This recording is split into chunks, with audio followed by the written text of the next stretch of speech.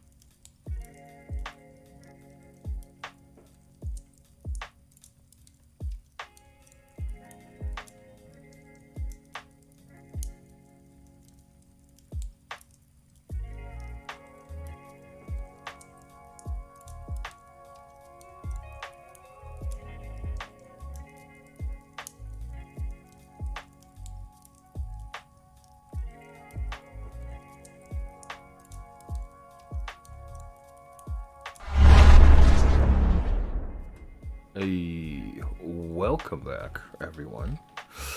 First off, let me give a big shout out to Fenixxdown for that sub right there. Thank you so much. 4 months. Little ways away from our Twitch page. It'll be coming. It'll be coming soon. Let's see, which Phoenix going down here? He's wearing a stormtrooper mask. Confused. How well can you hear me through the mic? We cannot hear you through the mic. We can barely hear you through the mic.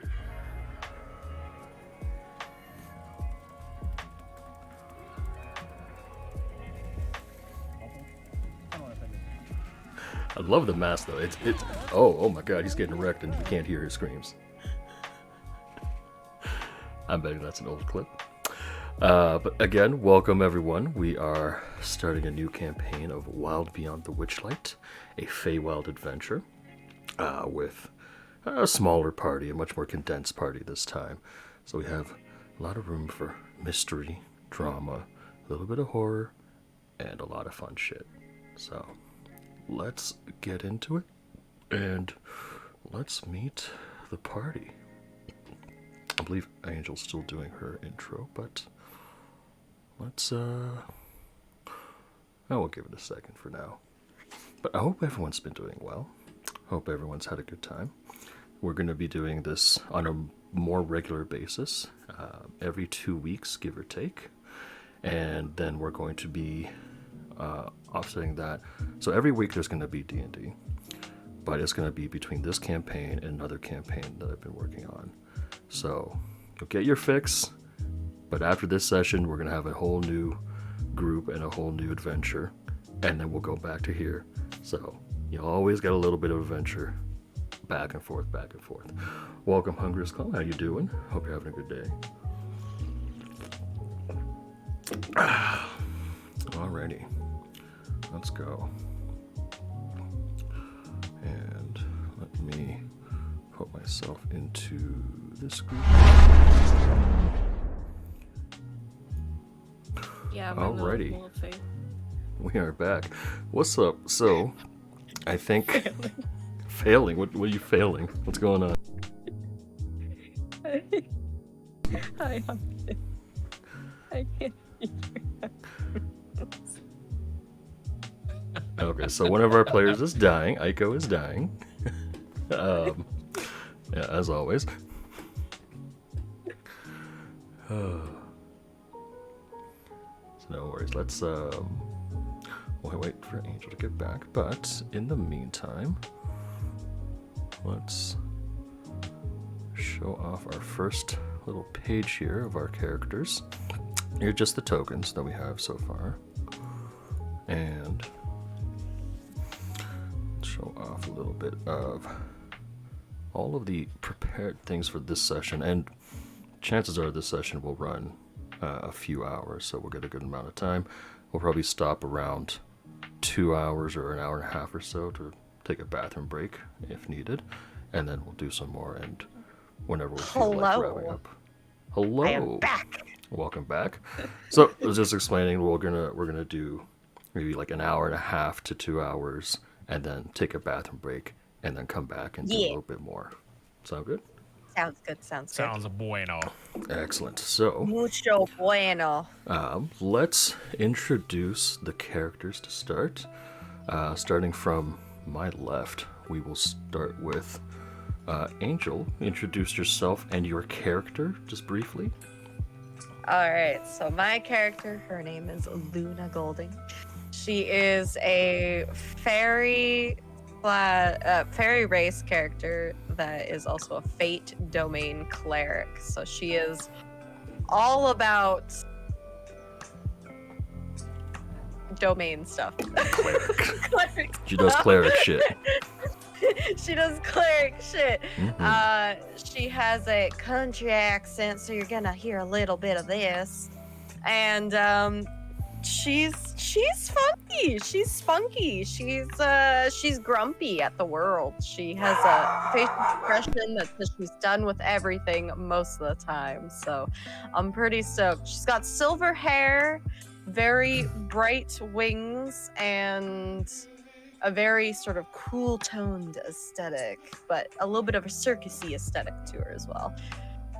Lots of plate armor around the areas, but the important areas anyways. Important bits at least.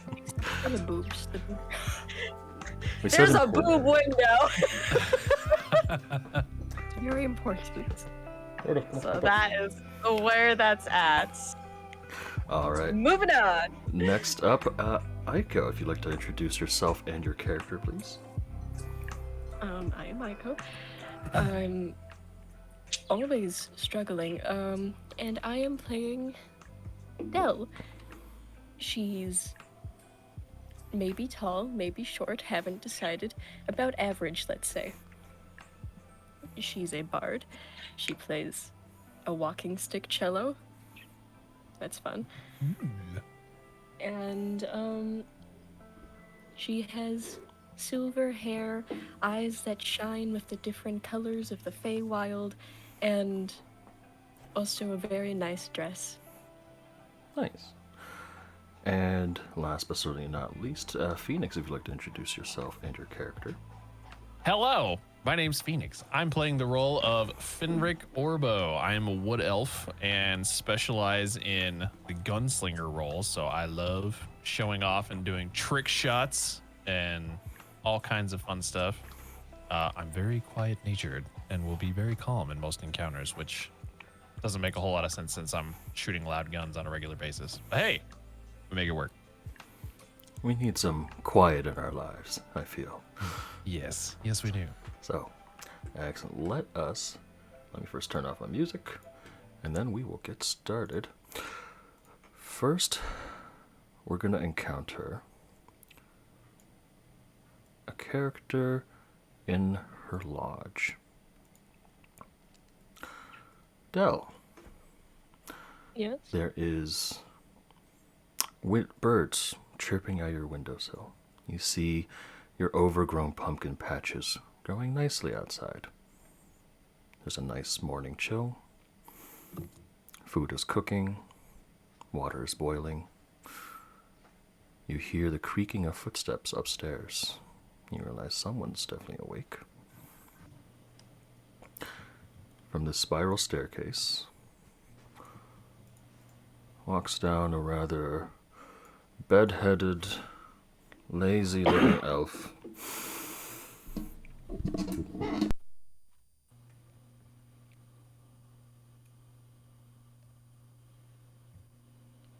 Yes? Oh no, we lost Oh Papa. no, we lost Papa. We don't hear him. Sorry? Can you hear me now? There we go. Yes. What were you saying? It says, oh, is that breakfast? What else would it be? Depends on how late it is. It might be lunch. I actually don't know the time. You never do. I know. he sits down at the table. He's got his elbow slumped on, or elbow on the table, cheek rested into his hand. He's doing everything he can to keep his eyes open, but it's difficult. So, are you ready for the work that needs to be done? I assume so. I mean, is there anything I wouldn't be ready for that you haven't told me about? Not so much. I've got your things. And he has this sort of like hard leather briefcase that he opens up. Inside, you can see there's these padded inserts, and each with a vial. There's 8 of them, all evenly filled. There's a dark, sort of crimson red liquid in it, and he closes that up and he slides that forward. That should last you quite a while, but if you need more, you know how to get a hold of me. And, well, let me know where you want me to. And he sort of indicates to the ground, and you can see silver trim start to appear on your hardwood floors as a teleportation circle begins to appear out of air. Well, aren't you just itching to get rid of me? No, it's... This job has a bit of a time Papa. crunch. Happy Lunar New Year. Oh, thank you, Nama. Appreciate you. And Sure, a time crunch, but we could at least finish eating. Or start. we could. What are we eating? It smells delicious. Good question. What are we cooking up? Who knows? It's mystery. It's a mystery. Mystery meat. Roll me a Mystery. D100. Let's do this. First roll, we'll do a D100. E100. Let's see how we do. A Let's 26. figure out We're what starting off strong. fooding. All right. 26 on the list of 100 foods. You are making... nope, we can't do that. That's a Doritos Locos Taco. I just looked up list of 100 foods. 26 my Doritos gosh. Locos. Doritos, Tacos, Locos, Tacos. You gotta look up D&D, 100 let's go. breakfast foods. That's no, too late. It's a breakfast burrito. Okay. We'll say that. Sort of wrapping it up. There's no tin foil, so you just use like a cheesecloth or something, nice and warm. Package it up. And he takes this like, wait, did you use the hot salsa? You'll just have to find out. It's a gamble. You see worry in his eyes. But he says, "Okay, you know what? I could use this to get out of a meeting if there's hot salsa." So he takes it, tucks it away. It's like, then let's get going. All right, if you insist. And we shall move on to a camp just outside of the town of Tribor. And this is an actual town. I didn't just go and steal Tribor's name. Are you sure? I'm actually 100% sure Tribor is a town in D&D. Major settlement. Tribor is a town in D&D. Tribor is a town in D&D. It's a major settlement at the crossroads. No. It is heavily traveled by caravans. Okay, it's a real place, guys. I don't believe what I'm hearing. Good lord. Oh my god. All right, so sitting at this camp, there is a small, quiet snoring coming from this tent. Fenric, you look up, you see Corvin sort of roll over in his sleep. And he's like, no, please, ladies, there is enough of Corvin to go around. And then he rolls over again. As you sit at the fire, Fenric, you look over the letter that you received from your friend and the journey you set on because of those words.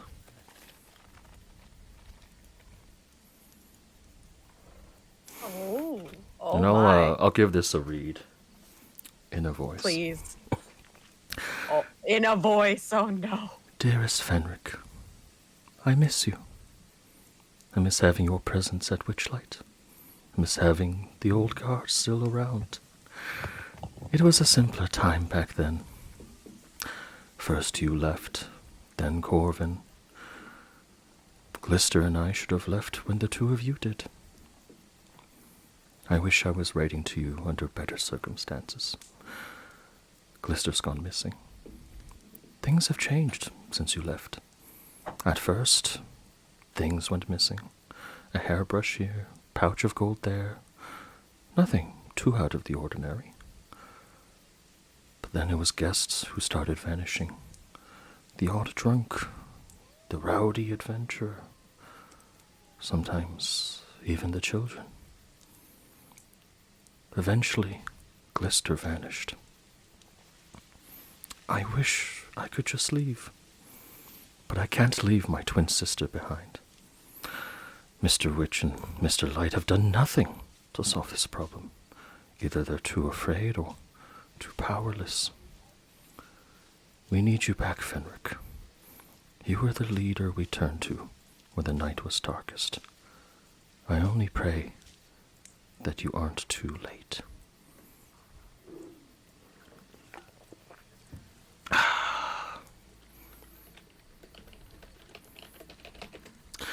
Fenric, as you're reading over the letter, you see the flames flicker in front of you.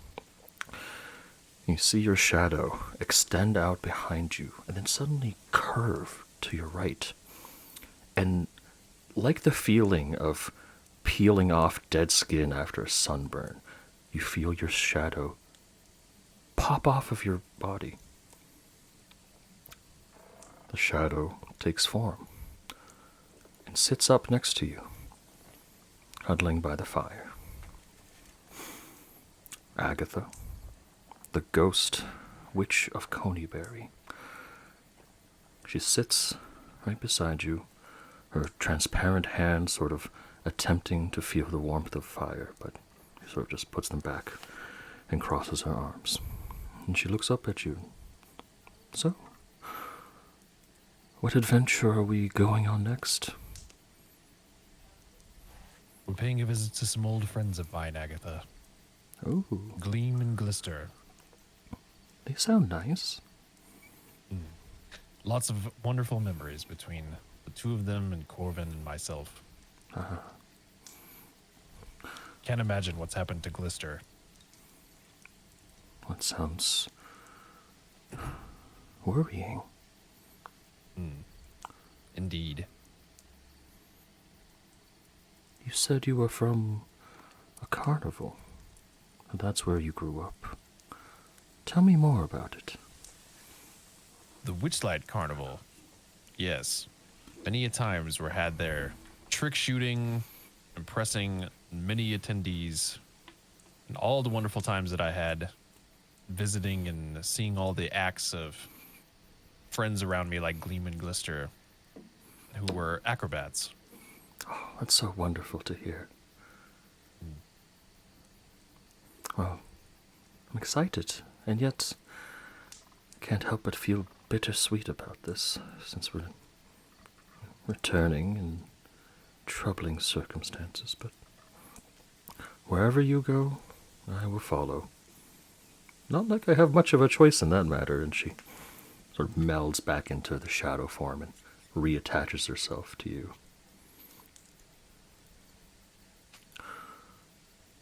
Now, as night turns to day, you peek out over the brush and you look over. You're on this hill near Tribor. And as the sun starts to rise, you can see a sort of a silhouette off in the horizon approaching towards the town. At first you think it's a large bird, but then you start to recognize its shape. It is the flying caravan of the Witchlight Carnival. Behind the background or the backdrop of the sun, you can see the magic swirls of a portal opening. Here it is, the Witchlight Carnival. It's many caravans of flying horses and unicorns pulling fabulously lavished carts. Oh, excuse me. And as it settles down on the outskirts of Tribor, in mere hours, tents become erected, lights come on, and crowds begin to form. Tribor is quite a decently sized town, as it is on the crossroads between two major caravan pathways. So you have a lot of daily travelers all throughout the day, meaning it's going to be a busy time here at the carnival. So, as the carnival sets up and many of its workers begin making their rounds, we're going to move on to another character.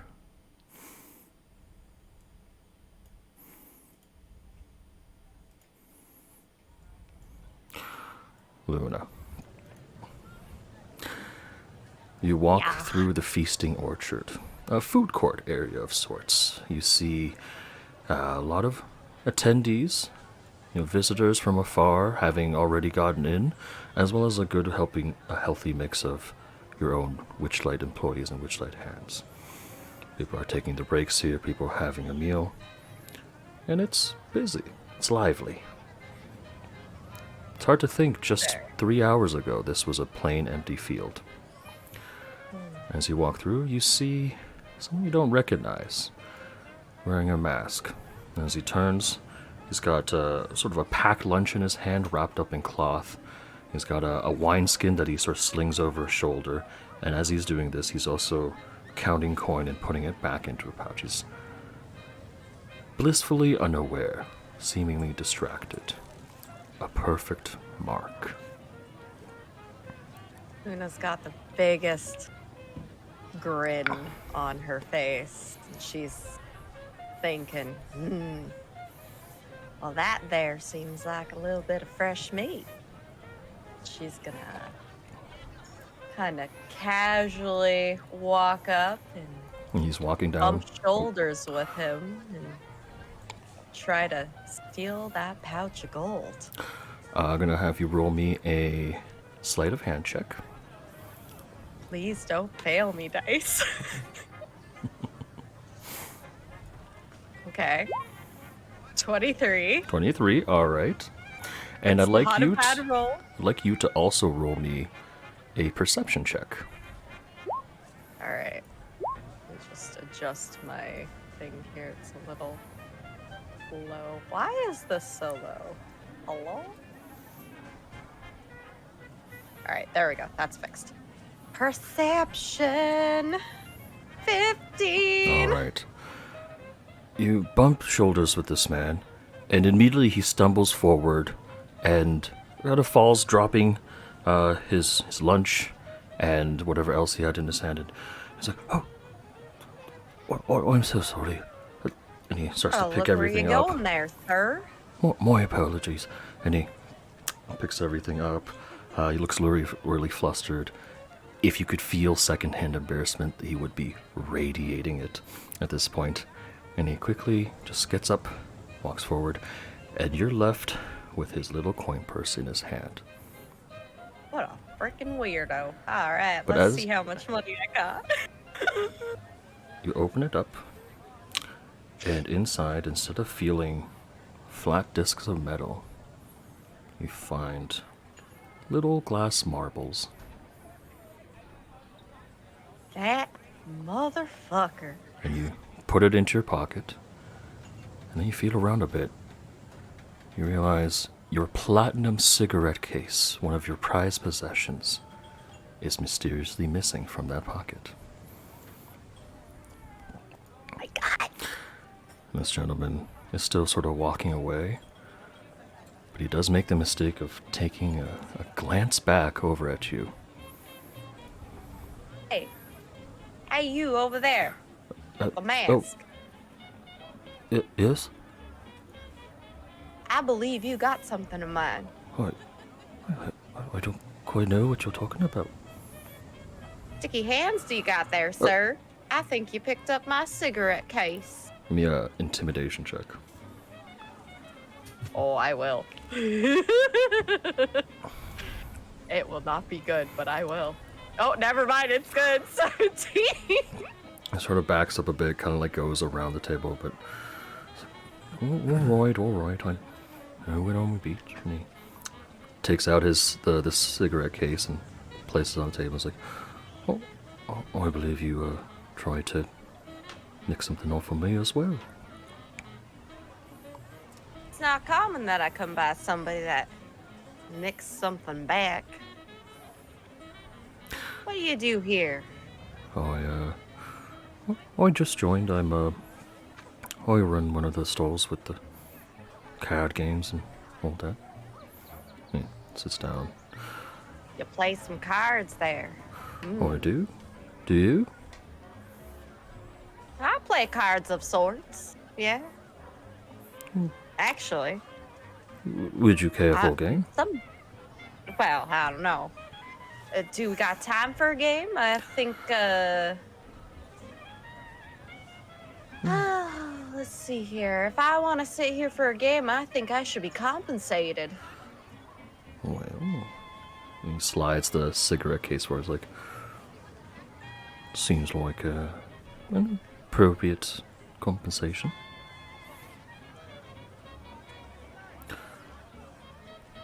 Think you got my attention. Fine. I'll play your little game. She'll sit down across the way and slide his bag of marbles forward. Takes it back, and as he sits down, he takes off his hat and slowly takes off his mask as well. He's like, and he cracks his neck.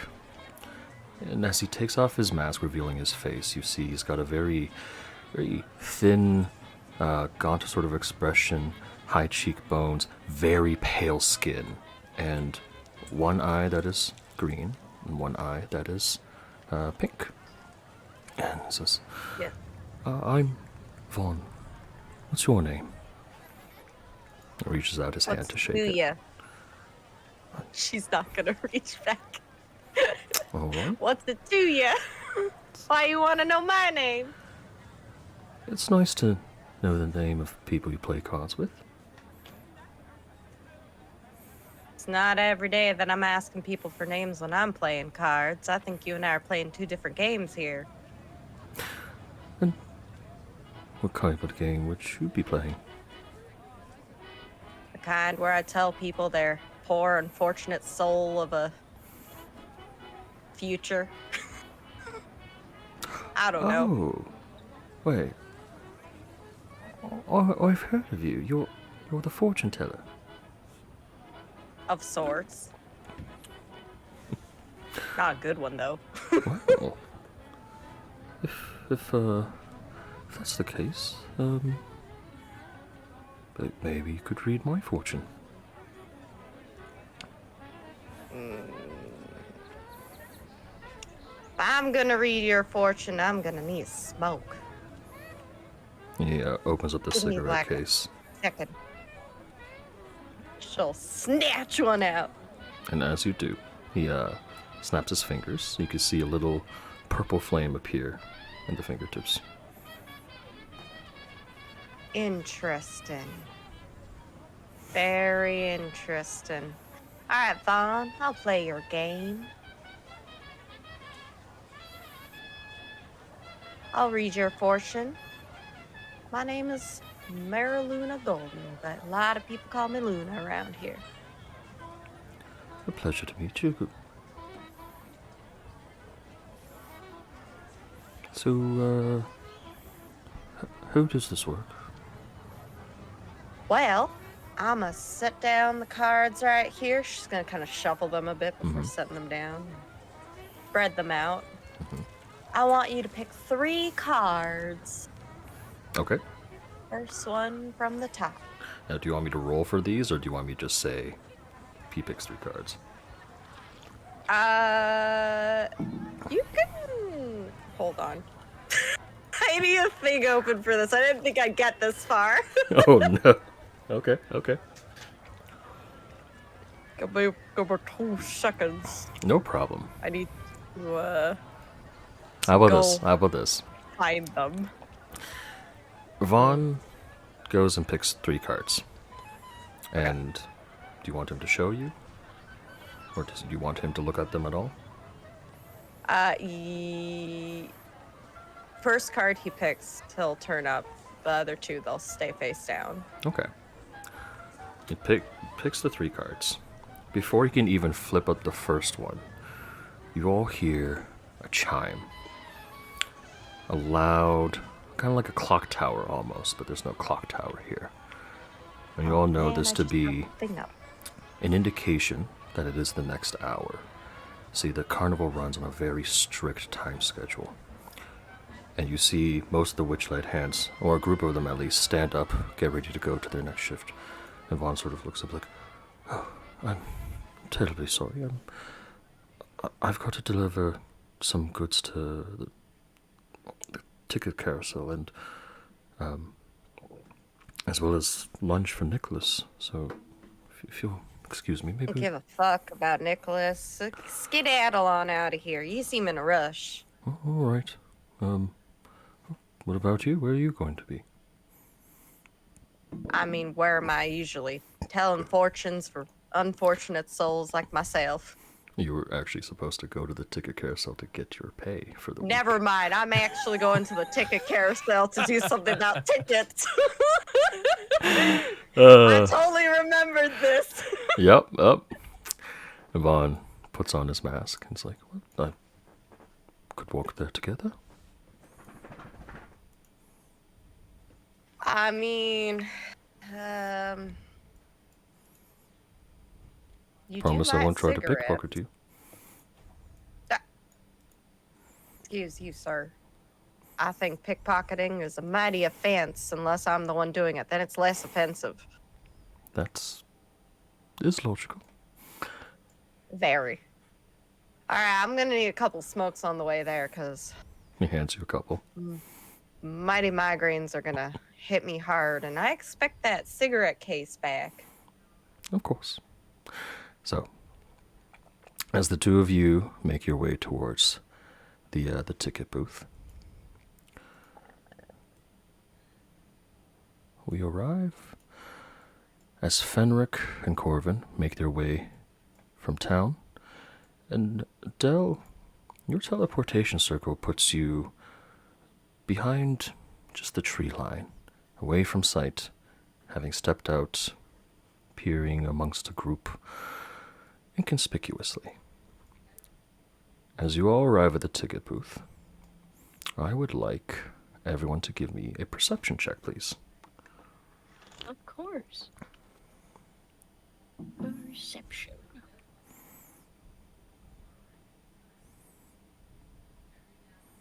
No.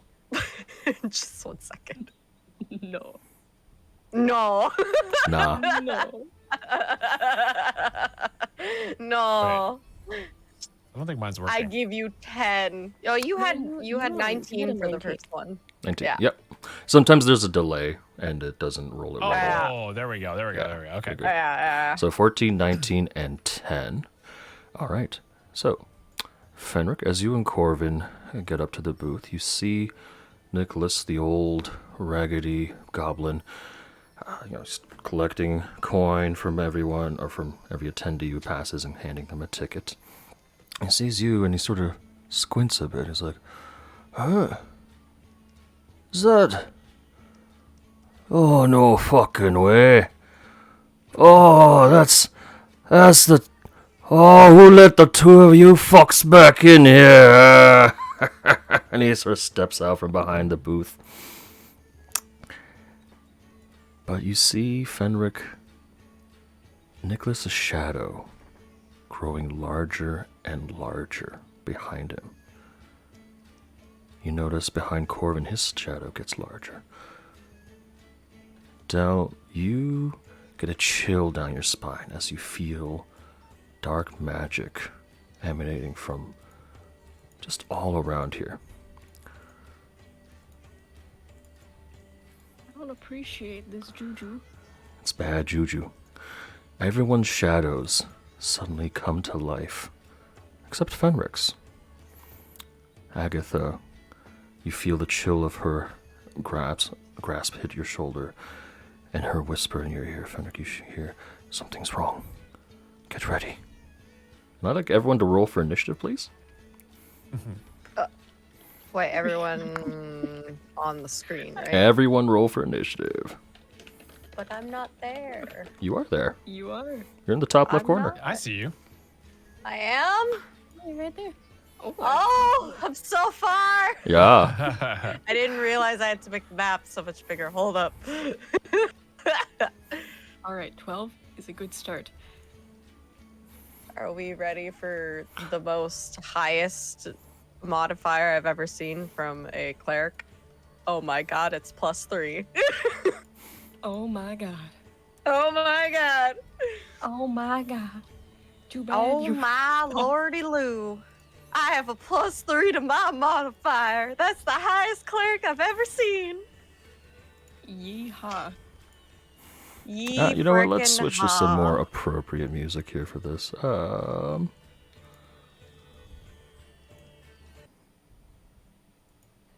I mean, I think I have the most appropriate music right now. Nama has given some Blackpink in my chat. Oh, perfect. Yeah, Blackpink is definitely fighting music. I've got Blackpink Absolutely. going on. All right, this first shadow behind Nicholas reaches out with his hand, and it shoves right through Nicholas' chest, leaving behind no wound. But Nicholas takes some damage and collapses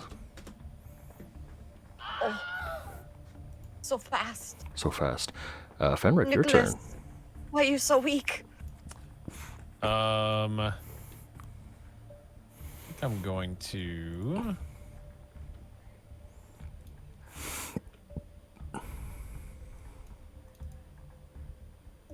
Now let's go ahead and take a shot at the guy here. Sure thing. I'm gonna hit with the Raven's Queen's Fury. Excellent. Magical pistol. Yes. That is going to hit for sure. And would you like to All right. make that a gambit shot and potentially do Let's- double damage? Do it. Let's do it. All right, so Gambit. roll me just a d20 by itself. You can do that straight from the side menu there with that Right. dice symbol. And if it's 10 or above, that's double damage. So Wow. 18 damage. Good start. Oh Good my start. god. If he rolled below 10, it does half damage. Oh. So that's the gambit part. The shadow fades away instantly, and as that bullet the smoke rises, you feel a little raven feather fall on your shoulder. Anything else on your turn, Fenric? I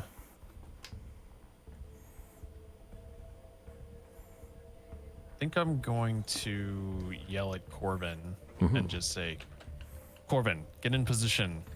There's another one right behind us.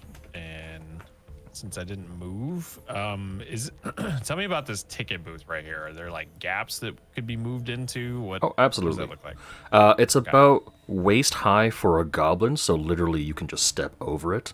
Okay. And then the height itself, you might have to crouch a little bit to get in, but it's about like 5 foot.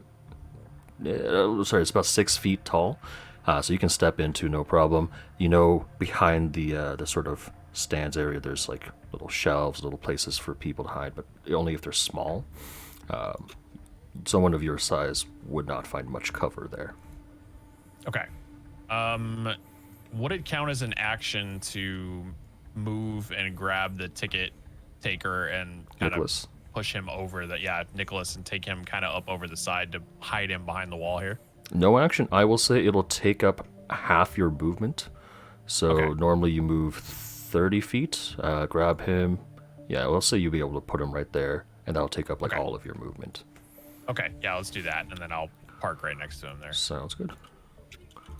I will hide the shadow there, so we don't have to worry about his body, because his body doesn't exist. All right, and Anything else on your turn, Fenric, or we'll leave it at that? That's it. All right, Dell, your turn. Wonderful. So did we say that my sword flies? Yes. All right, wonderful. I'm going to pull out my bow from my hip, and I will have it transform into my rapier. All right. The bow that you use to play your cello swirls with a sort of a divine radiant light and just and becomes a sword.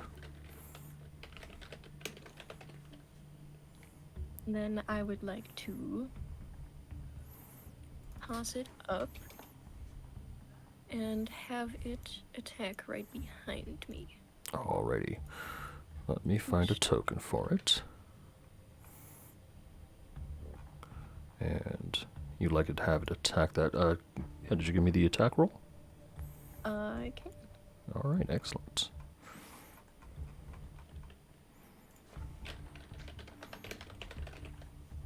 Does a 24 hit? A 24 will hit. Wonderful. So it's going to do 8 piercing and 3 thunder damage. So you hear this sort of discordant music as it slides the blade into this shadow's body, causing quite a bit of damage. That's going to be 11 damage. There we go. Alright, anything else on your turn?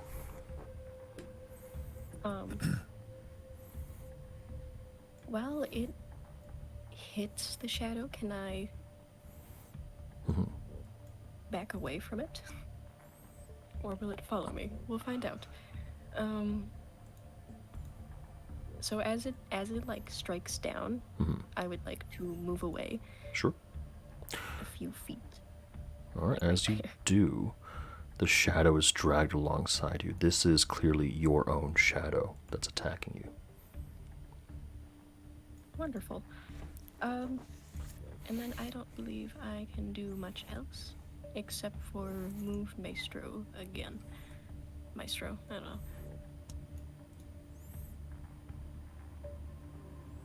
So yeah, I think I'll just end it there.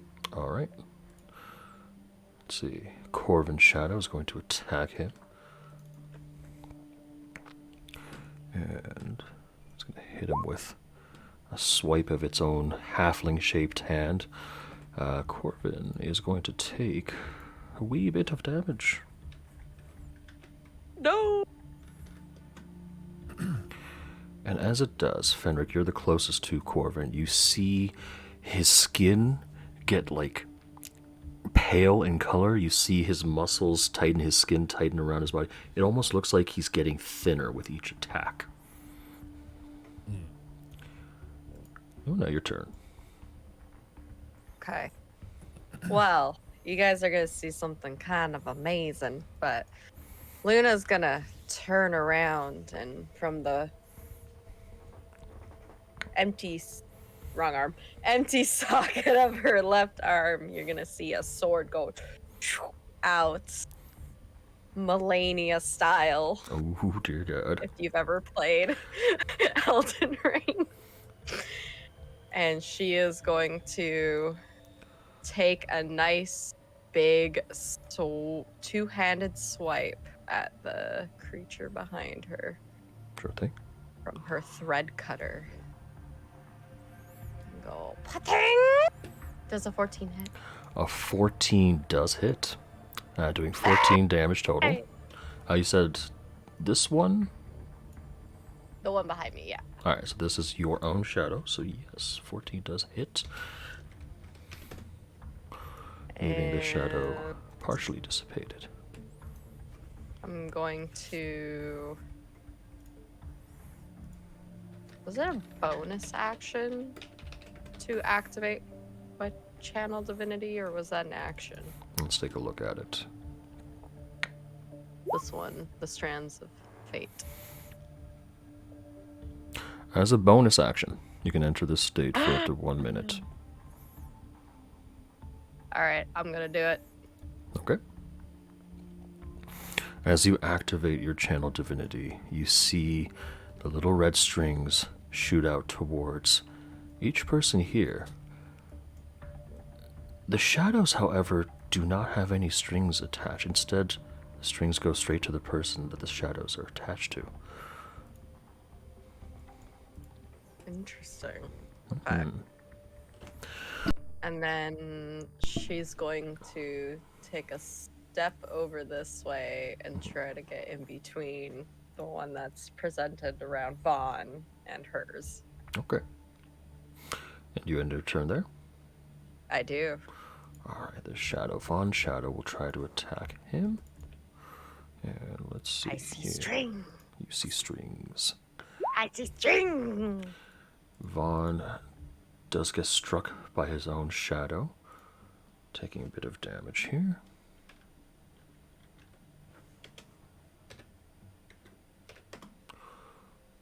And that will end the shadow's turn.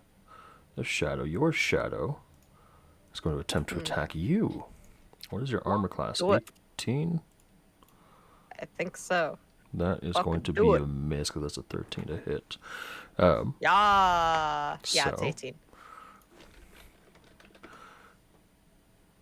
Your own shadow tries to attack you, but you sort of dodge the hand, your own hand, that strikes. And we're going to go to Dell. Your shadow is going to attack you. Would I have armor? Yeah. Or if you wanted to Alright. activate mage armor beforehand, you could have. Alright, I don't know if I have mage armor, Okay. but because I have sorcerer as my first level spell, I don't have any armor right now. I believe you have light armor proficiency, so you'd have some leather. But I rolled a 6 to attack, so you're fine. Alright, thank you. No problem. So your own shadow tries to swipe, but you step right out of the way, parrying it with the flying sword. Nicholas is going to roll himself a death save. Let's see here. Oh, Nicholas. Ah, Hey! Nicholas! Comes back to life with 1 health. He's like, sits up, he's like, oh. Guy fucking nat 20 his death save. Let's go. What the fuck was that? He looks around. He's going to rest again, like sort of slump against the shelf that you dragged him to. Back to you, Fenric. All right. So good. Tell me about this bridge right here. It's let's see here, 10 feet across, 40 feet long, temporary bridge. Someone set this down across this sort of shallow stream. This isn't really like a river or anything. It's more of like just a wider stream that's around this area, and you can guess that probably Nicholas or some other Witchlight hand set it down so that people have a way to cross the stream without getting dirty or getting too wet. Gotcha. So not a height to it or anything like No, essentially like a well-built wooden board. Gotcha. Okay. All right. So I'm gonna move just a smidge over here, and I'm gonna take a shot at Corvin's shadow here. Alrighty. Same attack. Let's go. Ayo. Alrighty, 6 damage. And are you looking to make that a gambit? Let's do it. Let's go. Ayo. That's another double damage. So that would be 12 damage overall. This creature is not dead, but looks quite injured. I believe you have a limited number of gambits per day. Let's see here. So that'd be Oh yeah. 2 was it used up. 3? Yeah, 3 total per day. 3 total. Okay. Okay. Cool. Got 1 left. All right. So then I'm going to use action surge for the fighter class. Okay. And I'm gonna pull my trench coat back, holster the Raven's Gambit, and then I'm gonna pull out my revolving rifle and then take another shot at this guy over Excellent. here. Let's go. Ooh. 15 is going to hit, and that is a kill on this creature. As it dies, you see Corvin, his gauntness, his sickness, come back a bit. He seems to be not as frail looking anymore. Yeah. Okay. Oh. I think at the end here, I'm going to yell at him and say, Corvin, get over here. I forgot to put him in the turn order, so let me. I was about to say, I wondered if he was Uh-oh. going to have turns or not, but Corbin gets no turns. Corvin too lazy to do combat. Too lazy to combat. No fight. always relying on me to save your ass. Exactly. I know, right? You're Oh so my good at God, it. the 23. What the fuck? Oh yeah, Corvin got off his Yeah, ass. no, he's lazy, all right. Corvin got off his ass. He's like, okay, I come back. I'm gonna take his turn I real run. quick, and Yeah. Corvin is going to simply cast a Cure Wounds on Nicholas. Perfect. A good thing to cast, really. That's gonna be 8 on the Cure Wounds. Bring Nicholas up to back to his full health. So, do you end your turn there, Fenric? Yes. All right, Dal, your turn. This is a shadow, right? A shadow, yes. So in theory, if I introduce more light, there's a chance it might go away. That's possible. Or it might get longer. Physics. or if you put the light in the wrong position, it becomes a bigger shadow. Yeah, Nice. that's the worry here. No, that's a good idea. What do we want to do with that? I am going to cast Dancing Lights. Okay. Create 4 torch-sized lights within range, making them appear as sources. Okay. And then, again, in theory, if I put them all around me, Mhm. like 1, 2, 3, 4, It it should should, in theory, cancel out. I will say, give me an intelligence check just to figure out the angles of how you should be doing it. of course. Are you ready for this? It's gonna be Let's low. go. Not horrible. Not horrible. God. 12 isn't bad. All right, I'm going to use this. Put this on the map layer. And these dancing lights swirl all around you, and you realize, you know what, if I just keep spinning them, they're bound to hit the right angle eventually, and the shadow does vanish from sight. Ooh. Oh, crafty. So crafty. All right, anything else on your turn, Del? Oh, let me see. These are all great questions, COC. As my bonus action,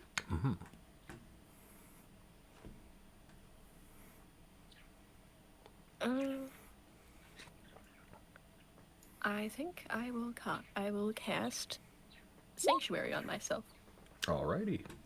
Ooh. Cast Sanctuary on yourself, preventing yourself from doing damage, but also preventing others from harming you. Excellent. Anything else on your turn?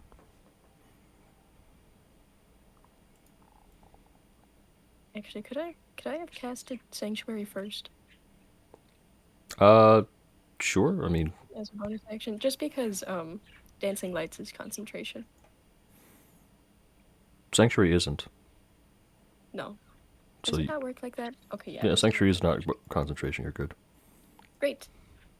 Then yeah, that's all I'll do. All right. So the shadow is already dead. Luna, your turn. Uh,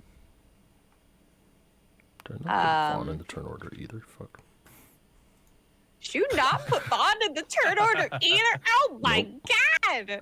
All you NPCs are just here to look good. Yeah, they're just here to stand Yes. around and get hit. That's all. They're just NPCs He through doesn't and get to rank, through. just abused. Yep. Yeah, clearly. Yeah, I'm going to take another slash, but because I have my channel divinity active, I'm going to do that with advantage. I'm gonna give myself advantage. I I will. think I can do that. Can I It's do that? when you see another creature. Oh, is it when I So see another it's literally everyone except you. Except me. Yeah. Okay, that's fine. Sorry. No advantage. No, it's fine. It's fine. You are the support had class, hope. which means you have to support your I friends, am the but not support. yourself. Yeah. Yes, no, this is true. This is true. I'm going to swing swang it again, two-handed style. Swing swang. Does Which a one are we doing? 13 hit? This one or this one? Yes. Okay, so your own shadow, and your own Yeah. shadow dissipates. And it turns back to normal. Deaded. And then I'm gonna turn to the shadow that's over here, and I'm going to look at it very intimidatingly. You're next. I'm pal. going. So you're next. Hang on, I'm just looking through this one thing. This one thing. Was it the ties that bind? Is that with your sword? Oh, okay. Yeah, no, not yet. We'll do that next turn. We'll do that. Yes. Next turn, because it's an action. Alrighty. All right.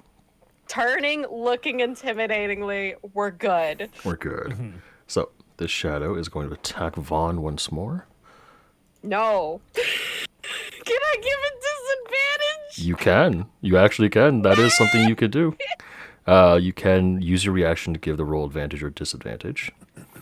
I would love to do that. So that disadvantage, motherfucker. it helped. It turned that 15 to a 10, so the attack misses. Move on to Nicholas's turn. Nicholas stands up, takes his puff of his pipe, and he's going to look around. He sees that Corvin is injured. He's going to cast Cure Wounds on Corvin. I love that the NPCs are casting Cure Wounds on each other.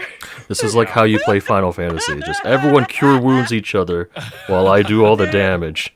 Yeah. So in Final Fantasy 12, which I just started playing again, they have gambits in there. I just set up the gambits to where all the other characters that I'm not controlling just Cure Wounds each other. So it's really funny. Because you just see them going, attack, attack, cure. They'll never die. Yeah. You're the main character. No You're death. not supposed to die. Right. No Corvin death.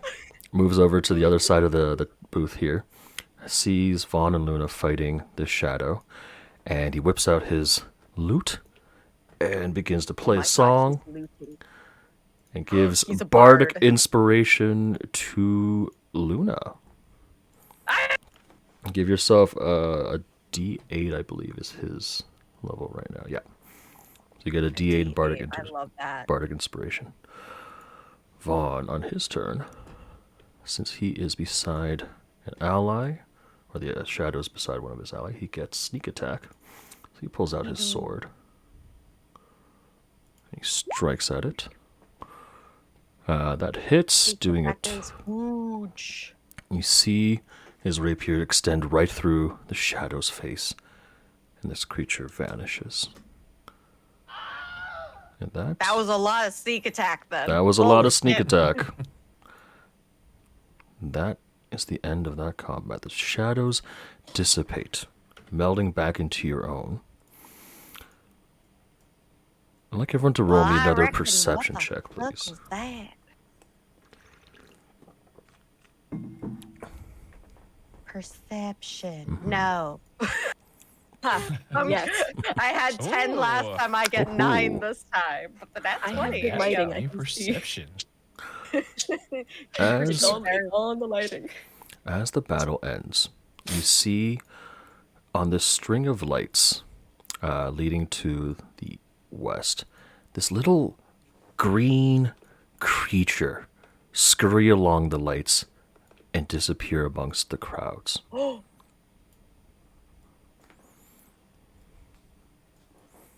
of looks like an oversized toad with like the big buggy eyes. But it's clearly wearing clothes like a sackcloth. Y'all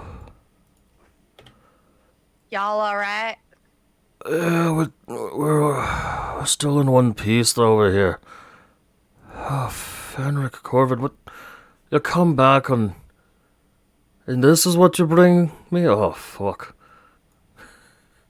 It's not your fault, but fucking hell.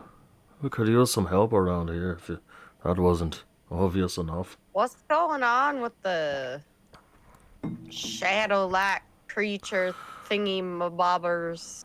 Oh. Also, who the fuck are you two? Oh. Sorry, should I get rid of the lights? Oh, no, thank you, man, for your help with all that. I hope this doesn't sour your visit to our humble carnival.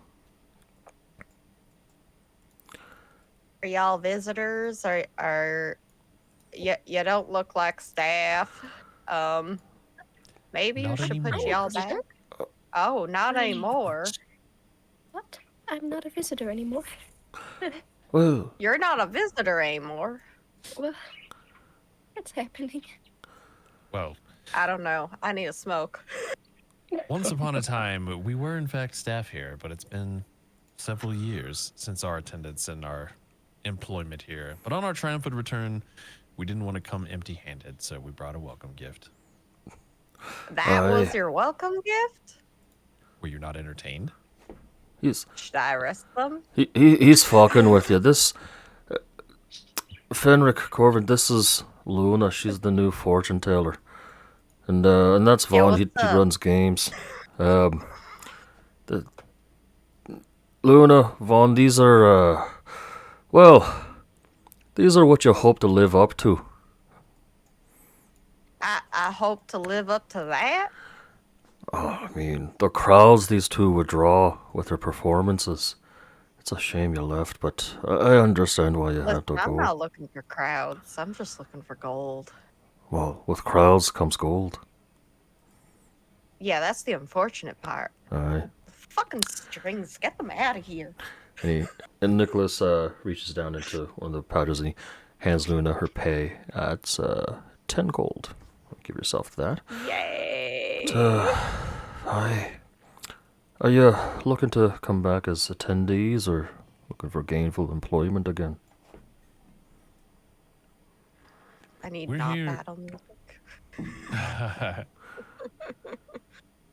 I received a letter from none other than our dear Gleam, who apparently is missing Glister, who has disappeared from the carnival. And we couldn't let that go unnoticed, so we're back. Fenric. I'm sorry, friend. Gleam's gone missing Some too. more members. Oh. Hmm. How long has she been gone? 3 weeks. We assumed she went after Glister and left us to go find her somewhere, but things have been weird. More and more people are vanishing. The guests, they're not as happy as they were as the olden days.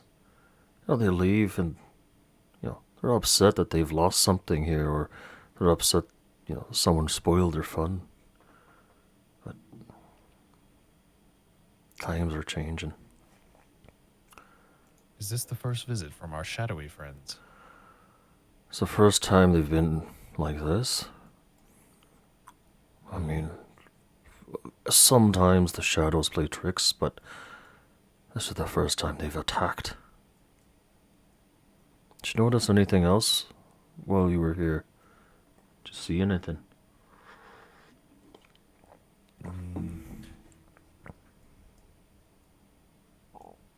Not that I can make note of, but I'll keep my eyes open. Vaughn steps over by here and he sort of leans over to Luna's like, What the fuck is going on? Did you see that little green thing crawled across the top way? There's a green thing? Oh, wait. What did it look like? Like a wee little frog. I've totally seen that before. That's the thing that took something from my tent, I think. I reckon. What did it take from you? Just some jewelry. Oh. Jewelry! Just some jewelry. Jewelry. Jerry. Jewelry. Just, some necklace of some sort. Nicholas sort of sits back down and is like, oh, fuck, I'm getting too old for this. And Corvin steps over and is like, my friend, we'll help you, don't worry. It'd Look. be mighty great if I could get it back. Yeah, I mean, whatever's going on here, we should all try to figure it out. I'll stay with Nicholas. Make sure the ticket booth runs smoothly, and make sure, none of the other guests catch wind of this. We don't want to bring down the mood of the whole carnival. But,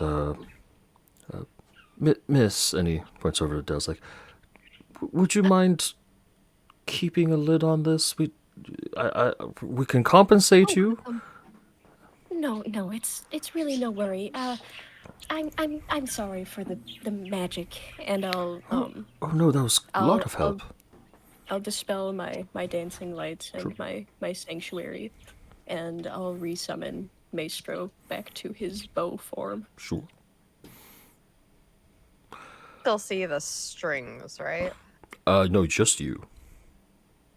Yeah, but I can still see it, right? Yes. It lasts a minute, I believe. That string that was there string attached to the green thing? Because I didn't notice the green thing, but do I notice anything from where it went? There was a string attached to the green thing as it scurried along, and it had the color of the string was black. Oh, okay. So not a red string. Interesting. You notice Can I? with the other colors, with everyone around here, the strings between you and Corvin, you and Nicholas, and you and Fenric are all red. The string between you and Vaughn is like a near pink, sort of like a salmon. And the string from you to Dell is also black. All right. That's something I'll keep in mind. I think Luna's gonna take flight. And, Vaughn, can you point me in which direction you saw it going off or scurrying off? He points over this way. So I'm gonna take flight up just to see if I can spot anything above the tree lines or anything. Dell, you were saying? Did I see, like, a little bit more precisely, I guess, which way it was scurrying? As it goes here, like off map, it rounds a corner around a tent, and you don't see past that. Could I tell Luna that? Sure. And as you... Went around the tent? Alright, Luna, as you fly up, I'll say give me another perception check, please. Okay.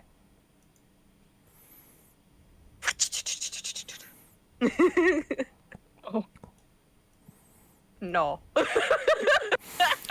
You see crowds of people, you see all of these lights. It is very hard to find out anyone specific. But as you flutter down, Vaughn sort of looks at you, he's like, well, and he reaches into a pocket, hands you back your cigarette case, and says, I tell you what, I've got to get back to my booth, but I'll keep an eye on that little green thing. And if I find him, I'll let you know.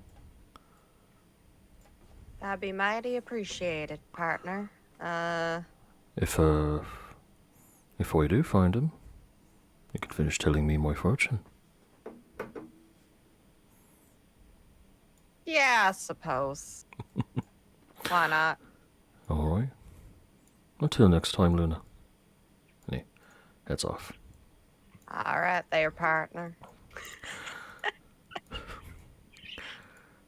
All right.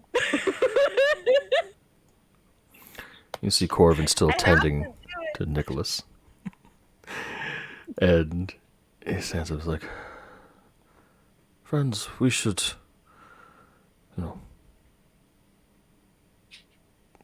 we're all employees here. We love this place. I think I want to get to the bottom of this. So Oh, my necklace back. I'm sure we'll find your necklace if we follow through and figure out what's going on here. Pose. Yeah, how about this? I'll stay here, and why don't the three of you, I don't know, do some investigating, but also try Are to... you sure? Del, you were saying something? If I may pipe in, I might be of some use. I'm a little bit lost, so a bit of a guide through the carnival wouldn't be the worst, and I'm all right at finding things. Oh, all right. Fresh Yeah. meat. I mean, we've got a new employee and an old employee. The perfect guides for a new attendee. Nick, we should get them some tickets. Nick's like, aye, the same rules still apply. It's 3 silver a ticket, or you could do the bartering method. You mean like your life in exchange for a ticket? Oh no, it's. We're not as old school as we used to be. It's a little extreme. How much So- money would I have? Ooh. Did you leave I that don't think we blank? added money onto the sheet. Yeah. Fenric should have some, but Del, you should let me just roll some dice here for you. I don't know how much I should have. Well, no lack. No right. lack. No time like the present to give a tour. All right, that's enough travel money, but it says it's perfectly harmless, sort of. It's more of a barter that you have to do, a promise that you'll behave around here, and if you do, well, you get a free ticket. But if you break your promise, then the ticket vanishes. So- Yeah, no, that sounds familiar. Well, What would you like to do? Make a barter or pay 3 silver? How much would I have? I believe your character sheet should have some gold on it. it might not have added it in if it Think- was. Oh, in it did there, not. 'cause it didn't I do think a for lot of me it was either. left over from our previous campaign. Yeah. Yeah, and it was just like, oh no, well, you guys spent all the gold. Yeah. Well, Yeah. You get nothing. Nada. All right, so roll No for you here. gold. I will make a barter. Okay. Roll me a d8, please. So I've updated your sheet with your gold. D8 sounds familiar. A d8, yes. A D8 should sound very familiar. 6. All right. As Nicholas hands you a ticket, he says, "You must respect nature in this environment. Without it, we would not have the means to do what we do. Every tree, every oak, every birch you meet greet them with reverence, especially the talking ones. They talk. Well, there's a few. Old-fashioned. Of course. What counts as this area? Within the confines of the carnival. Wonderful. So, anything beyond, She kind of points off into the tree line where she appeared. Anything about yay forward? I can. That's fine. If you head into the forest, you don't need to worry about saying hi to everyone. Wonderful. All right, I can do that. I hope. Excellent. So your ticket looks like this. And Nicholas goes on to explain how the tickets work. Each ticket Fancy looking ticket. can be punched 8 times. You can use the punches to go on rides, purchase certain goods, and attend certain events. Some events are free. Some shows are free as well and do not require a ticket punch. So, for example, anything in the big tent does not require a ticket punch, but that's on a schedule. Going into like the Hall of Mirrors, going on a carousel ride, those will require a ticket punch. Once the ticket has been punched 8 times, the ticket becomes used up fully, so you can't use it anymore. You can go back and purchase a new ticket, but other than that, you can also find someone else's steal someone else's ticket. That's up to you. But and yeah, you can have multiple tickets at once for sure. That's not a problem. All right. Sorry, you said your name was. Oh, I'm so sorry. My name is Del. It's Del. Ladell. Nice to meet you. Just Del. Sorry. All used right, mobile just differently. Dell. Okay. Sounds good. You're probably gonna need a little bit of a tour, and I can assure you that I can give some sort of tour. Sorry, and the gentleman over here, you see your name was? I'm pointing over at Fenric. Oh, Fenric Orebow. Nice to meet you. And you are an alumni of sorts? The legendary Fenric Orebow. He's too humble. Legendary. They called him Godhand. Oh, wow. So you had a big title around here. I see. You could shoot an apple off your ear. Your ear would be gone too, but you know, who gives a fuck at that point? I mean, I think I'd like my ears to stay intact, you know? Aye. Well, the two of you will need tickets as well. Can't just give them out for free. Well, I need a ticket, but I work here. Actually, I was even told to come here. Well, you know, if you're attending as a tour guide, technically we don't employ tour guides, so you'd be doing this free of charge. So you need a ticket. I'm doing this free of charge. I'm not getting paid? You already got paid. Some bullshit. All right. I'll take a ticket. Barter or you're paying? Barter. I don't want to pay. Roll me a d8. No, it's fine. I'll pay for her. Oh No, no. no, She no. said barter. Oh, actually, you want to pay, huh? Well, you I are can my stand to tour hear her guide. out. Yeah. No, I think I should be paid like a tour guide. How much do 2 guides make? Free. What? Free? Well, I'm just, In paying this as case, I will set my own price. Oh boy. How much? Hold on. I'm gonna look her up and down. How much do I feel like Dell has on her? Dell, how much does she? What sort of vibe do you give off in terms of monetary wealth? I'll send you her character art. You decide. Oh, that's the wrong tab. Okay. As She for you, does look pretty Fenric, how good. about you? You need a ticket, or you're gonna pay the barter price? Yeah, I'll take a ticket. And All slides right. over. I'll slide over 4 silver pieces and say, "One for you, old friend." Oh, you're too kind. Here. And he pulls out from under the little desk there a little, looks like a candy wrapped in foil.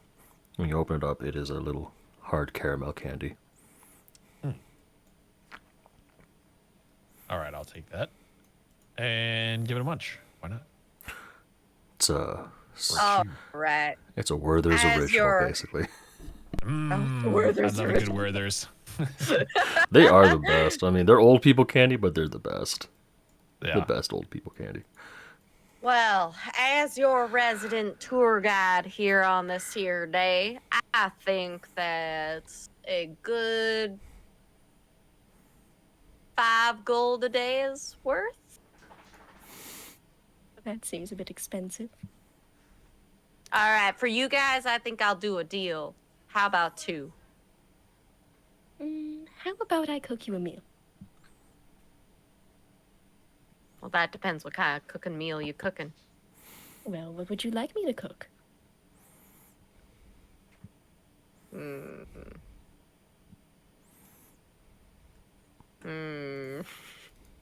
I'm gonna have to give that one a little bit more thought. I haven't really thought about what my favorite foods are. As you're Doritos, giving Lobos, it, tacos. as you're giving it a thought, I'm going to.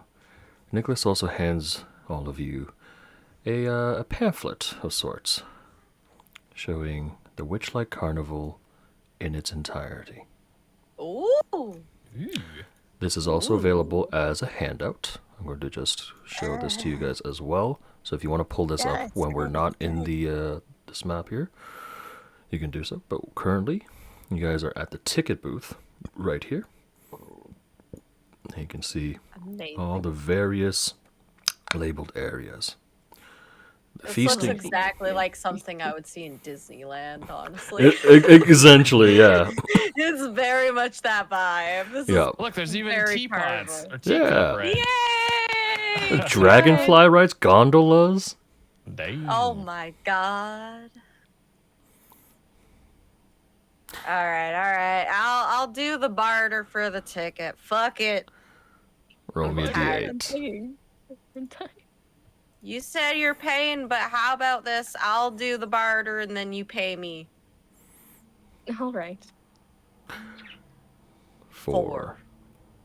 Oh. As Nicholas hands you the ticket, he says, Luna, I don't know you that well, but I do know one thing about you. You must declare your Okay. love for unicorns at every opportunity. He looks at you with this, like, really asshole of a smile that he knows I have the has most pushed the right button.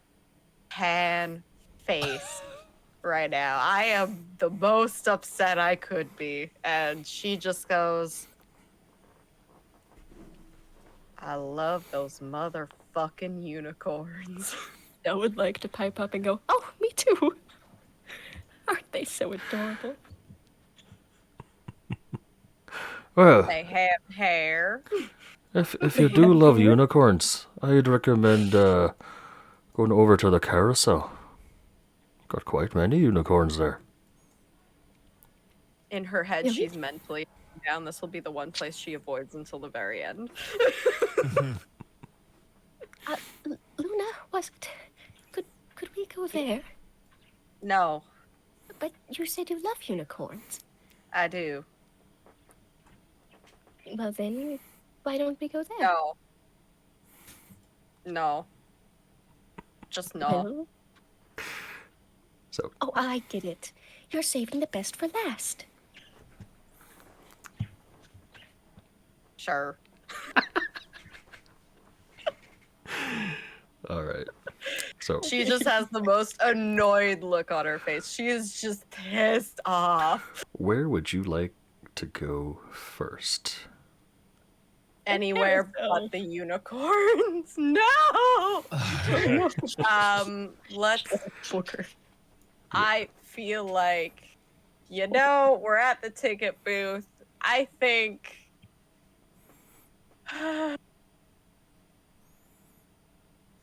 Let's go mystery mine. Right to the south here? Okay, sure thing. Yeah. Is that what everyone wants to go to? I don't know. I'm gonna drag y'all along. Oh, all right.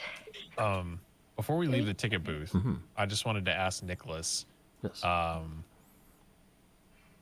Let's see. I'm gonna phrase this.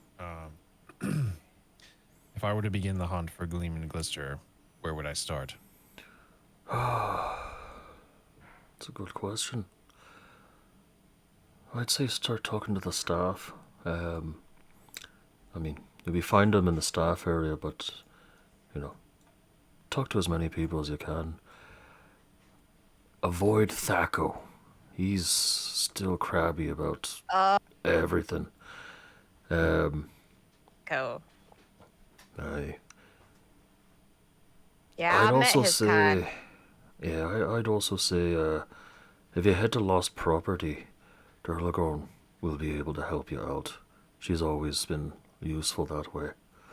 And at the Dragonflies, Northwind, well, you know how he is. He's a bit of a gossip, but he'll spill all the beans for you.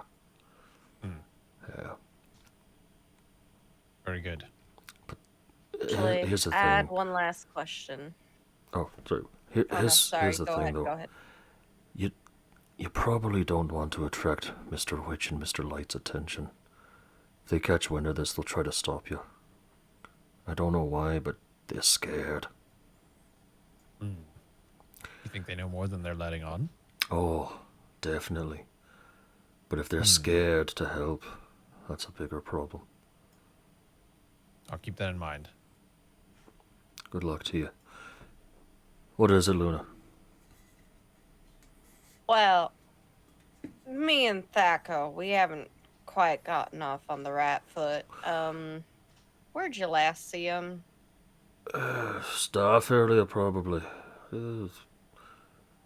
If not, probably, Feast and Orchard. You know how he is. Other than me, he's the Oh, yeah. oldest one here, and he just goes about keeping the peace. I just want to avoid him at all costs, really. I may have pissed him off.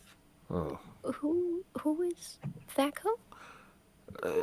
A big oafus looking dude. he's one of the clowns around here. He'll wander around and do little performances that are free and give out balloon animals to children. But, don't let his smile fool you. He can be kind of crabby. But he's also been here He's a a pig. long time. Well, he sounds wonderful. Truly. I didn't mean for that to be sarcastic. You don't need to be polite. But, Nah, he's you're a kind soul, aren't you? I don't know if that's really the right term, but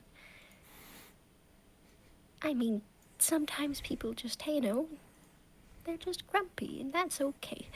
I'm grumpy sometimes. Oh, me as the grumpy kind.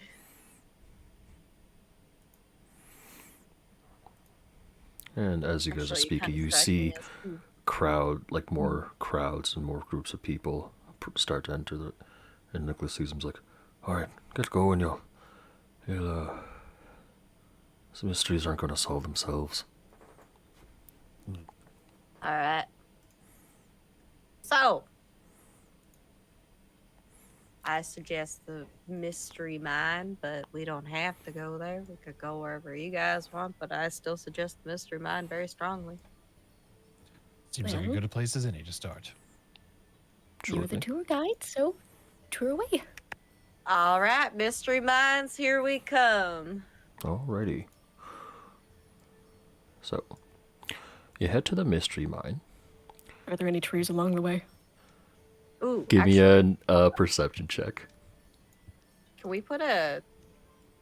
I was gonna say if we're gonna How use does the that big map, agree? can we put like a token on it's- there? Yeah, yeah. I'll put where that we on the are. Elden map. Yeah, sure thing. Okay, thank you. That is Sure. not a tree. That is a cave. Sure thing. That looks like a rock. But Isn't you it do.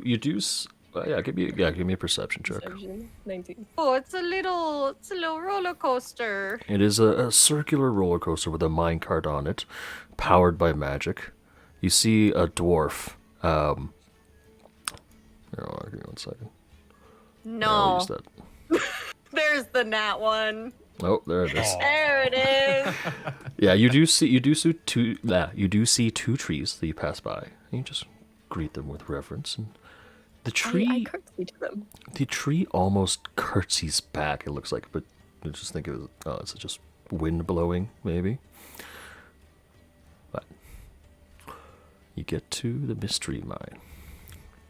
Propelled by magic, these minecarts, laden with fairgoers, trundle into an opening carved into the likeness of a dragon's mouth. And then they vanish. You can see the tracks shake as if something's driving over them. But there's no cart. And then they reappear at this arch. The passengers, as they get off, they express a mixture of bewilderment, fear, and excitement. Near the entrance, you see a dwarf, dressed like a wizard, standing and letting people off and punching tickets. Says, "Unlock the mysteries of your mind in the mystery mine." He's got thick, heavy, bushy eyebrows. Wears a little pointy hat. And he holds a large clockwork contraption shaped like a giant eye. The ride costs 1 ticket punch. And Punch it. sees Luna. Sees Fenric, he's like, what? Don't ask. Do I? Oh! You used to work What? here, didn't you? And he goes over to Fenric. And Fenric, give me a history check. Yeah. That's this is Fenric.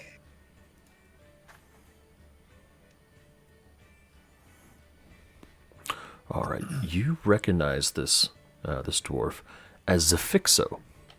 I'll type out the name. Oh, When is that you were Fixo? A Fixo. Zafixo, yeah. When he used to work here in the past, he was just a mechanic.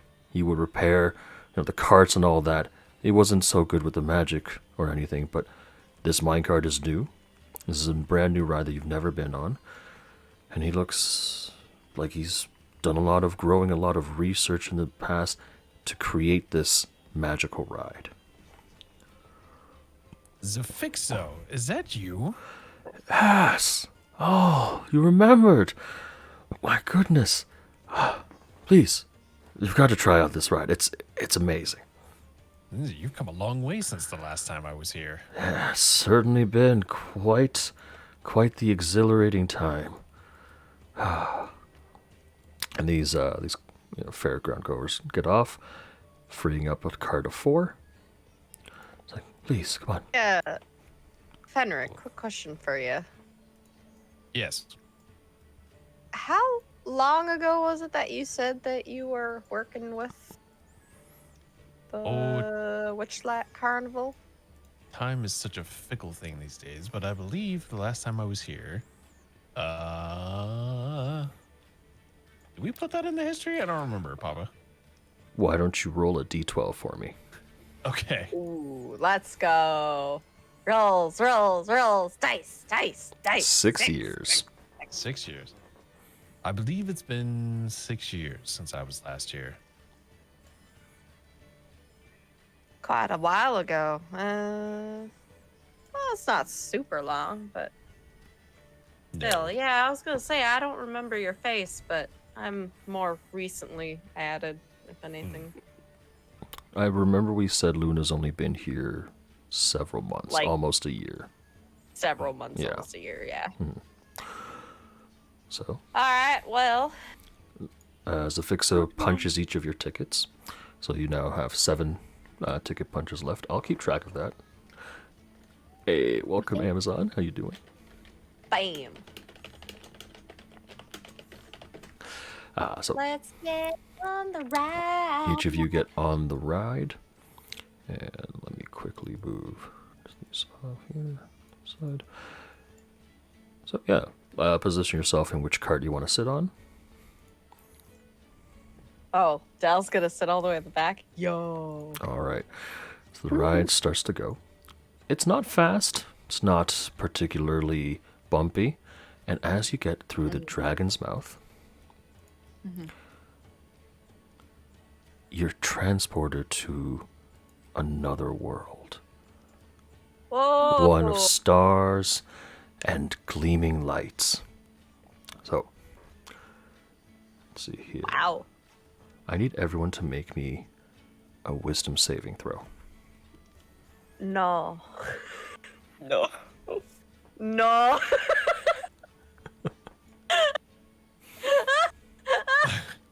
You're both about to go into the old drug Yeah, trance we're here. both about to get a little trippy up in here. We're Alright. about to trip our shit out. Fenric, as you pass through this section of the ride, you see a horrifying image of like a horde of zombies swarm towards you. And you look down and you look at your firearms that are all out of bullets. And you're like, oh, I've had this nightmare before. And then you sort of shake yourself awake. Like, oh, it's just an illusion. Just, tricks of the mind.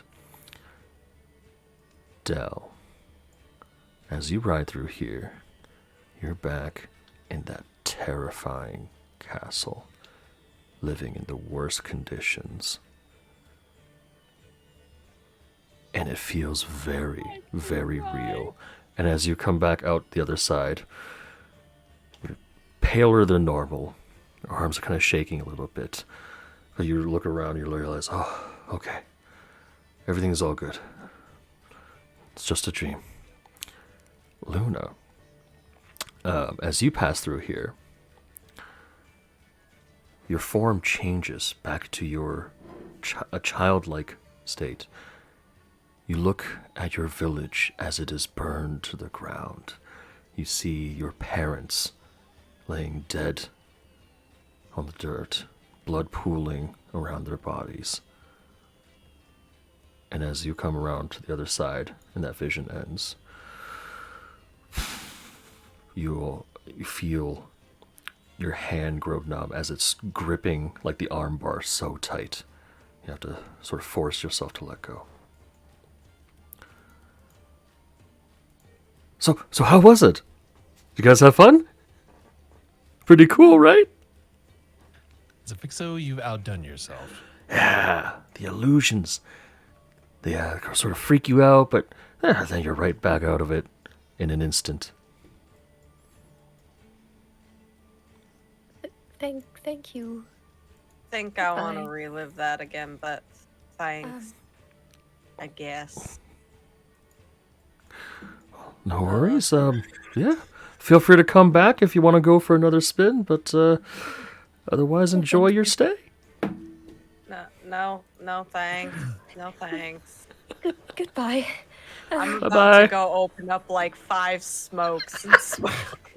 Just like two Like in all each 5 hand, of just them in your mouth at once. I would like I've just got Drawing away. smokes that he just, oh my god, let me forget what I just saw. I'm gonna take a moment to smoke before we continue this tour. Oh, I am getting as far away as that thing as I can. Yeah. No, that's true. That's true. I'm gonna That's true. drag you off That's with me if I have to. alrighty. So I'm gonna stick around for just a second and Yeah. just ask him a few questions. Like, so is each illusion different for each person? Yes. You sort of, it does a quick little read of your mind, goes over what your worst fear might be.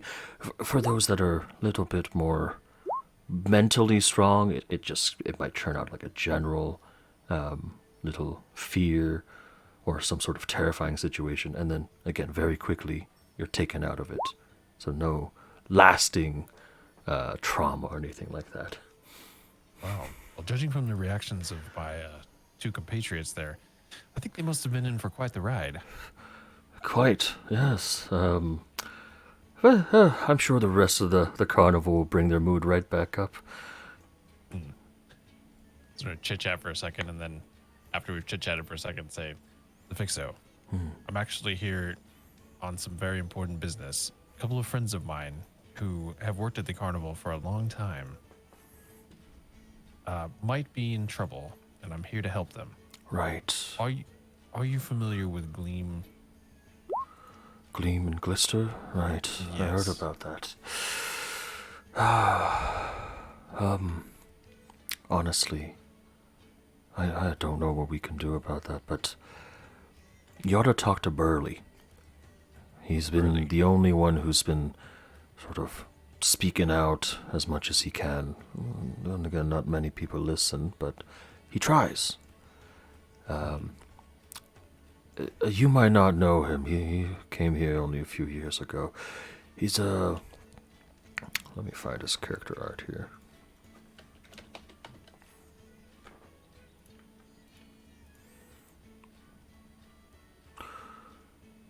He's a hobgoblin, a big guy, wears a pumpkin on his head, and he seems to like books a lot. So you might, if you find a place with books, you might find him. The other thing about him is he's like Gleam. He's got a personal, gripe.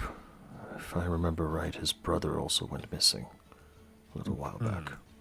Really? Very good to know. I'll seek out Burley. I appreciate your help, Zafixo. Hey, no problem. Glad to have you back. Are you here to stay or just visiting? Time will tell for now. It's a temporary visit, but I may be tempted to stick around a while longer this time. That's good to hear. Miss those shows of yours. Don't miss the smell of gunpowder, though. That didn't do well for my sinuses, but it's fun to watch. There's always a give and take with these acts. Oh, always. You have a good one now. Right. Take care, friend. Take care. So, put Right. us back on this map here. And, yeah, we're gonna... You guys are here. And... Where would Oh y'all... my god, snail racing. Yeah. Snail racing. Snail That's awesome. racing. There's snail racing. There's a Hall of Illusions, the big top 10. I'm so tempted by the gondola, or not All the the way gondola, across? the Silver Song Lake. That's so Ooh. cool. Yeah, the gondola swans. That Yeah. one. I say we But go also around the in a bubble circle. pop teapot is also something cool, or Pixie Kingdom is also sounding cool. So Dell suggested just going around, and then... Yeah, in a circle, and then Yeah, going we can do actually that. through here, Sure. and then My- by then, my if hope we need a new is- ticket, we can stop by here and then continue on. Sure thing. Yes. I mean... So, to answer your question from earlier, Dell, you were asking about, or you were saying something about food and drink. So that's gonna be Oh, just over drinks. by. I would Oh just well, drinks are love- still gonna be over by the feasting orchard. love some alcohol. Alcohol? I think they got some. What kind of alcohol you drink? Alcohol. You're an alcoholic? No. No. Now, Oh my. Yeah. on the mention of food, you do know that there are several, like, small stalls just all scattered throughout the entire carnival. And many of them will have the little, games where you can play for small prizes. Some of them also do have things for sale, including food and drink. Alcohol is not served openly, but at the feasting orchard there is alcohol. But throughout, like, just the small stalls, there are non-alcoholic beverages and food to be served. Mostly snack-like things, not like big meals. You can get, like, what's the roundup for today? Candied apple on a stick, cookies. Get your corn dogs. Funnel Yeah, cakes. get your corn dog, your funnel cakes, your deep fried butter. Yeah. Deep I fried like candy that. bars. Yeah. Oh dear. The stuff that makes you need to look for a porta potty 10 minutes later. Or in this case, a This is all prestidigitation spell. very true.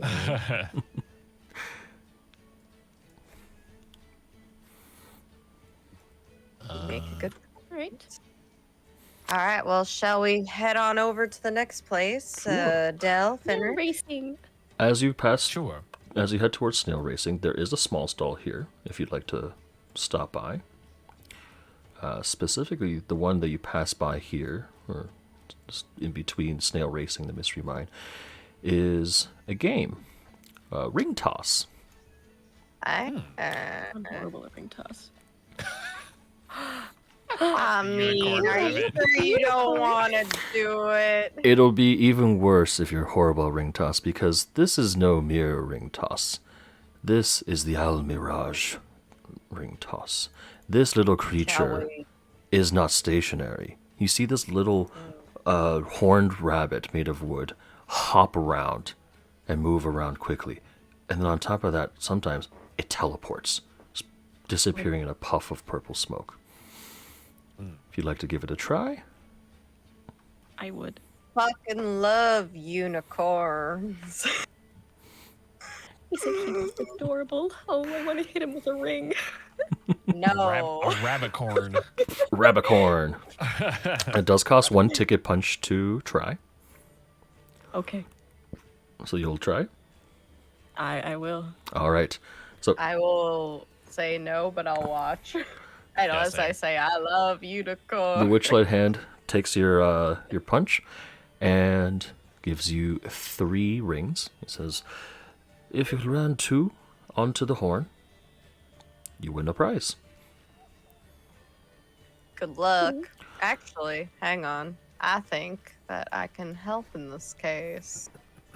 Hold on. Hold on. No, I'm not that nice. I don't have that ability. Never mind. You don't have guidance? No, Ooh, I don't even enhance have bless. ability. Oh, damn. So I didn't even take bless. I said fuck that shit. it will be a dexterity check. So if you want to give yourself extra dexterity, you certainly can. Yep. Cat's grace. So then Cat's I would have advantage on dex checks. Sounds good. All right, so you cast that, and you feel your limbs get a little bit more limber. Your eyesight sharpens a bit. Yeah, give me the. We'll say. I don't like it just being flat dex. I'll say sleight of hand check because that is dex based. So if you have a proficiency in that, that'll help.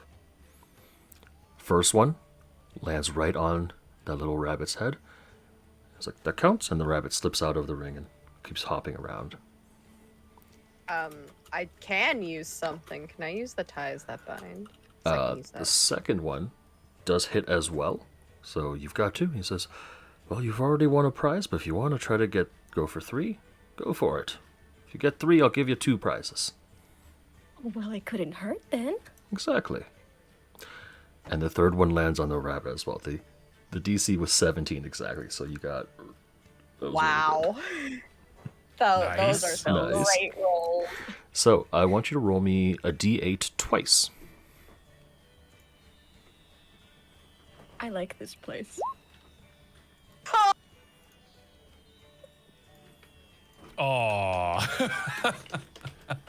If you want to roll a 1 again so you don't get 2 of the same prizes, I'm cool with that. The 2 at once. Alright, so the first prize is... Oh, actually, that's pretty good. Roll me a D100 now because you got a 1 on that. 91. 91. The guy opens a box and pulls out this tiny book. It's leather bound. It's got like the nice fancy metal sort of corner frames, and it's a book of fairy tales, but it looks like it's sized for a pixie or like a tiny creature. It's a nice little. It's like you gotta like get a magnifying glass or like hold it right up to your face to read it, but it's a nice little trinket. The second one you want 4. It says, here you go, and it is a. Actually, sorry, no, he's gonna hold back on this object. He's like, you are above age, right? Drinking age. Oh, of course. All right, here you go. It's a bottle of Witchlight wine. No, this is just what I needed. Ooh. Oh, wonderful. When you open the wine bottle, it's like a music box. It plays a little tune as it's open, and then you cork it again, and then the song is muffled. But if you hold it up to your ear, you can kind of hear the music being played in the wine. Oh, That's that's spooky. delightful. Booker agrees. So, Alrighty. on Fenric's turn, Mhm. can I do my Oh, Fenric, prize are up you by doing the ring toss as well? No, I'm just sitting back and admiring. All right. Oh, I thought you were. Oh, damn it. Oh no. All good. Oh well. Next time. That's okay. Next time. Luna, are you Saves playing me a as well or charge. no? No, I'm standing there and just saying I love unicorns He's like snarling. over and over again. This rabicorn is so This- inspirational. Rabbit slash this here rabbit slash unicorn is cool. The Witchlight hand who's running the stall, you see he's eating snacks from this like replica unicorn horn. It's like a little cone, and he's like got like little treats in it, and he's like eating them. And when you say that, he's like, "Here, you want one?" And it's like caramel popcorn in there. I'm gonna look at it. I'm gonna say no, and then I'm gonna look at it, and then I'm gonna like kind of make a baby face. I'm very unsure of myself right now. I'm just pissed. Excuse me, sir. Yes. Have you seen any trees around? Well, there's some trees in the Pixie Kingdom and some trees over by snail racing. Oh. Wonderful. Sounds about right. Shall we head over that way, or You guys want to head towards Yeah. snail racing? Sure. And that also? weird-looking rock. Weird looking I rock. totally realized I did my reading wrong, and I was supposed to do the omens and portents. Oh, yes, that's a weird looking rock. Thanks. So, you all head towards snail racing. You want omens and portents? For the snail racing, when we get around to it, yes. Okay, I gotta look up what augury does again. Hold up. I think is augury the one that, hang on, I think I have the spell actually. I do. Here you go. Okay, thank you. So that Um, just allows augury for free, I think. The one time. Results 'Cause I gotta- results of a course of action. Okay, sure. Yeah, let me So I'm know when you thinking want to do that. snail racing, I just want to know who wins. Oh, I want to win money. I would like to Or curtsy to all something. the trees I see, of course. and also the shrubs, because I don't know if they count as trees or not. Oh, someone rolled in my chat. And, Okay. Roll it. did they roll a 20? No, they rolled 11. Oh. Oh. That was a good roll. Well done. Oh, thank you, Kay. All right, so let's see here. You head to just gonna grab this here. The snail races. This map is gonna be pretty big, so I'm gonna have you guys zoom out quite a bit. And you guys are gonna be in the middle here, so. I mean, to be fair, I don't think we're zooming as much as we're slithering, you know? This is a huge Slimy map. trails. This is a huge map. You arrive Oh, just that is a big map! just as several snails are being lined up for Holy a race. All right. Let me position this somehow. There are grandstands filled with cheering fairgoers, ringing bells, swinging rattles, and waving flags. On the starting line, you see 8 giant snails having their shells scrubbed by pixies. There is. I mean, that's how you make them faster, clearly. Exactly. Aerodynamics is key. Yep. On the starting line, above the circular course, there is a large wooden tree or tree that overhangs, and there are 2 goblins officiating the proceedings. This, both Fenric and Luna know, is a highly competitive sport. One of the highlights of any fairgoer experience. Quite a lot of gambling is done. That being said, the jockeys for each snail are selected from the crowd and can be anyone who goes to the fair, including the 3 of you. As you 3 enter, you're recognized by some of the fairies, and they're like, "Oh, you guys want to come, join in and take a snail? We don't have a whole lot of fairgoer volunteers just yet, so." Well, I like unicorns and I like snails, so All right. let's Well, do some guessing. we've got all the snails are available, so starting from the top, the pink snail, Shelly Moo. The blue snail is Nimblefoot. Okay. The purple snail is High Road. The green snail is Quickleaf. The yellow snail is Flower Flash. The orange snail is Wizzy. The red snail is Breakneck. And finally, the snail with the black shell, Queen's Majesty. Oh my. Which one do you reckon has a good chance of winning? Are you casting augury, or are you asking one of the pixies? I am casting augury. All right. Okay, so with this spell, you have to ask me a much more specific question that basically has like a yes or no answer, or it's like a high chance answer. So if you want to rephrase it to like, does Flower Flash have a good chance of winning? And I'll give you a... Okay.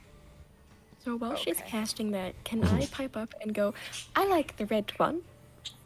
Sure. That'll be, let's see here, Breakneck. Yes, he's quite charming. You want to go and pet the snail? Or like, look at it up close? Sure, yeah. Yeah, If I you're can welcome figure on it the out. track. So, you go up to the snail. Ooh, okay. No, sorry. I'm gonna write it. Sure thing. You go up to the snail. Give me an animal handling check, please. Oh no.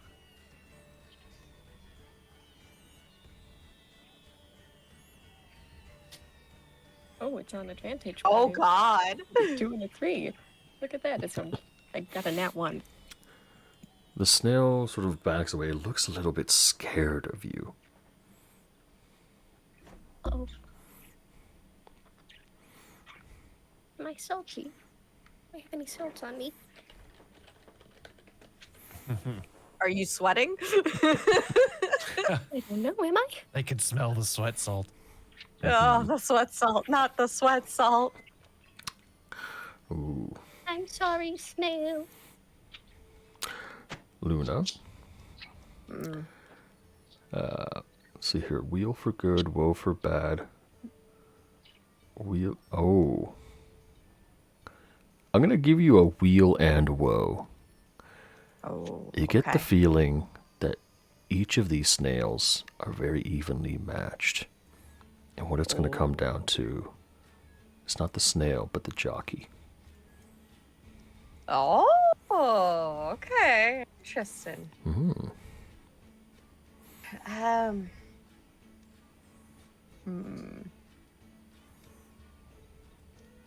I'm gonna talk to the pixies. Mhm. So, I see you got that there snails, and I love unicorns, and I love snails, but, What about unisnails? what about them jockeys over there? Well, I mean, we're still looking for jockeys, but like I said, if the three of you want to be a jockey and ride, go for it. I mean, I'm down. I've never ridden a unicorn nor a snail, and I It's- love unicorns and snails. Let me know. If you want to ride unicorns, we got the carousel, but here, I mean, it's just snails. Del, you were saying? I would like to wipe my hands off Sure. on my dress Sure thing. and then go. Would it be okay if I walked up and saw which one liked me? Sure, yeah, kinda you cute. can feel free. They're all quite docile. Oh, wonderful. Yes, Roll wonderful. me a d8. All right. One. No. One. Each one, as you sort of walk by, seem to be slightly wary of you, except for the first one, the Shelly Moo, up at the top. The one with a nice pink, vibrant shell. And when you approach it, it sort of doesn't really twitch or, pull back. Instead, just like it moves forward and then it like plops its hand on your head. And your hand is now very slimy. That's amazing. I like this one. Well, since the strings I can see are red, I think I'm gonna go see how the red one feels. Can I? Sure. Give me a animal pet it? handling check. Are you ready for me to say no? Oh no. Can't do worse than Oh my god! Wow. Oh. You notice on like the near bottom of Breakneck's like lower body, there's a small like wood chip in the slime. You like pluck it out. It didn't cut into its body, but it definitely caused some discomfort. And it seems to like you a lot more. So it sort of rubs up at the side of its head against your hand, and is also now quite slimy. Ugh. Well, let me help you there, friend, and I'm gonna cast a little cure wounds on it Oh, nice. to give it a little touch of healing. Seems to enjoy that quite a bit. Oh, I do have guidance. What the fuck? That's I okay. suck. That's okay. Suck. Anyways, So, well, I like this one that's in the red, so I think I'm gonna take the red one. sounds good. How about you, Fenric? How much money are you betting? I'm gonna walk up to the black one and say, "Your Majesty," and just give a slight little head bow. Give me a animal handling check.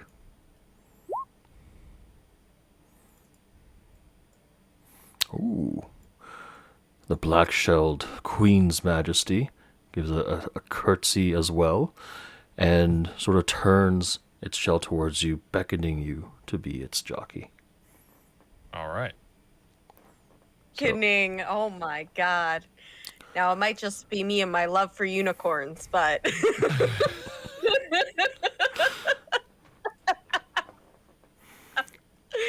I think when one curtsies, you gotta take it. So, as Oh the my rest of the snails are being picked by, crowd jockeys and volunteers, The rules are explained to you. The snails are incredibly fast. They can move 80 feet per round. Wow. You, as your rider, can encourage it to go faster. Essentially, you'll be making animal handling checks while riding the snail. And if you get a good enough roll, it will increase its speed temporarily. Okay. The race itself is 480 feet. So first across the line, you're good. Magic is not allowed. Same with God damn it. attacking. No cheating, Luna. Magic being cast what? on the snails is not allowed. You can cast But on magic on myself? yourself. Is fine. Yes. That's totally fine. You cannot use magic on your snails, so no enhance ability on the snail or anything like that. Or like haste, which doubles its speed. Oh God, no. I could never. And one thing they do say is, even though it's against the rules, the crowds may cause some issues. They might throw a vegetable out there, and that'll distract a snail. They might, cheer really loud. It happens, and of course, the usual random chances of, your saddle coming loose, sharp turn, something like that. Or if a snail gets a stitch, they might slow down as well. It happens. So just be wary of that. We try to avoid having too much outside influence, but there are things obviously outside of our control. Okay, so one question for you. All right. You mentioned them throwing some things. Is there any rules against us, I don't know, trying to flash back at those things being thrown at us?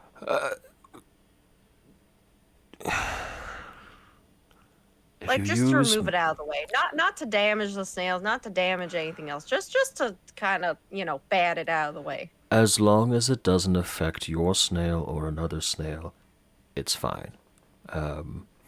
And he sees all the firearms Fenric is carrying. He's like, those, of course, be careful with those. We don't want to harm the snails or any guests here. Of course. Thank you. I just mean because I have a mighty long blade, but I promise I won't. Fold that in, right? Yeah, I can. So. That's no problem. Yeah. Can I pull out my bow and have Maestro kind of float beside me? They sort of look remarkably at that, like, technically not against the rules, but cool. All right. So, are we ready to race? Yes. Oh, yes. All right, so. Let's go. You all hop on your snails. Oh, yeah, do you want to do some gambling? I want to do some gambling. All right. You see amongst the crowds, you see a couple of folks who look like bookies start, collecting funds. Just like, all right, how much you want to gamble?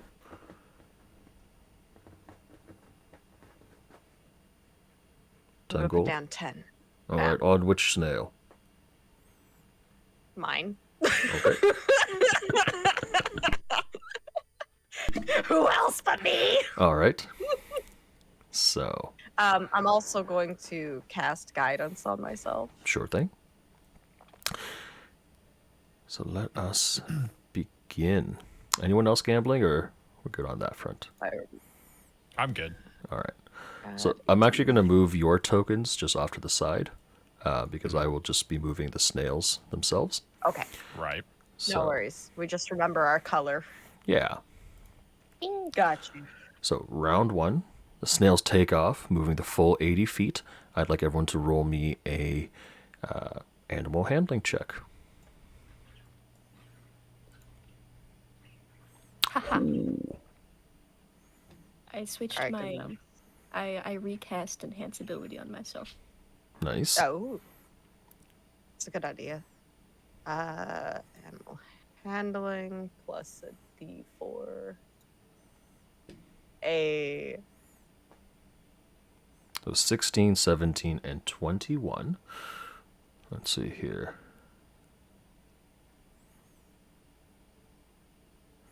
After the first round, the snails not jockeyed by you guys are lagging behind.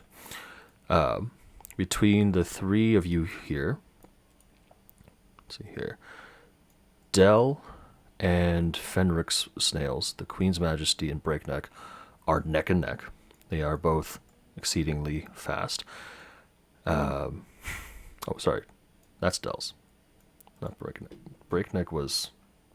Oh, so yeah. Queen's Majesty and Shelly Moo are neck and neck.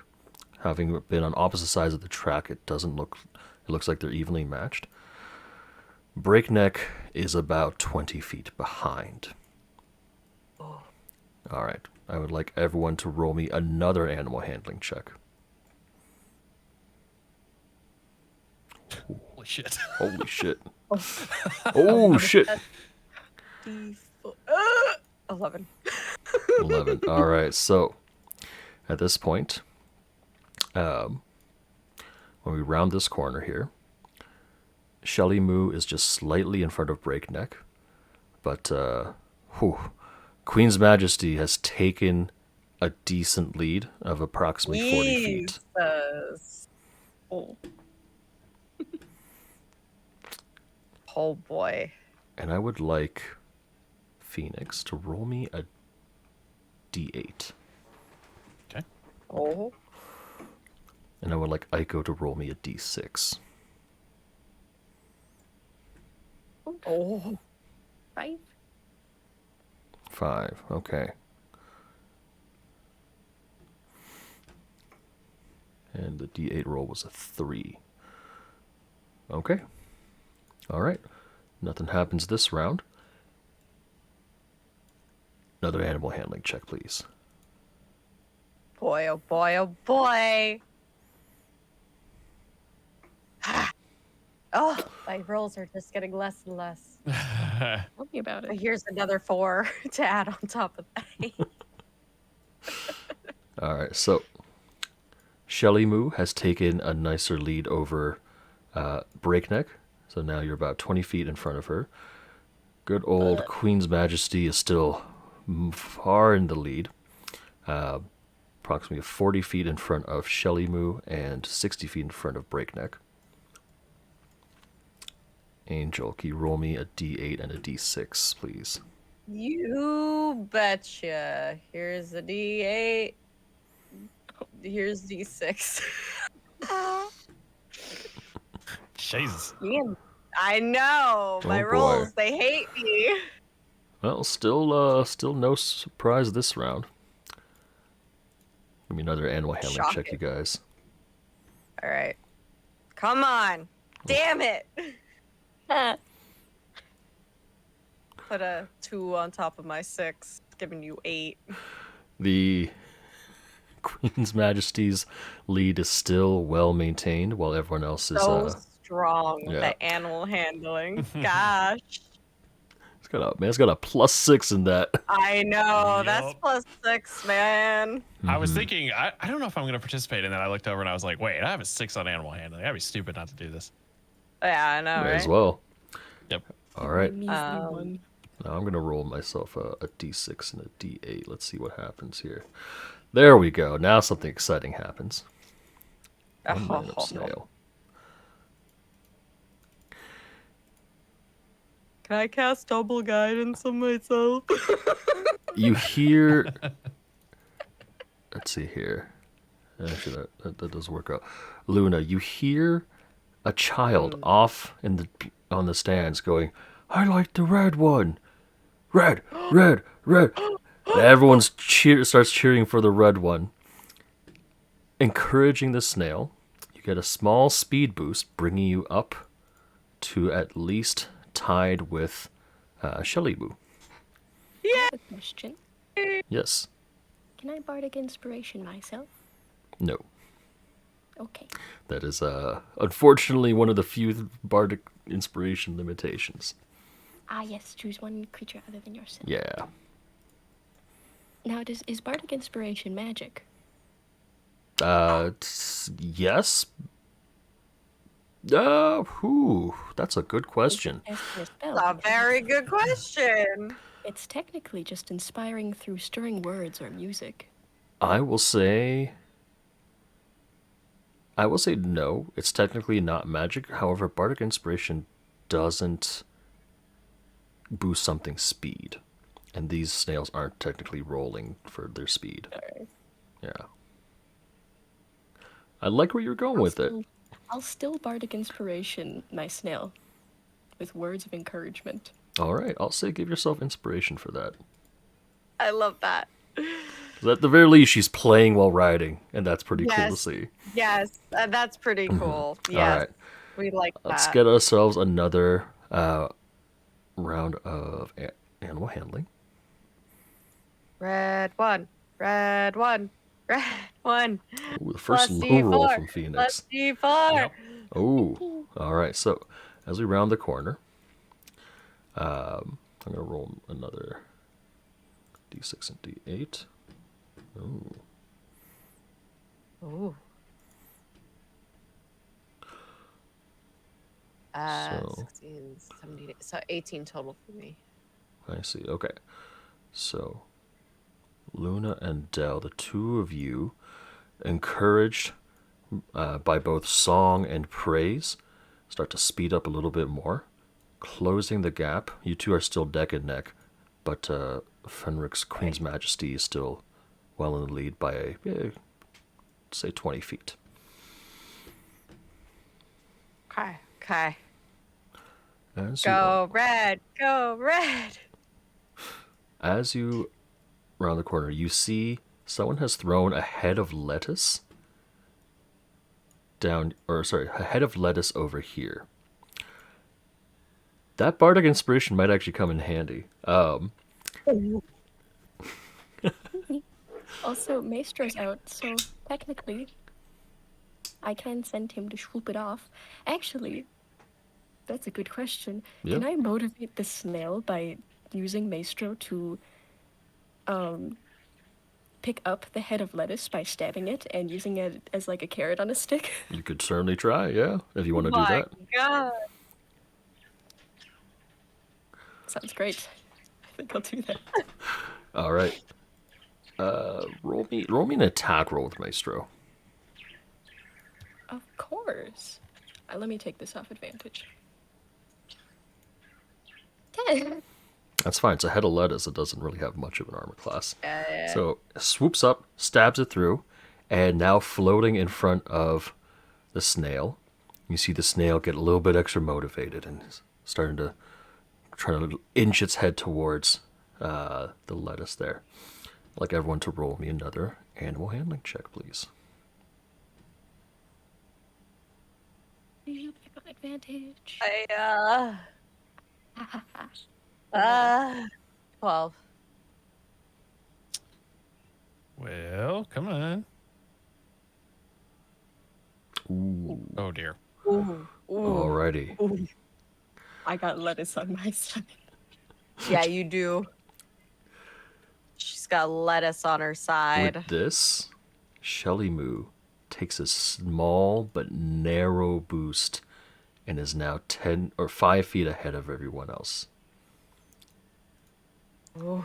Let's see if any other surprises occur. Oh, damn. D3, And that's no 6. surprise. Fine. So, I'm going to move you guys closer here. I'm going to do one last animal handling check.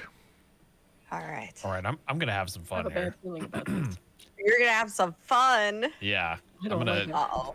I'm gonna look down at the queen and say, "All right, the performer in me is gonna have some fun here, queen. Just keep doing what you're doing." And I'm gonna stand up on the back of the shell and pull out my longbow and look out at the crowd and say, "Good sir, throw an apple this way if you're feeling rather sheepish today." All right. She? We'll say like an elven child picks up a candied apple, just flings it out towards you. All right, so I'm gonna try to hit it midair. Oh yeah, give me the attack roll. Oh, God. Let's see.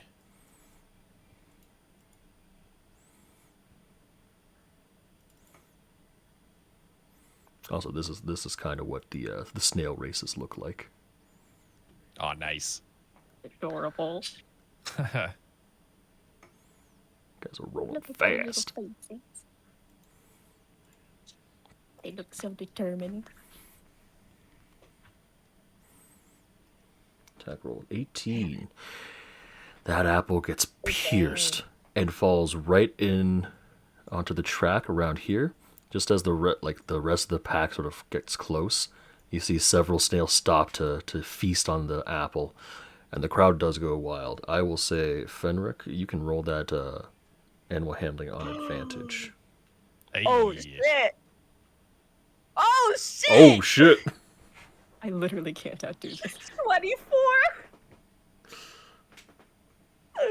I literally can't. But that's You get to go advantage as well because of your. no. I have a +1. I literally can't outdo either of them. You still got to roll That though, funny. because Well, yeah, I know. all right.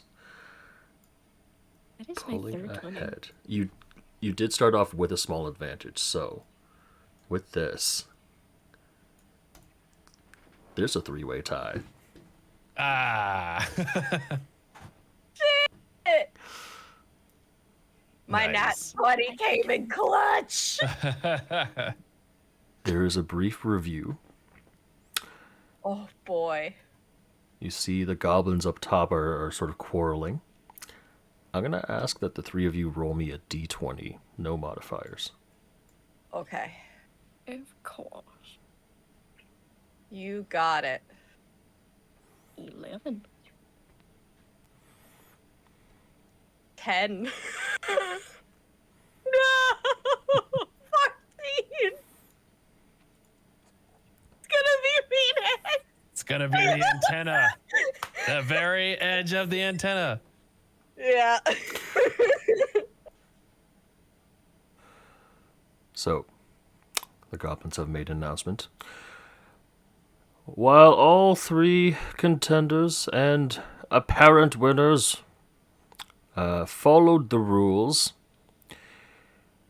we believe in the spirit of the games. And And my love for unicorns. In honor of. we decide that the jockey who did not use magic on themselves, merely the performance of his skill, should be named the winner. That being said, Shelly Moo and Breakneck, whilst they are incredibly well performed and did incredibly well during the race, they shall share the consolation prize. Oh, okay. So, first prize, you receive a beautiful potion of this like Ooh. swirling, almost like champagne-colored liquid, and it's bubbling. You can see little flecks of silver in it.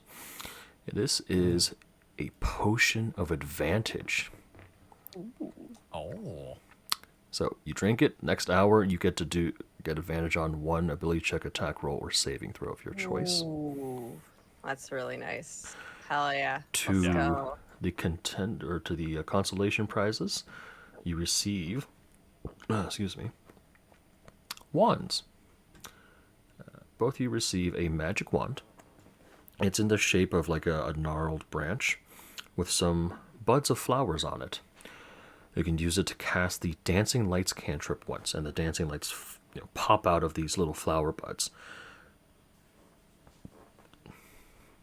So you get one free casting of Dancing Lights. It's amazing. Yeah. Nice. Got it. Can I ask if it's okay if I give Shelly Moo the cabbage? Oh, yeah, that's fine. You'd probably appreciate that. And it happily scarfs down the cabbage. And can I ask about the gold situation? You go to the bookie you were with, and you're like, no. You didn't win. No. You didn't win. Damn, Oh. I didn't win. So I've lost 10 gold. Shit. Yep. All right. Well, I gave it a really good shot. Give me a Did anyone perception check. bet on? Luna, give me a perception check. Oh, I will. 16. 16. You swear you caught a glimpse of a large horned mask sneak on by the bookie just after you left.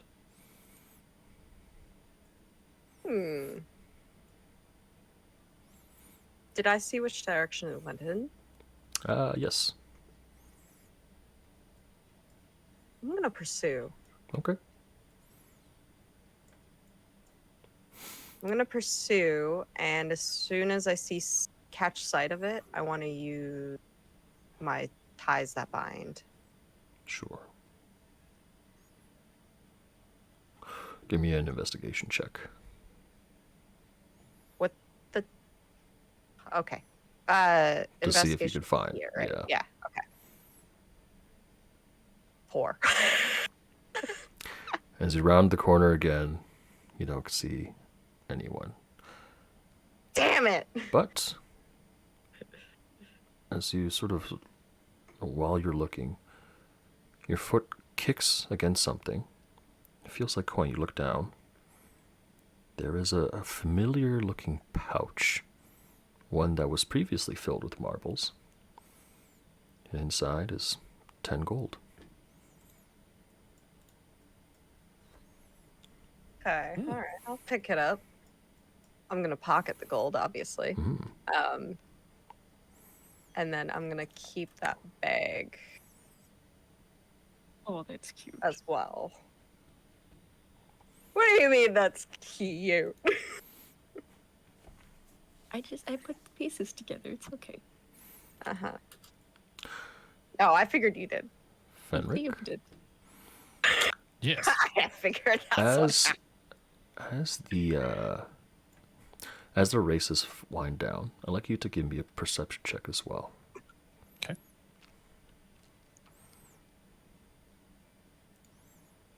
Oh, sorry, I rolled that on advantage. That's fine. I'll take the first number. Okay. As you're winding down, a lot of people are coming by and congratulating you and all that. You notice amongst the crowd, a lot of people are wearing face paint. Some people are wearing like carnival masks. You notice one mask that looks very different. It's the mask of a pig.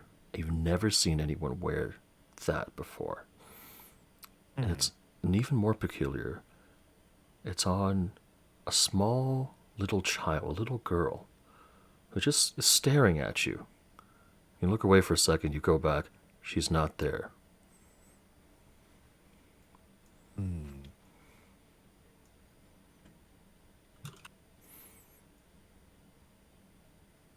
Well, that's different. Yes. So I'm going to put you guys back on this map here. Unless you'd like to hang out more at snail racing. Oh, I that's don't great. want to hang out where I lost all my money, so. Now, I like unicorns, but, So, do we wanna want to head to the stay Hall of Illusions next then? Or Pixie Kingdom? Yeah, that or sounds Bubble Pop Teapot? good. As your professional tour guide, how are we feeling? I will take your guys' suggestions. What's that Are we thing? feeling some? Another little Well, stall. that there is the little stall next to the Hall of Illusions. So this is another small stall. This is more of a confectionery stall. They sell cupcakes, candied apples, looks like cookies as well. Lots of treats for the wee children and adults. Oh, actually, Are I there don't know if I pies? ever asked. Mhm. Where would have Luna's booth been? Luna's booth would be over by, like this area here, Oh, by I the figured, carousel and Lost Prop. by the dragonfly rides and carousel and stuff. Sorry, Okay. Del, you were asking? Would they have pies? Ooh, that's a good question. You do not see pies. You see tarts, little tiny sized pie pixie tarts. They're little powdered candy in these little cups. Get a tart. I like tarts. Yeah. So these snacks here can be paid for with a ticket punch, or you can pay 1 copper for the tart. Oh, I'll just get 1 copper. Sounds good. So, did you guys decide on where you want to go next? Well, what are we feeling, my 2 attendees? Well, are your sensibilities feeling the Hall of Illusions? I mean, yeah, we can definitely go over there. Perhaps my love for unicorns will be maxified over there. I don't know. Reflected. Be Sure. reflected All right. in the Hall of Illusions. So, at the Hall of Illusions, I'm going to put you guys there. But we're going to take a quick break and go pee, everyone. Okay. And we'll be back in like 10 minutes, let's say. So it'll be Life. 11 p.m. my time, 10 p.m. for Boy, Ico and Phoenix, and then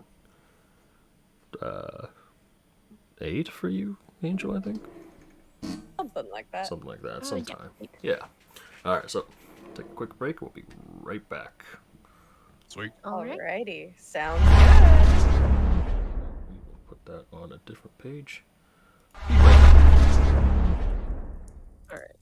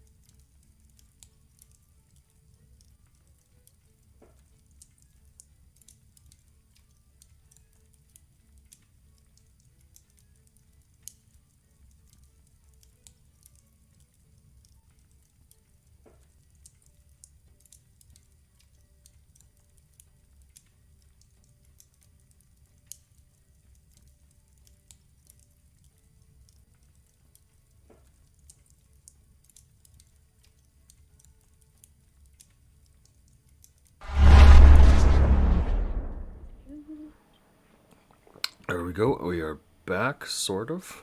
Completely forgot. Sorry about the Hungriest Clone. Free re-rolls for everyone, so I'll let everyone know when we get back to it. And Happy New Year as well to you. Let's see here. And I will redeem that hydrate as well. Thank you. Sorry about that. What you got to drink? I got water and a Monster Energy drink. Very different worlds. Yeah. I know, right?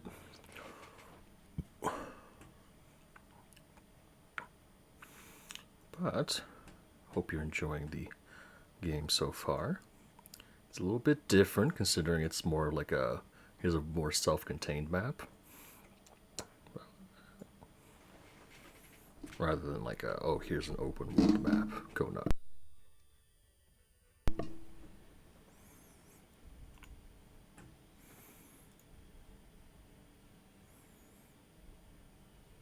Oh dear. Oh dear.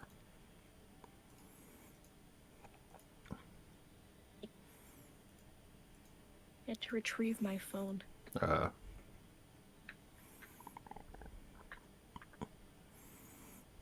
I like this so far. it's fun.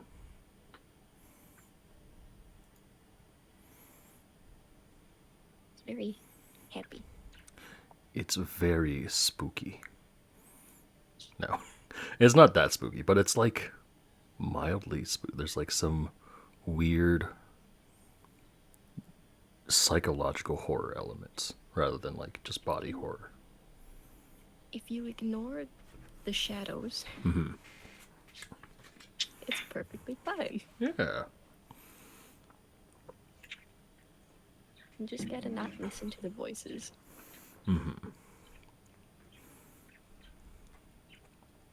Or go on that one ride.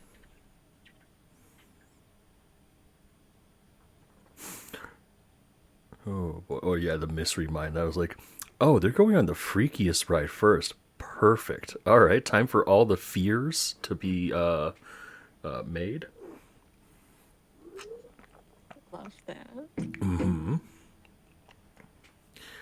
And then what else we got here? Yeah, that was actually pretty funny because like was not expecting you guys to go that way first. Was like, all right, let's do it. We'll dive right into the spooky shit. So that was pretty You great. know us. Oh yeah. We inconvenience ourselves at every possibility. Oh no, it's fine. It works great.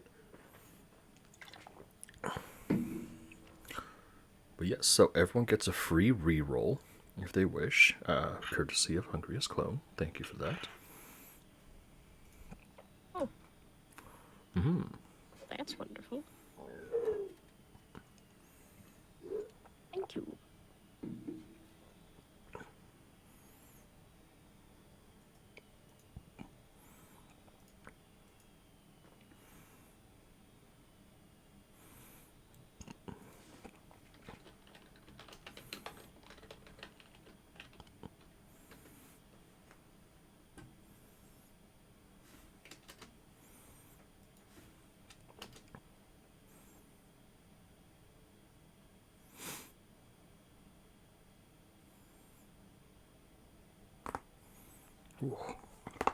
Oh, there we go. All this talk of carny food is making me want a corn dog. Yo, true.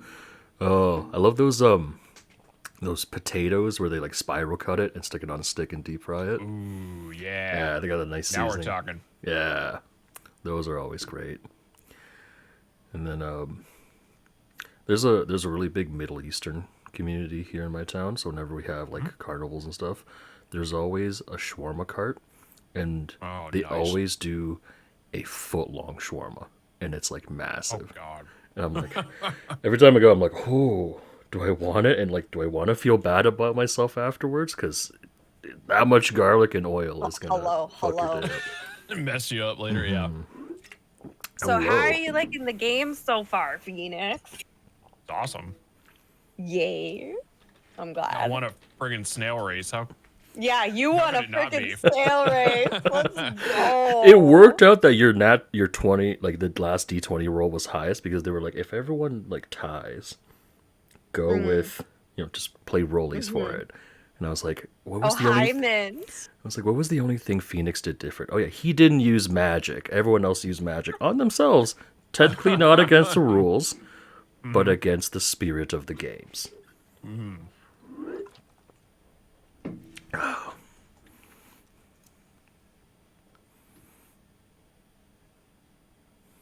So, Cryo Beast, if you roll a nat 1, so the whole point is you're rolling between like 20 and a 1, and the numbers in between. The numbers in between don't really do all too much, other than they play a couple like videos or whatever. But if you roll a nat 1, which is a natural 1, then something happens.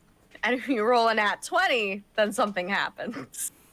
So fun stuff happens on either side of the spectrum. So as you can guess, or as you can gather, a nat 1, something bad happens, a nat 20, something amazing happens. So it's gonna be one of those two things. I came back with cake. Nice. What kind of cake? Sort. Hey. I don't know, something Ukrainian, I think, or Russian. I'm not sure. You're It's gonna really laugh at hard the to name cut of. into. You're gonna laugh at the name of what I'm eating, but it's called dump cake because you literally just dump all the ingredients into the pan and then bake it in the oven. That sounds good. Oh, I love that though. Yeah. That's amazing. Yeah. Also, are we all back? I forgot to fill up my water. Let me go Yeah. real quick and do that. Sorry. Oh, no No problem. rush. I will switch back over I here. will set up the next map. Hell yeah. This we are is okay. chilling. So this is gonna be the map that uses was it dynamic lighting? So let me know if it like Oh no. if there is tremendous lag or anything like that. I'll start with I'm the three of scared us. when you say dynamic lighting. Yeah. Dynamic lighting on Roll20 has me terrified.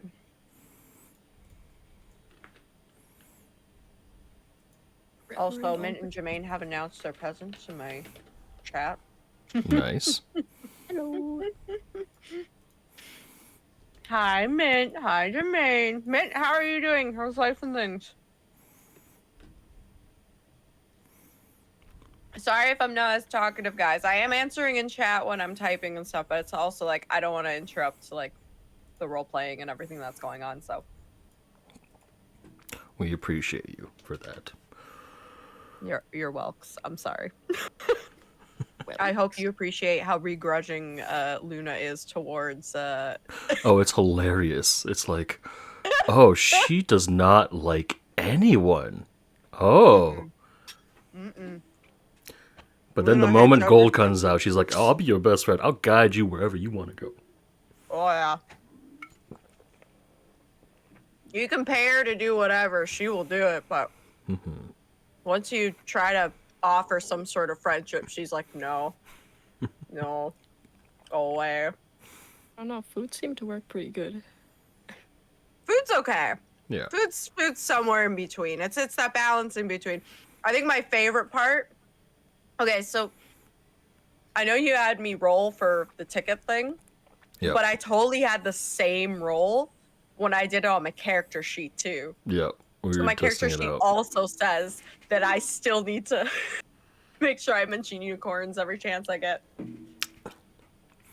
My love for unicorns. Which is hilarious because she just hates it. The whole time she's like, well, and about my love for unicorns. Fuck that shit. Papa, The anger. I'm not gonna lie. This picture you sent me of the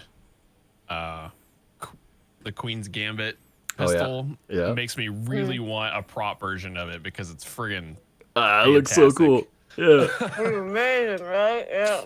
I don't know if I'm I out said. here looking on Etsy like, anyone, please? I don't know if I sent everyone else the picture too, but like, yeah, this thing like, No. I think it's like Assassin's Creed fan art, because of the like Assassin's Creed symbol at the bottom. But, Yeah. It looks sweet. Being said, are we ready to get back to it? Ready. Oh hell yeah! All I'm right, ready. So I'm ready as hell. the three of Hall of you fucking illusions. make your way to the Hall of Illusions, a large tent where at the front you can see mirrors Oh no! and a maze. One clear entrance, one clearly defined exit. I got a warning sign. Uh-oh.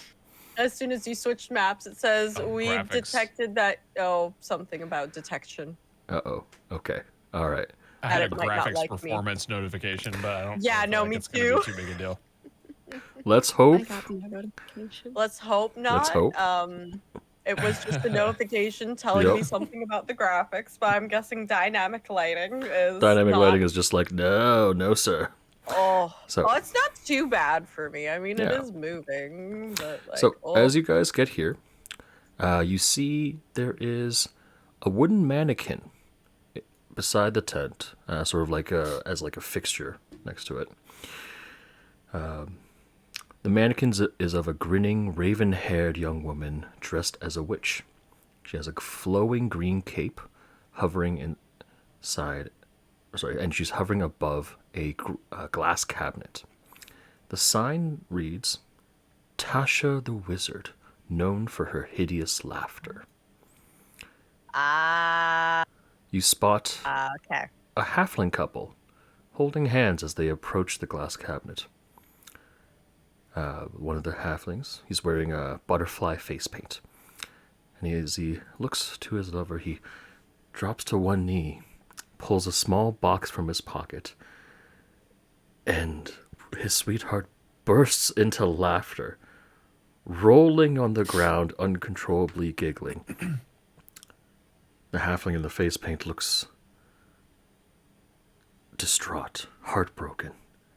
He starts sobbing, and he quickly just runs into this nearby tent, which is the Hall of Illusions.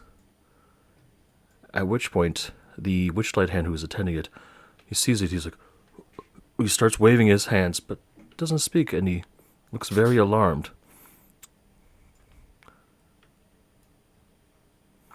Maybe we should come back a different time. I'd like everyone to roll me a history check, please. As soon as I finish these couple bites. All right, now I'm on it.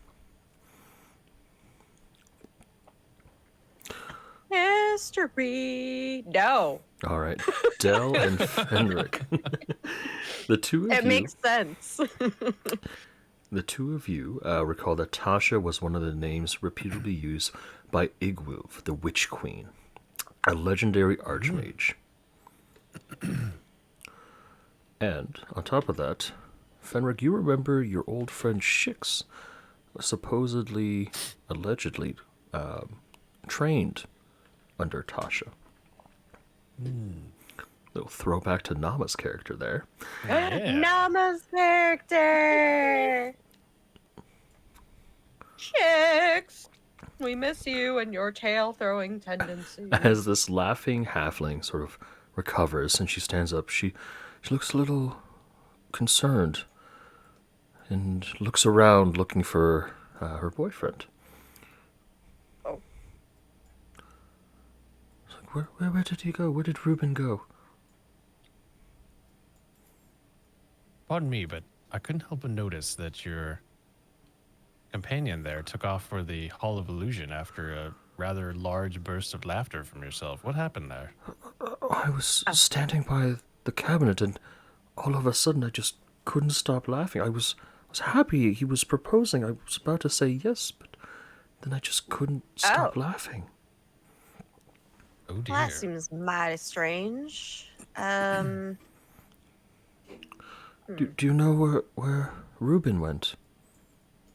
I mean, it seemed like he booked it for the Hall of Illusions. I can try to see if I can track him down for you. Yes, please. Thank you. That would be wonderful. After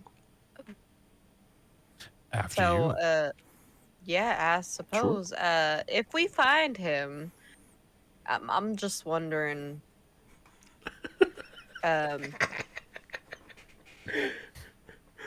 What do you want to ask for? Oh, you go for it. I'm gonna go for it. How much gold you got?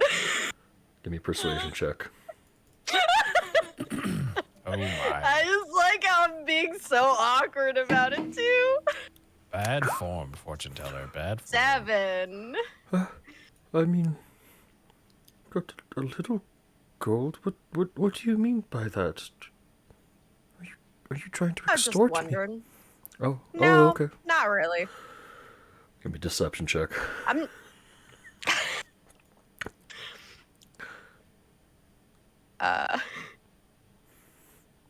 No. He sort of like That is your clutches favorite her word like tonight. coin No. purse a little tighter and just like looks kind of scared of you because like clearly you're you're armored up. You have that your sword's not out, but you got that metal My hand. sword's not out though. Yeah. Yeah. What, you got a problem with my hand? I'm sorry about her, miss. Well, I'll at least go in and try and find your boyfriend. Yes, please. Thank you. Wonderful. And, personally, free of charge. Thank you. I appreciate that. I'm gonna like hold out my arm and unbuckle it to Okay. show that it comes off. She seems a little terrified. That's all right. You can stare. A lot of people stare at this. So, It's a Fenric, fake as arm. you approach, God. the attendant for the Hall of Illusions is a pixie you don't recognize. He's got a sort of a monochromatic look to him, but he holds up like a small sign that says, "Hello, my name is Candlefoot." Yes, Candlefoot. It's good to see you again. And he sort of just nods his head, and he flips the sign and says, "I'm sorry, but I can't speak." Right. That makes sense.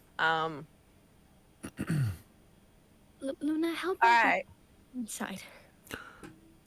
Yeah, I hear you. And I he hear sort ya. of gestures inside. I'd like you guys to give me a insight check, please.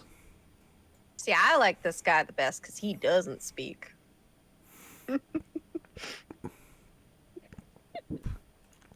He's cool. Here's some insight. No. From his gesturing and his miming, you get the idea that the person that ran inside should not be in there, and he asks that you please help him find his way out. Shut up. Out. Okay. I curtsy to him and I go, of course, we'll do our best. And then I'll head on in. Gestures a thank you very I'm much. gonna give him a thumbs up. Is this thank you? I think this is thank you for Yeah. sign language. Luna, give me a history check on advantage, please. Always. Are you ready for me to say no? Oh, never mind. Yes. All right, so with this next part of the map, this Hall of Illusions, you basically won't be able to cross any of the walls, and you should be able to, like, as you round corners, you should have line of sight and be able to see around the corner. So I'm going to let you guys explore freely, and I'll let you know if you need to stop for any Alright. reason. But All right. Sounds good. Luna, as you and your party are investigating and going through the Hall of Illusions, you recall that Candlefoot he wasn't always mute. In fact, Yeah. just let's see here. When he joined the carnival, shortly after you did, he and Palasha, the mermaid who sings at Silver Song Lake, engaged in a bit of a romance. It was very sweet. Everyone was very supportive of them. And at a certain point, you remember him mentioning that he wanted to propose. But when it came to the proposal, you remember when it happened, and that for some reason, all the color drained out of his body and his clothes, and his voice was missing from him. He could not speak afterwards. And since then, only about a month ago or so, he and Palasha haven't spoken much, obviously because he can't speak. And she seems to be a lot more down than normal. Yeah.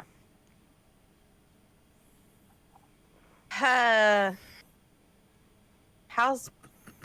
Well, I guess I can't really ask him much questions. I'll mention, if I see Palasha, I'll mention that you say hi, but I The really mention of do her think name, that he you does two smile should- a bit, but you see his shoulders slump, Yeah. and he sort of just nods along.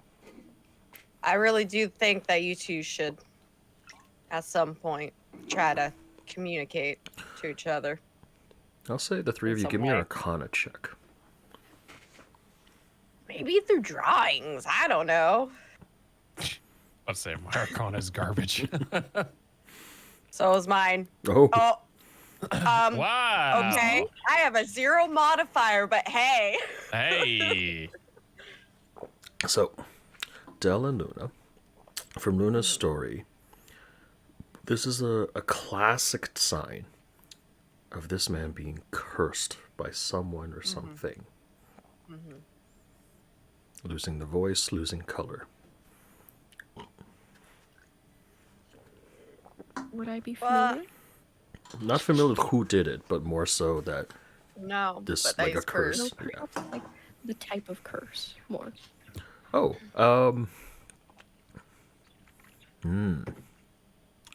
That sounds a little bit like some. something non-lethal and is more of like a nuisance type of curse. So something that could Right. be easily broken if you find the original caster of the curse. Or if you have the remove curse thing, If you right? have the remove curse, yeah. Which I do not. But I could have. I don't have it today. Maybe tomorrow. Hey. Hmm? Not Yeah. today. Not today, but maybe tomorrow. Do you mention like the curse to Candlefoot? Yeah, I'll mention it. When you mention the idea of a curse and he sort of thinks about it for a second, he starts flapping his arms like a bird. All right, so I'm sensing a bird that might have cursed you. He quickly nods his head. Okay. Do you know what? How big was it? Puts his You arms just- out a can you, bit, like- maybe like, and he raises his hand like indicating height. From there, you're guessing small size creature. So for a bird, big. Okay. What was that green thing we saw earlier? That was more of a frog shape. More of a frog? Yeah. Okay. Quick question for you though. Did you happen to see anything around the area, maybe slightly green and gremlin shaped? He shakes his head. No, just the bird. All right. He nods his head. Yeah. What color was the bird? Oh, Yeah. What color was the bird? Can't. yes, I guess Let's it's see. a bit hard for you to. What colors do you guys have on you, in terms Well, of I what you're can wearing? point to the ground for green. There's a yellow flower. I have Is a the red sky gem. blue? No, the Sky- would not sky be blue. is- The sky would be dark. Dark, yeah. There's a bunch of colors over there. Actually, if the sky is dark, he points up, indicating dark. I've got. Let's see here. I've got brown on my corset, gold trims here and there, purples and dark purples on my other parts of my clothes, like stockings. I've got a red gem inlaid on my fake arm, or my prosthetic arm. The rest of it's silver. We'll say he pulls out like a little satchel, and it's got his lunch in it. And Okay. he takes all the food out, and he just has like the little burlap sack. He points to that, and then also points to the sky. Brown Like a and black? dark He brown. nods his head. Brown and black. All right. Alright. Right. And then he also does this gesture with his hands as if he's casting a spell. All right. So Magic some sort of bird. magic user. And shakes his, or she nods his head. Yes. Did the bird talk at all, or any common? He shakes his head. No. It just made squawking noises. He shakes his head, and then he sort of puts his hands to his throat, and then Right. does like this snatching gesture in the air. All right. So he stole your voice. Got it. Got it. Nods his head. Flew off with Wait. So does that mean he's using your voice right now? He nods his head very hard. He's like, yes, yes, yes. Oh, all right. Well, I've definitely heard your voice before, so I feel like if I hear it, I'll recognize it. We'll keep an eye out, see if what we can do. Seems very thankful. Yeah, no, that makes about sense. Now, maybe my love for unicorns and mysteries, but I think we should continue our investigation into this this here maze and see if we can at least spot the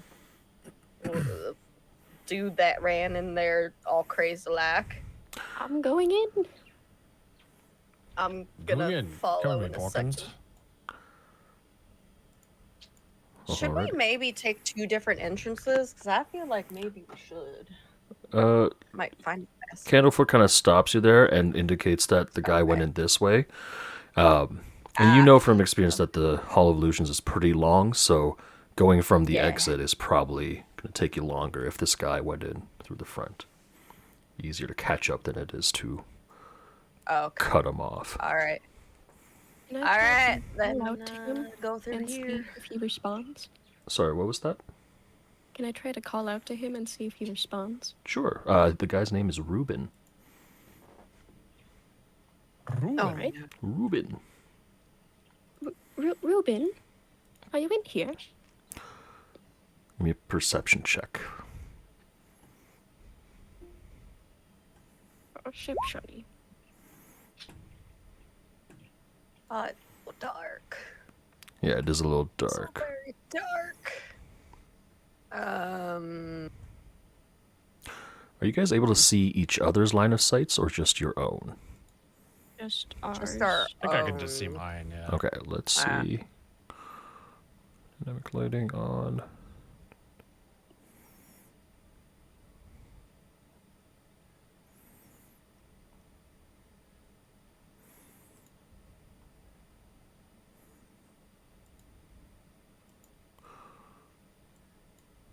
How about now?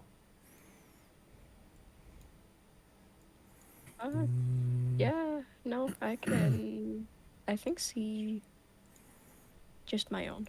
Okay. Wait 1 second. So I think I have to adjust everyone's tokens just slightly for that.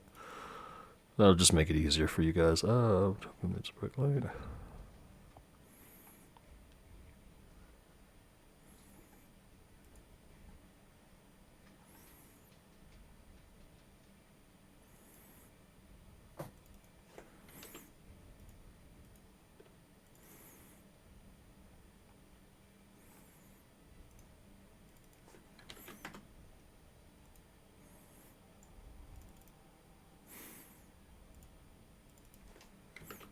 Alright.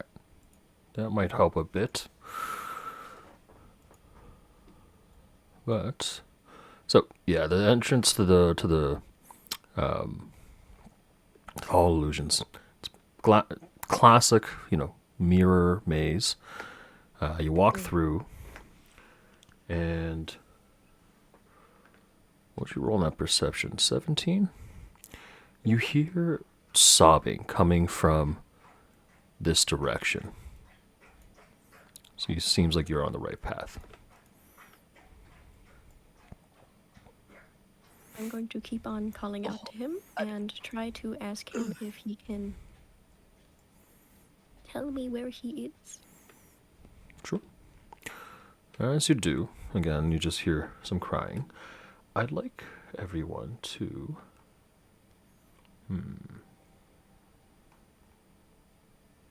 What do I want you guys to do? Yeah, we'll say another perception check for everyone. 8. Okay. A whole 8. A whole 8.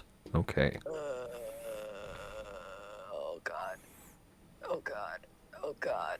Oh god. My token. There we go. That took some dragging. Sorry. It was. Have a 20. Okay. As you guys are walking through the Hall of Illusions, you see your reflections. And as you're walking through, these reflections begin to get older, more frail looking. You're aging rapidly. I'm adding more grays to my already gray hair. Oh, not just that, you see your fairy wings sag and tear. Oh. You see your armor start to rust. You see the mechanical hand of yours start to fray at the seams. Fenric, you see your weapons begin to develop rust and loosen up. You see your muscles, shrink. Your skin get loose. Your hair start to gray. And you all see this for each other, except Dell doesn't seem to age when she walks by the mirrors. I also don't seem to notice. She also doesn't notice either, yeah. She's not paying Well, attention. Can I ask you a question? Just out of curiosity. Dell. Well, Dell. Mom, why are you calling for me? Yes, because I had a question. All right, what is it? Well, color me colorful, but How about fruity? no. Are you perchance like undead or something? Well, not to my knowledge. Okay. I'm just kind of curious. The rest of us seem to be aging in these halls of mirrors, and you don't seem Really? to be doing quite that. Yeah, if you take a You- look, I mean, You look fine to me. I mean, look at you. I'm rusting and sagging according to these mirrors right here, and I'm like pointing at the mirror. And I'm looking at you.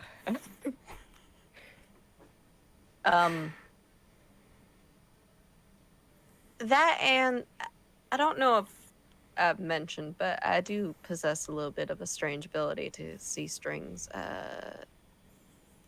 Well, can't everyone see string? I mean, No. There are no Just me. strings on me. Oh, well. Waiting for that line.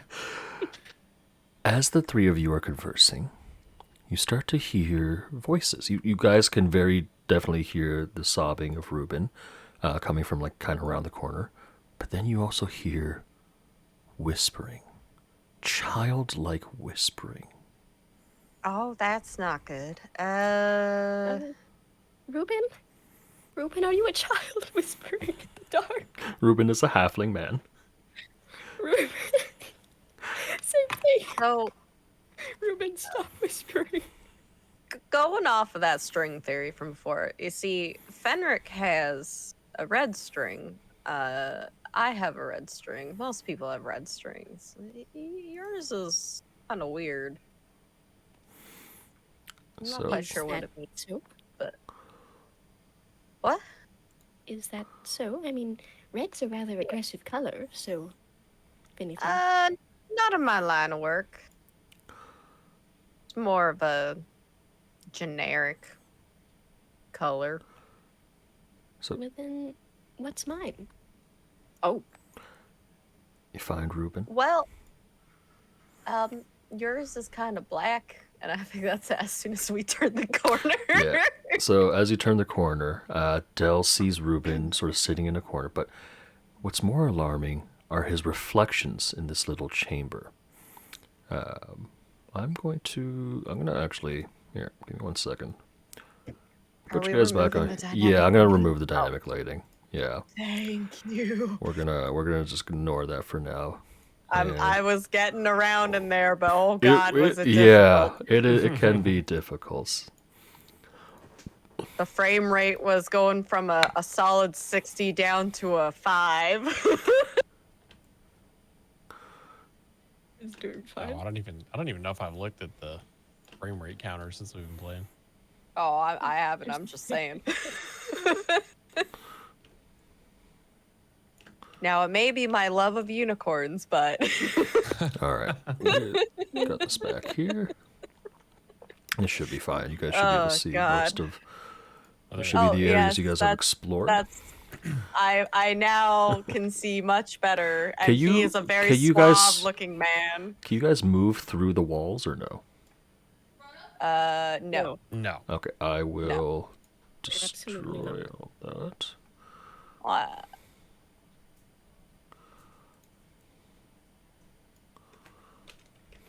All right, now you should be able to. Let me know if you can. Yes. Perfect. All right. So Looks you good. see Ruben sitting in a sort of like a fetal position, crying, and you see in the reflection a little girl wearing a pig mask, and she's sort of hovering over Ruben, whispering in his ear. Hey, stop whispering over there. Do you have regrets? I know someone who can help you. You just have to follow me. But as you round the corner, this little girl sort of looks at the three of you from the reflection. And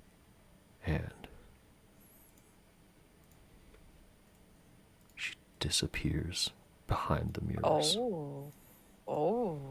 Oh, ghostly, spooky. Mm-hmm. Oh, horrible. Ruben. And I would like to kneel down. Yes? Are you alright? I'm okay. And he sort of looks over at the mirror where you guys would see, I saw the little girl. And he's like, should I have gone with her? No.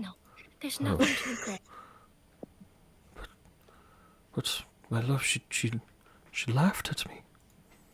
And she was by Tasha's little statue of hideous laughter. Who's Tasha? Yeah, she's a special lady. The statue makes you laugh. It's a whole thing. Oh. Trust me, I work here. Is it like an attraction, like a? Yeah. Oh. Essentially, yeah. She was about to say yes. She was about to say yes. Give me a honestly. persuasion check. On advantage because it's true? Yeah. Hold on. I have something. I got you. I might have something. Okay. 14. I'm College of Eloquence. So Can I guidance myself for that? Oh, 14's enough. He's like, oh, my love, Ooh, I'm there coming. You go, 18. He stands up and starts to run out, following the way he came in from. Oh, what? Oh. Come back. Went too far. Okay. It is a maze. I think in order to get out of here, you kind of have to go out the way to the exit. You can't go through the exit through the entrance. Oh, okay. So I think we actually have to finish this whole route. But Sure. if you stick with us, you'll be fine. No. All right, so around the corner here.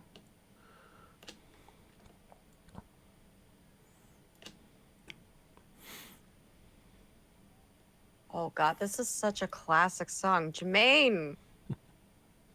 No, this was Mint. Way to make me feel old. So looking around, you continue through the maze.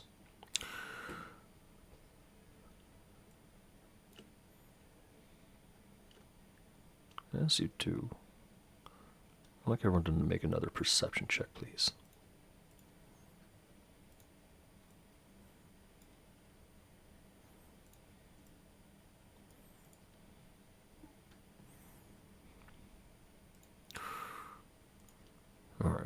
Fenric, you do spot the little girl hovering in the reflections, this time beside Luna.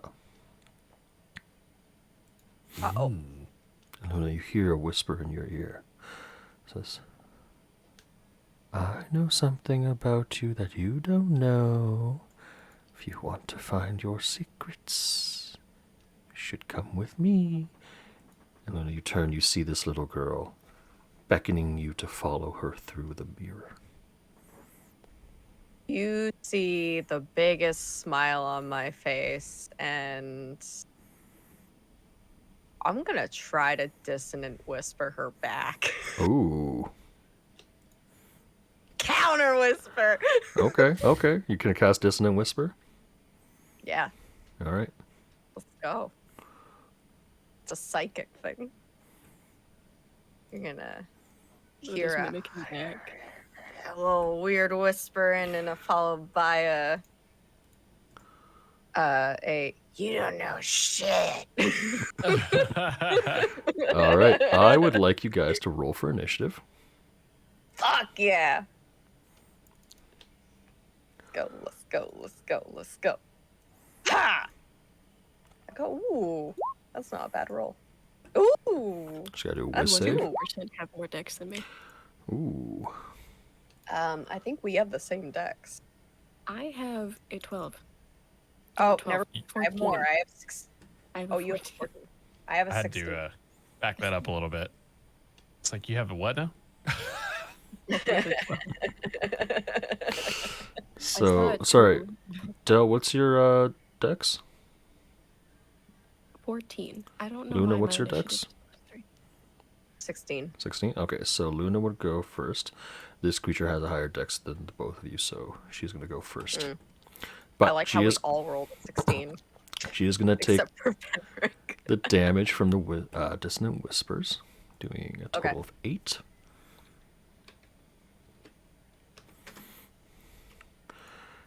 And she looks at you, angered by the effect. Does Dissonant Whispers Oh, I bet. force you to run away? Use this reaction available far. Okay. So, but now it's on its turn. It's going to. It leaps out of the mirror. Oh. And it's going to attack. It basically like jumps onto you, and it Oh, bites fucking do into it. you and claws its claws into you. Your armor class is 18. It is. First one does hit. The bite goes into your neck. Give me a. You take 10 piercing damage. Ah. Sounds good. And then it hops back into your mirror. It does give you an attack of opportunity because it is leaving your attack range. Sounds good. Give me an attack Let roll. me. Forgot to move this. Hold on. Mhm. I think I still have guidance cast on myself too, so Sure. Well, yep. I'll make it a two-handed attack. That Oh, hits. Sweet. As you swing your sword at her, she's going to take that damage. And as she sort of flies back to the mirror, you can see her limping away, leaving a trail of this viscous, dark blood. She does vanish. Question. Mhm. Could I have done the ties that bind on her? Because I touched her. Does it require a bonus action or action?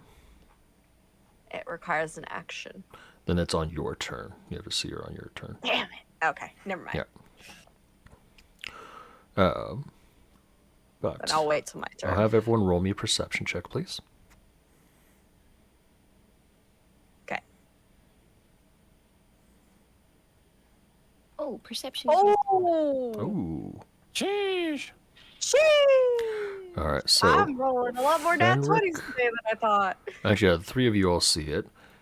This creature is now in one of the mirrors back here. Technically, she's not in that spot. She's in the mirror. So, do with that information what you will. Luna, your turn. All right. Could I have activated time by?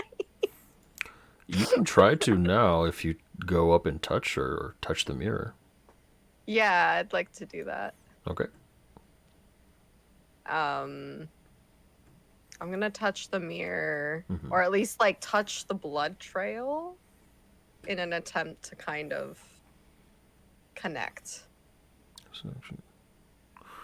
Okay. If that's Yeah. What's your okay. spell save DC?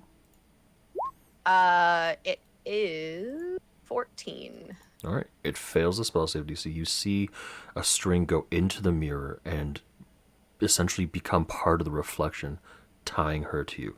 And that string is jet black. All right. All right. Well, that means that it's dangerous, and I like danger. I think I'm going to. I would have. Can I? Mhm. Can I tie that string onto the loophole of It's my already thread there. cover? That like it It's already there. shoots out from that sword. Perfect. Yeah. Perfect. That is exactly what I want. Yeah. Hmm. And I don't have much bonus action stuff that I can do, so I think that's everything, unless there's some.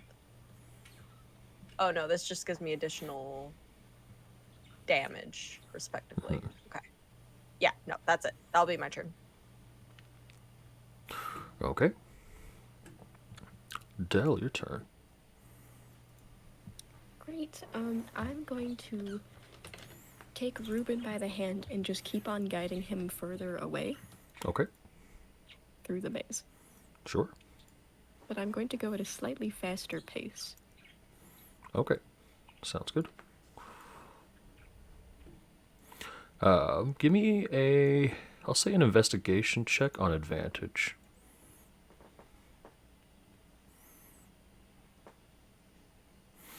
All right. You figure out that this way, you sort of peek around the corner, looks like a dead end. This way up north, probably the right way to go. Right?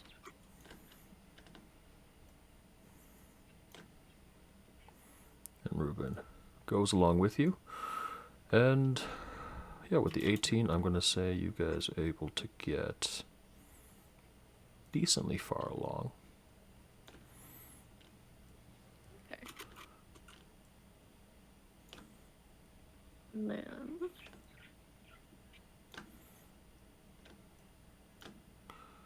check something here. And then I will, as a bonus action, cast Sanctuary on him. Oh, okay. Sounds good. All right, anything else on your turn?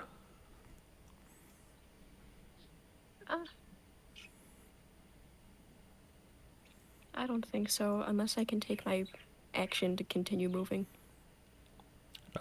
This would have been your action to guide him through the maze. Yeah. Then, yeah, nothing else. All right. Fenric, your turn. All right, I'm gonna draw my rapier and dip it down in the blood, and then pull it back. Ooh. And I'm gonna say, Agatha, can you spare a moment? Of course. What would you have me do? Agatha. I need a little help here. From this blood, are you able to help me determine whether or not this thing is something that we could get information out of, or are we just gonna have to kill it? You feel a hand sort of go over your hand and like sort of trail up the length of the rapier, and you can see the spectral hand glide over the blood. She's like, she's not dead. Oh, she's sort of dead. She's a little bit like me. But corporeal. More of a physical form than I do, but she's on that fence between life and death. Let's see if we could pull her back a little bit more towards life. Oh. Let's try it. Give me a wisdom saving throw, Fenric.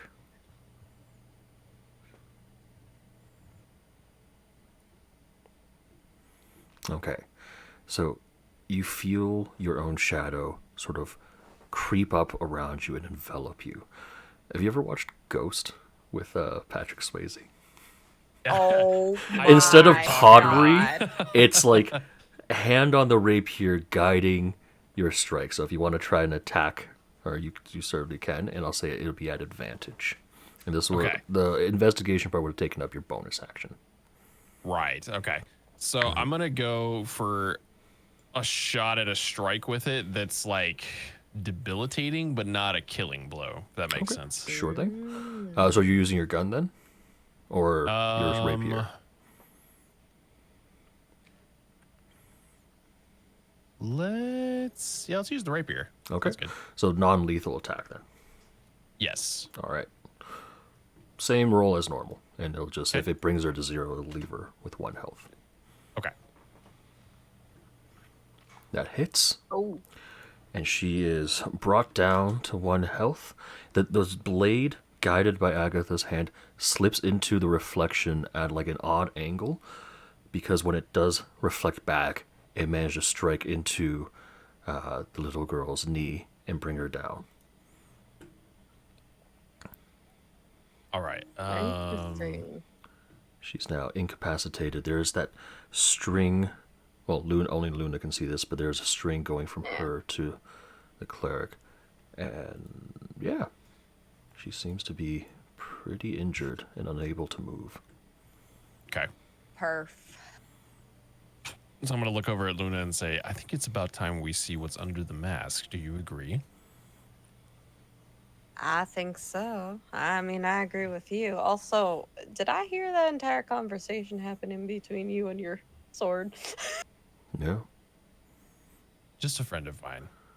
You wouldn't have heard Agatha's replies. But No, but I would have heard Fenric talking out loud, right? Yeah. Right. Okay. We might have a little bit more to discuss there later, but for now, I think we should definitely see what is under that mask. So, Fenric, do you end your turn there? Yes. All right. Before it becomes Luna's turn, out of the shadows in the reflection, another creature steps forth.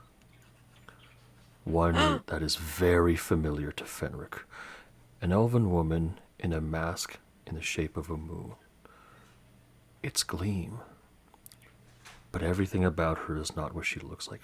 Her form is wispy and smoke-like. She looks a lot like Agatha does.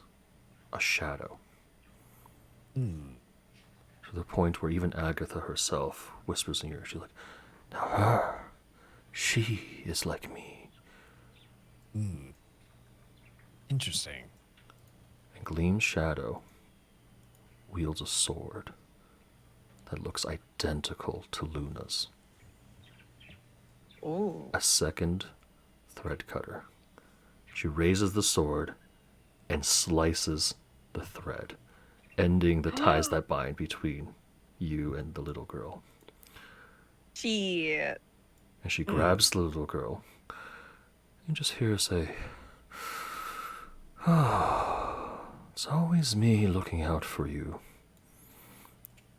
She pulls her back and vanishes into the shadows of the Hall of Mirrors. I'm going to end combat there. Well, that was mighty weird. Fenric. I reckon that our friend there just had a very similar ability to mine. And what is Very that ability, if you don't mind my asking? Well, remember I mentioned that I could see strings. Mm-hmm. I think she can do the same thing. Hmm. Also, I don't know who that was, but that was weird. Yeah, this carnival's quite a bit spookier than I remember it being the last time I was here. I mean, it's always been a little bit spooky, but it's definitely gotten a little spookier since my arrival. Mm-hmm. Or at least in the times that I've been here, I've noticed it's been getting a little bit weirder. People going missing, things going missing. Hmm. And they always blame me for taking things. What the fuck is up with that? Sticky Anyways. fingers. Okay, like that's a part of it, but like it's not the whole thing, you know? Hmm. Listen, if people don't want things being pickpocketed off of them, they should, you know, tie it down to themselves better. That's just my opinion. Well, that is one way of looking at it. Yes. Speaking Alright. of sticky fingers, Um, should probably seek an exit out of here. I was about to say, so Dell, as you and Ruben are traversing through the rest of the maze, I'm just going to reveal the whole map to you because you'll have figured it out by now. I'd like you to roll me a wisdom saving throw, Dell. Of course. And I have. Would it have been an hour since the snail races? Almost there. I think this will be the last Alright. one at advantage. Wonderful.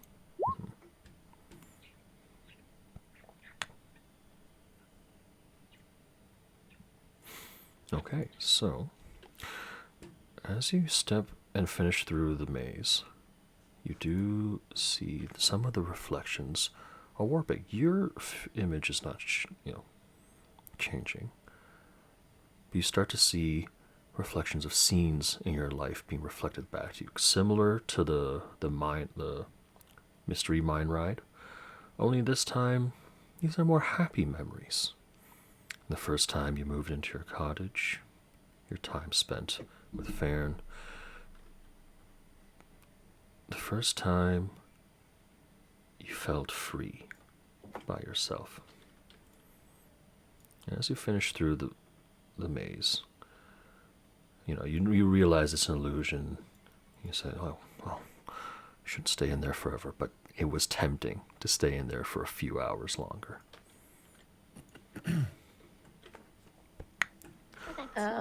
Fenric, you coming? Should probably On my figure out a way. way out of here.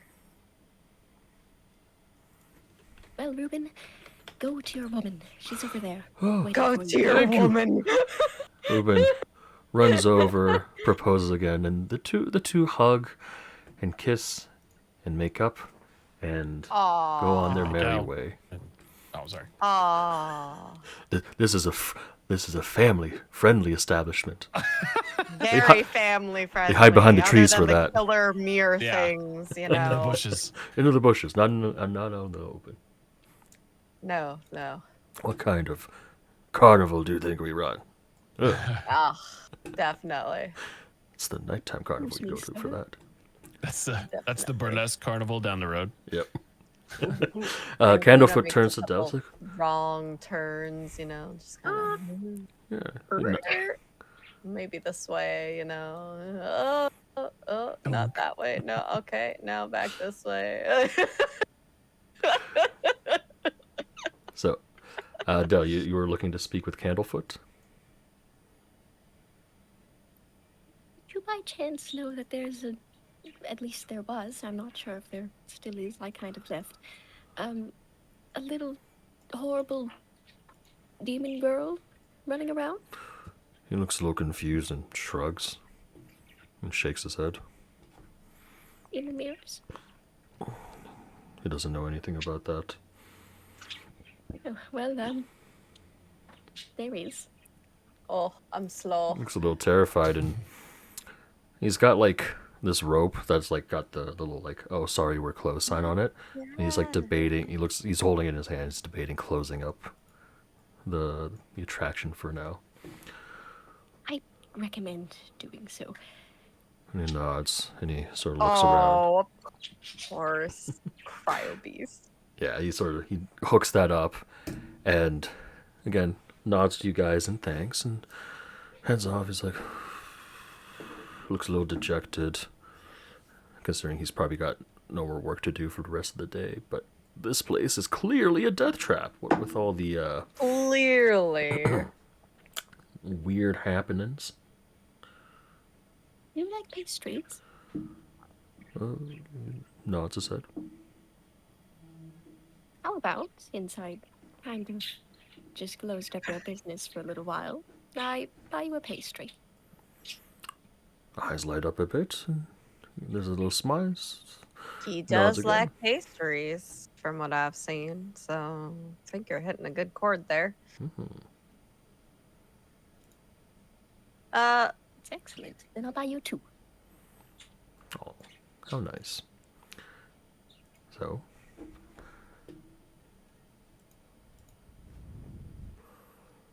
Oh, I think we have a little bit more of a bigger problem on our hands here. I mean, other than the missing people, missing objects and things, amongst other things. Yes, I'm starting to wonder if the girl in the mirrors has something to do with all of our missing individuals and items. Well, you mentioned you had a missing friend. Mhm. What was that friend's name again? Well, the first one was glister and gleam. Glister. I always want to call her Glinter. I don't know why. Glinter! I always thought it was going to be glint and gleam, but no, it's glister and gleam for some reason. Okay, yeah, close Yeah. enough. All right. Well, Glister was the first one to disappear, but upon our arrival, it was told to me that her sister was also missing. All right, well, might be my love of unicorns and smoking, but I think I need to take a little smoke break. It's so hard to keep a straight face. It's so good.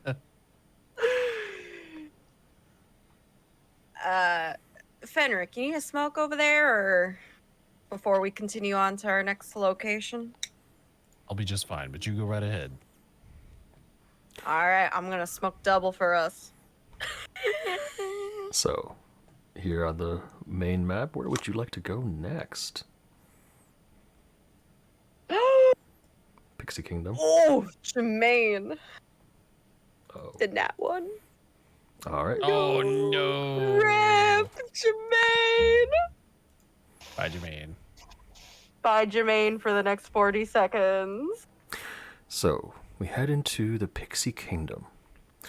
Everything Pixie here Kingdom. is a lot smaller, a little like miniaturized. You feel like giants walking through here. So colorful. Oh, is. It's quite I feel colorful. right at home. You see many of these pixies. Oh, I have a lot of greeting to do. You quite a lot of greeting. Oh, yes. About one pixie Do I have the flies enlarge up. spell? No. Well, actually, no. Oh, you no, do. I You don't. do. You do. You should. Do I? Fairies I should. I think I get it at a later level, though. Yeah, I see think it on so. my thing. Okay, yeah, no, I don't have it yet, I don't think. But I will. So you see this cluster of stumps that many pixies are just hanging around, having a good time on. You see this large wheel-shaped contraption. It essentially looks like a miniaturized Ferris wheel. There is no motor or anything for it, but rather there's just a hamster in the middle, running across, making it spin. It's delightful. Mhm. I also stare at the trunks in horror and proceed to start greeting all of them. Nice, excellent. So Luna's got like the most just facial expression on. She's not a big fan of pixies. one pixie flies up and says, "Hello, my name is Jeremy Plum. Welcome. This is clearly the jewel of Witchlight Carnival." Oh, hi, Luna. Anyways, I see you're with. Surprised you have friends. All right, but Oh, Luna, did you hear? Did you hear him? We're friends. We're friends now. Friends. Delighted. as you enter, I am required to do this, and he takes up a handful of dust and sprinkles it on all of you. Oh, God. Pixie dust Neat. shrinks all of you down to the tiny size and allows you to gain a flying speed of 30 feet and hover for 1 minute. And so you are now I have tiny, wings already, so this means nothing to me. but now you're tiny. But now I'm tiny. Does anyone else feel very small? exactly it. Oh, actually, That is a I beautiful, have my voice mod. beautiful, Let me turn that on. beautiful voice mod. Yo, let me see if I can turn mine on too. Hold up, It's just we all got of a us voice doing mod that. this shit. I go sitting there saying my voice is high pitched enough as it is. Yeah, I don't think. where's my voice mod thing? Hold up. I can totally do this. I haven't done this in a while, so I All have right, to how's that? find Is it. that working? No. No, it's not working. No. Shit. No, it's How about not. that? I don't hear it. Damn. Hold up. Turn on. I think it's How about because now? you have to like. Oh, now I hear There it. we go. Oh, Okay. I can't understand you, but you're doing it. How about now? Do you guys understand what I'm saying? Oh, I yeah, promise yeah, I can't yeah. hear it back. Okay, excellent. So, welcome everyone. My name's Jeremy Plum. Clearly the most important person here. Wait, which one are you using, Papa? The helium pitch, not the baby pitch. Oh, the heat. Yeah. Okay. I gotta see if it changed it. Did it change it yet or not? Not yet. Not yet. Not yet. Okay. Give me 1 second. I have to figure out why. But keep going. But welcome. We have plenty of activities that do not require a ticket stamp, so everything's free. Feel free to go on a carnival ride. We have the Ferris wheel here, and then you see a pug comes tumbling out. He's like, that is Pinecone. He gives rides for free. Enjoy, have fun, try not to fall off. And in a little bit, we'll have a game of hide and seek. Now, Fenric, you remember that the pixies were the worst gossips. Every rumor, every little tidbit of juiciness always ran through the pixies. Pardon me, Mr. Plum. Yes, May I ask you a question? of course. I had a friend who used to be a member of the carnival who has since decided to disappear. Oh. Oh, are we talking about, Gleam and Glister? The very same. Oh. And you see him look a little dejected. He's like, that's a sad situation. Would you be able to assist me in locating them? We've been looking, but, you know, I will tell you this. Ever since they vanished, we've been on the lookout for some other troublemakers. There's a little kinku who's been hanging around. She's using magic to disguise herself. And kinkus are these flightless bird creatures. One other thing about kinkus that you guys would know. They don't speak using their own voice. They have to mimic other people's voices, like a parrot. Keep an eye out for this kinku. She's been causing all sorts of trouble. I believe we came across somebody who is a recipient of one of those curses from a kangaroo. Oh. Oh, we never made that connection. Who was it? That would be none other than the attendant of the Candlefoot. yes, Candlefoot. Candlefoot, oh my goodness. Oh. Well, I must tell everyone and let them know. Maybe we can help Candlefoot. You see Jeremy sort of flutter away to, talk with everyone, and you see this gossip move through the group.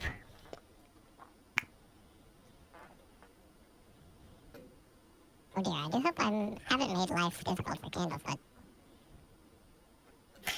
You get this feeling that it might have helped, it might not have helped. Not quite sure. Angel, do you need help with your voice mod thing?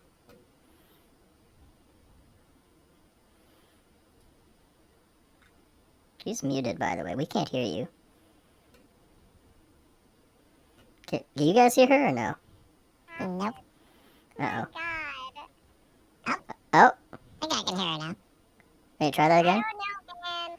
There we go. Think- Yeah, there we go. It's very quiet, though. Oh, man. Why is it gotta be so quiet here? What if I get really close? Yeah, I think that's better. I think that's better. Yeah, much better. I don't know if a stream can hear it. Let's hope. Wondering. Alright, there we go. So... I go sitting here like, what the fuck have I wandered into? Don't mind us, just the Pixie Brigade. Yeah. That's Alvin and the Chipmunks.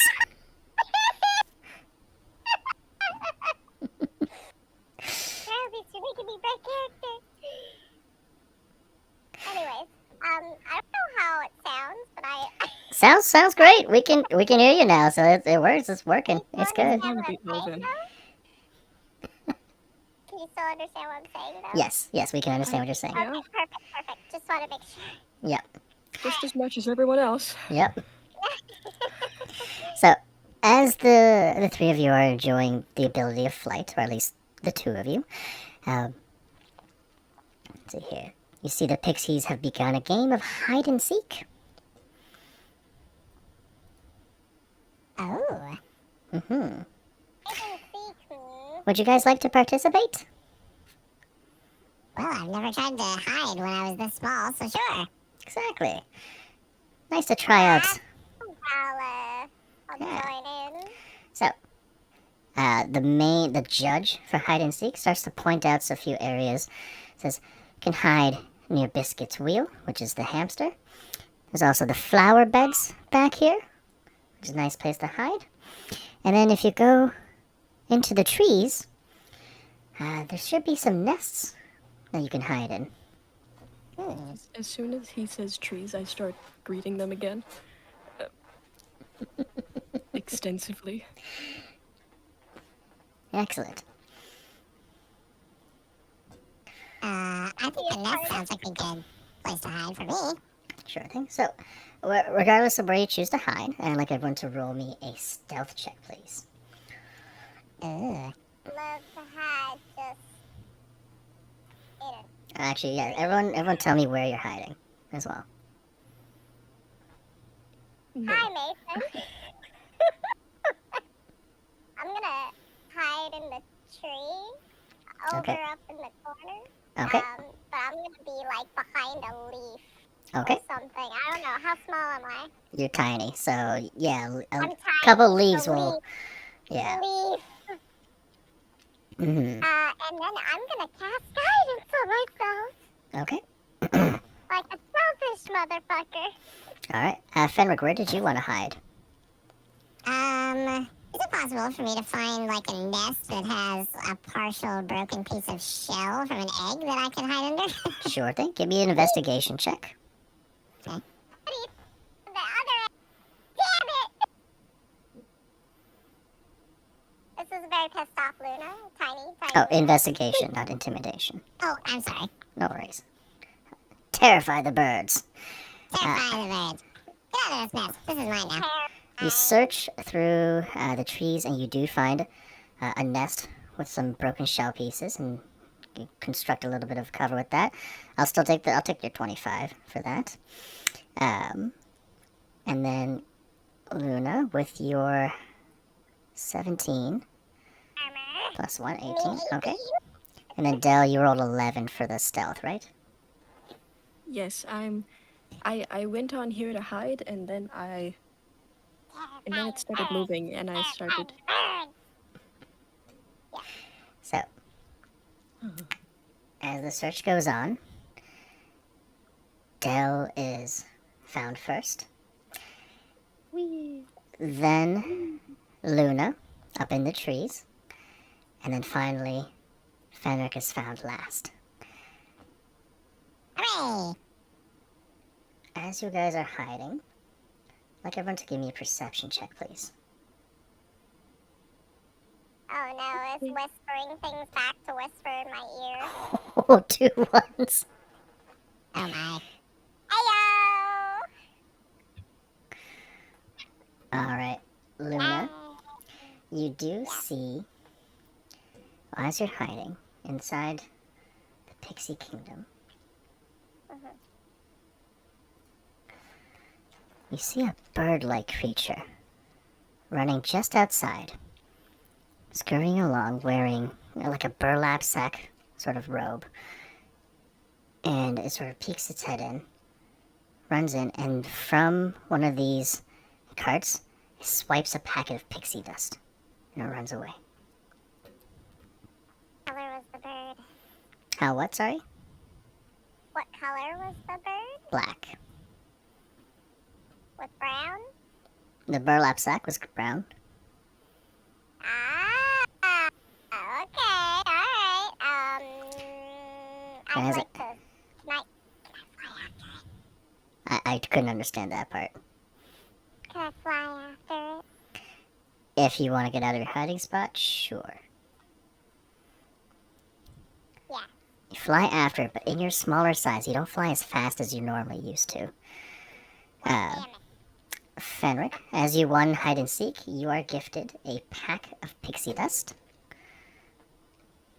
which allows you to simply do the same thing again. You can sprinkle on yourself, you shrink, and can fly. And after about a little while or so, the effects wear off, and we return back. To normal. Well, that was an experience. Yeah. God. Very much an experience. My goodness. I goes in there like, I am surrounded by wee little things. All the time. I had to lean in so close. Thanks. Oh my god. This last Oh little my bit of pixie dust.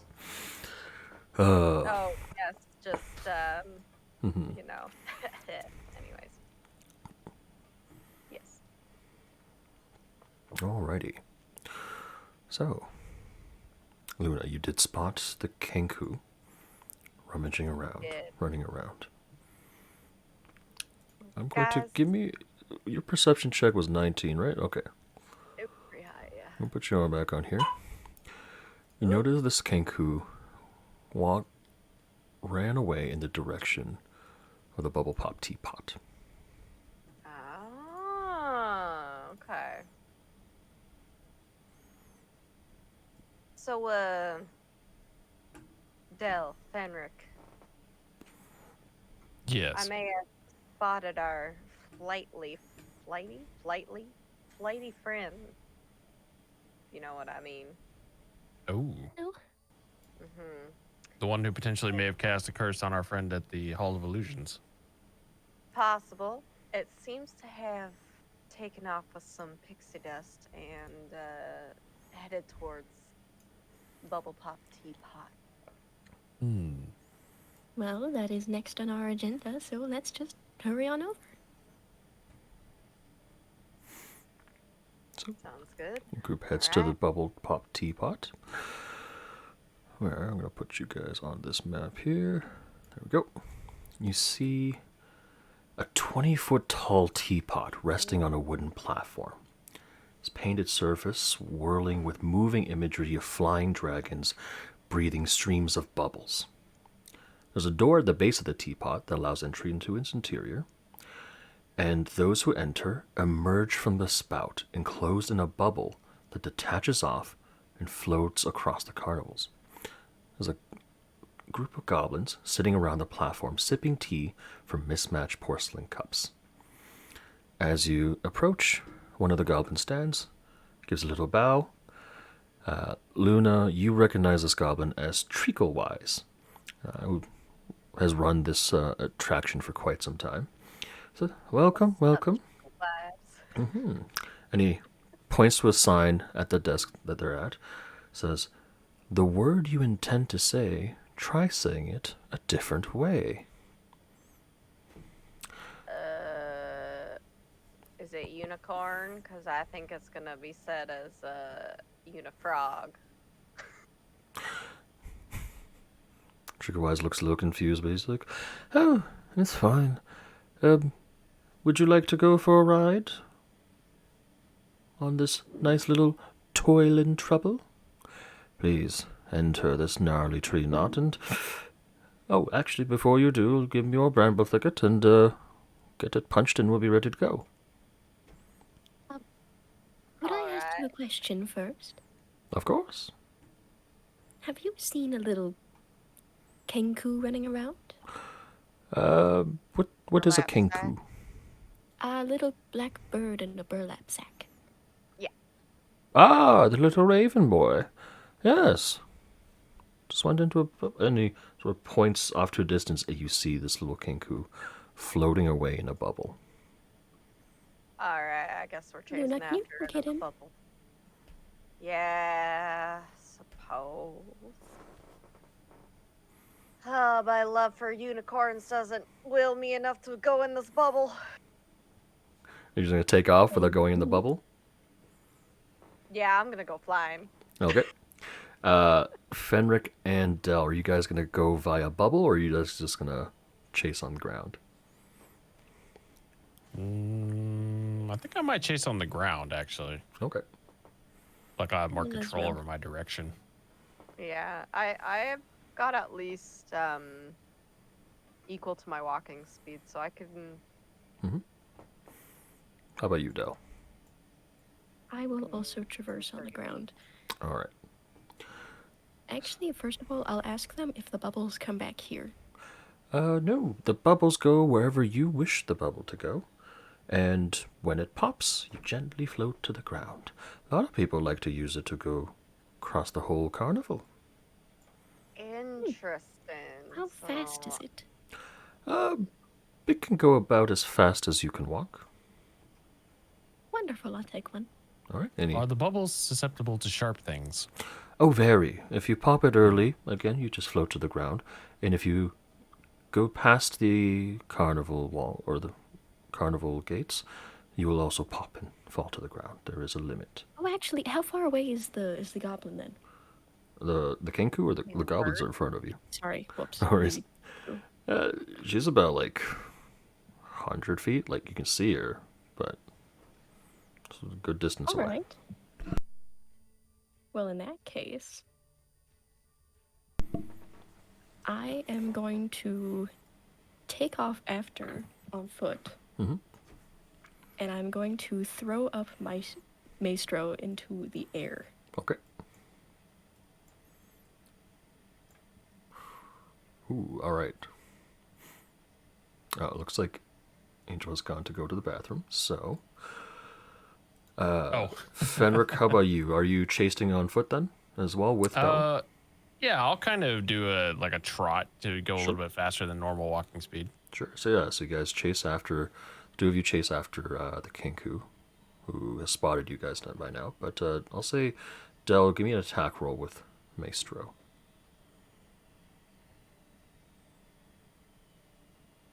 And then can I use not my bardic inspiration, but my inspiration? You certainly can. Wonderful. Again.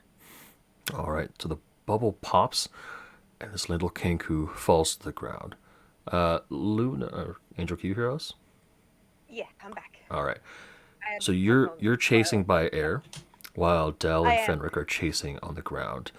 When the bubble Sounds great. pops, do you want to try and catch the kenku before it floats down to the ground? Absolutely. All right, give me a acrobatics check, please. No. No. Yes. Okay. Every time I predict it's She's gonna trying to be a will no, it into it being. Yes, You have to trick your dice. Yeah. Yeah. I do. Yeah. I have to trick them. See. I have to think it's the opposite. Yep. Anyways, yes.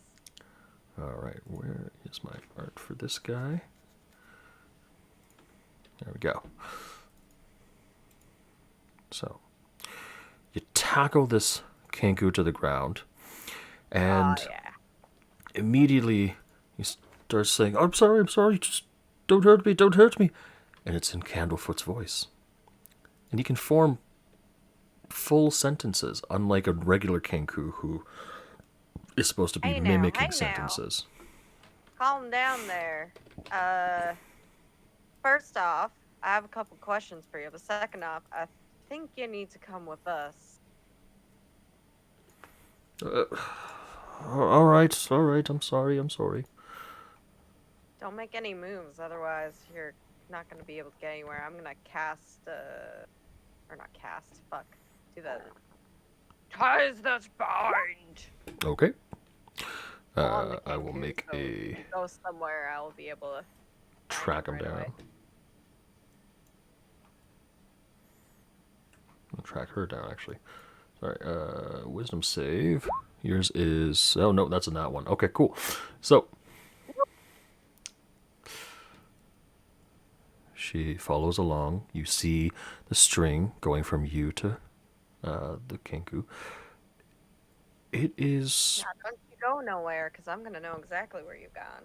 It is a shade of blue. This string. Oh. A blue, you say? Mm-hmm. I'm And gonna- as you bring this Kenku to your companions, she looks quite nervous.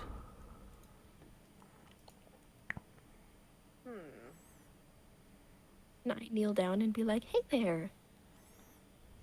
Hello? I believe you have something that doesn't belong to you. I believe you have a couple things that don't belong to you. Yes? Well, First off,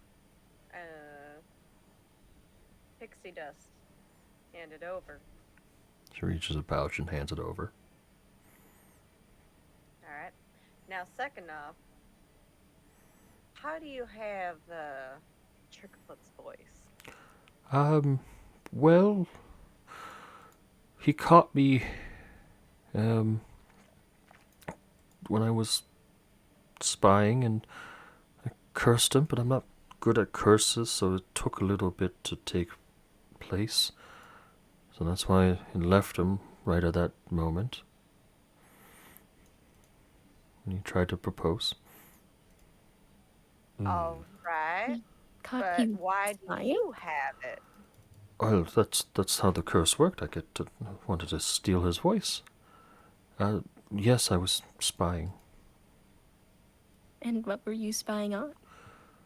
on Mr. Witch and Mr. Light. Oh. Insight check. Yeah, go for it. Alright. Want to see if he's telling the truth. 16. She's So, telling the what's truth. your name? Alright. Kettlesteam. My name is Kettlesteam. That's a lovely name. Now, I Ah. serve Zilbilna, the Archfey. And is that so? something's gone wrong. She describes, she explains she is a warlock, and that Zilbilna is no longer in touch with her. She still has her powers, but she no longer receives missives or messages. It's a very disconcerting feeling for any sort of divine caster, where the source of your power has gone missing. Interesting. Is that why your string is blue? Because your divine caster's been removed? My string? Yeah. What it's does the that whole mean? String theory thing I got Oh. going on here. But, Oh, don't know anything don't worry about about it that. too much. It's not going to affect you. Nah, Okay. it's all good. Well, maybe it'll affect you. I don't know. Anyways, Well, um, tell me, Kettlestream, can you write? Can? All right. Well, would you be okay with giving the candle man, Candlefoot. not his name, Candlefoot, I back his voice? mean, I'll have to go see him again, and I don't want to get hurt. He might attack me. I'll keep you safe. And you know what? I'll even get you a pastry. Oh. Okay. Well, Kettlesteam, I should let you know what's going on. I'm Please. trying to find Sylvina. And I think Mr. Witch and Mr. Light know what's going on, but they refuse to Alright. talk to me. And that's why I was spying. I wanted to find out what they knew. And figured something out. And she switches to their voice using her mimicry trait. You hear Mr. Right, Light's voice. right. Someone is going to find out about this. They'll shut us down. And Mr. Witch's calm, yet firm reply is like, we agreed to this pact. Our hands were forced, but our eyes were open. We let the Hourglass Coven take what it wants, and in return, we stay in business. That's what you want, right? The Hourglass Coven. What do you reckon the Hourglass Coven is? I don't know, but that's what I heard. Maybe there are more people who know more than I do about this coven, but if they do, they won't talk to me. I mean, I understand that, but,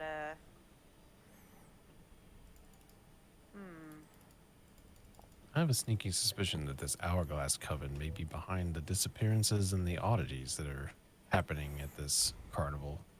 definitely a possibility. I think I understand that feeling. Well, Stream, how did Candlefoot figure out that you were spying? Oh, I was on top of the tent, and he saw me. Yeah, I don't think that helps. So, what was the pixie dust for? Oh, I was going to shrink down with it and go into the tent and hide in there and spy. Oh, I see. Alright, alright. Color me colorful, as I am a big fan of unicorns, but Fruity. I think I have a little bit of a plan forming in my head if you guys are willing to listen me out or hear me out. Listen me out. And little Kettle Stream in. Alright then, chemistry it is. What? Send little What? Kettle Stream in. Oh, I thought you said chemistry. And I was I like, can what? see how that translates. Yeah. Yeah, I could hear the confusion. No worries. Yeah, sorry guys. You're fine. I'm thinking you want to shrink down and spy on them. I think you should absolutely do that, but I'll keep myself tethered to you, and that way we kind of know where you are at all times in case something happens, which I think is a good idea. When Keep- were you planning on doing this? Later in the evening, when the events were over and the big show at the big top finished. Okay. How about you stay with us until then? Are you Yeah, sure? you can. Absolutely, you can hang out with us. Okay. I need somebody to talk to these two. Mm. Oh. Not me, but All right. personally.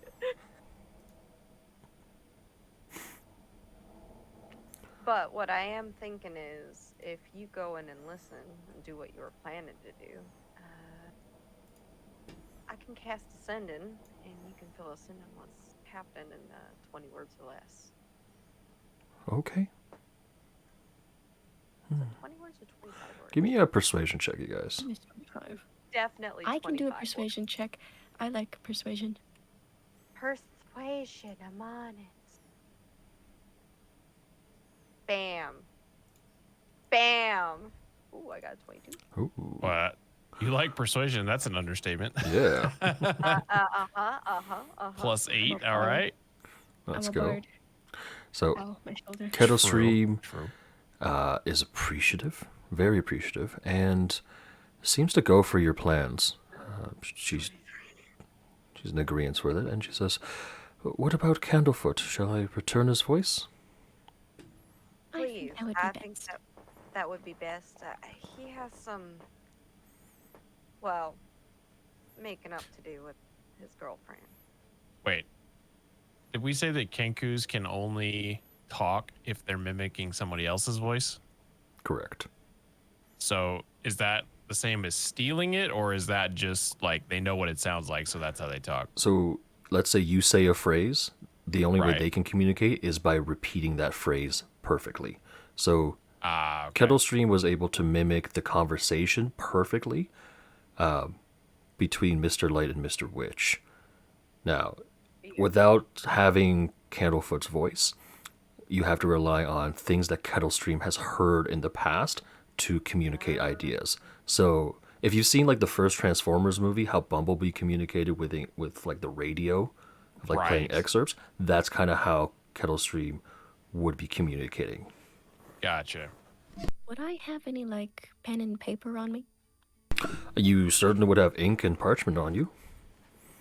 Wonderful. I would like to hand that to Kettlestream. Just exit. Just go. Thank you. That way, you can still communicate with us, even after Candlefoot has his voice. She nods along. She's like, okay. Good idea.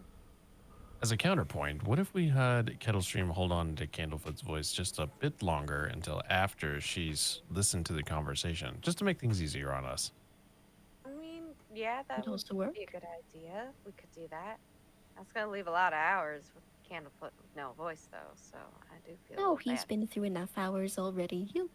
He'll be fine with a few hours more without it. All right. Yeah, I suppose. Maybe we can get extra gold. Could out of try to this. steal someone else's voice. True. You could. But whose would you steal?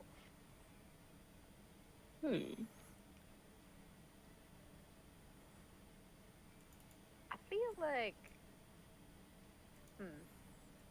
I mean, I guess you could steal somebody's voice from one of the guests running around here.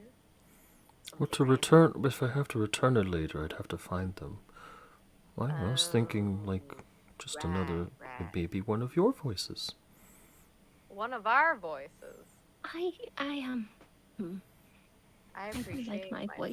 sarcasm, Oh. so I think I'd like to keep my voice so I can keep talking about my love for unicorns, you know? Or if or if there's someone you don't like, I could steal their voice. Yes, suppose you could do that. Can I pull out my Oh. rapier? Can you steal Thaco's voice for the day? Who's Thaco? I'll pay you. Oh, You don't remember the big guy, you know, big oh, guy. the big upset clown. one. Yeah, that one, the one that's always giving attitude afterwards. Yes. Sorry, you wanted to do something with Maestro, Del? Can I pull him out Mm-hmm. and ask if he can speak? Maestro speaks in your head. It's like, of course I can speak. I have a voice. What? Out loud. Oh, for the plebeians to hear, I suppose. And then you hear this bow vibrate a bit loud. It's like, hear me, O ye uncultured folk. I have graced you with my voice. There's that better. Luna's gonna lean over I- to Ben. I look at Kettlestream Luna. expectantly and be like, "Here you go." And she was like, huh? And then she sort of touches the blade and casts a curse. Or what was it? Oh, what's the spell here? Let me find the curse spell.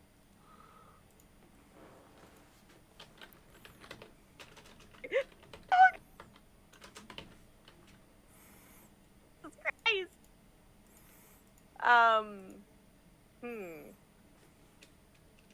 Well, I mean, if you want to take that voice, you could, or you could take Thaco's, and then I can get some petty revenge on him.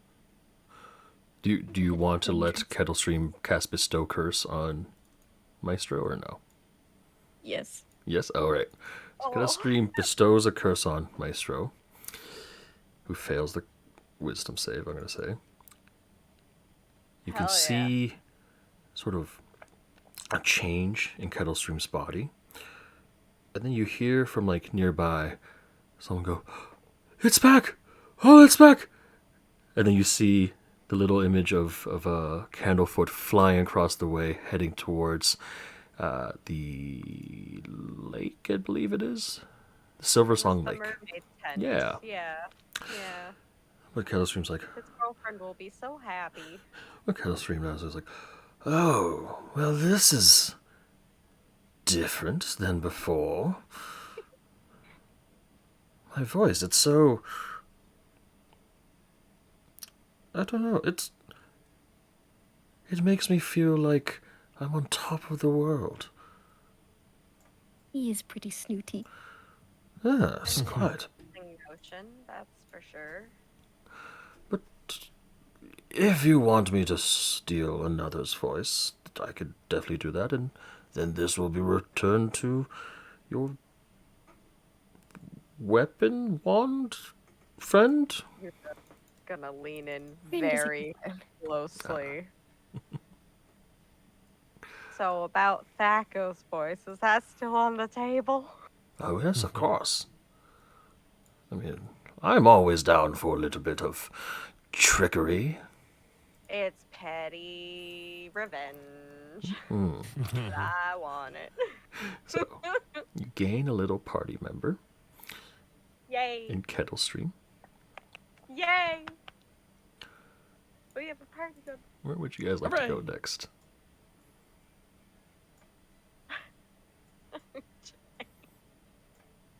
It's I'm gonna say you guys are like closer to here because you would have had to chase Kettlestream, so not exactly at the bubble top, bubble top pop teapot. What is this? So The Calliope. Mhm.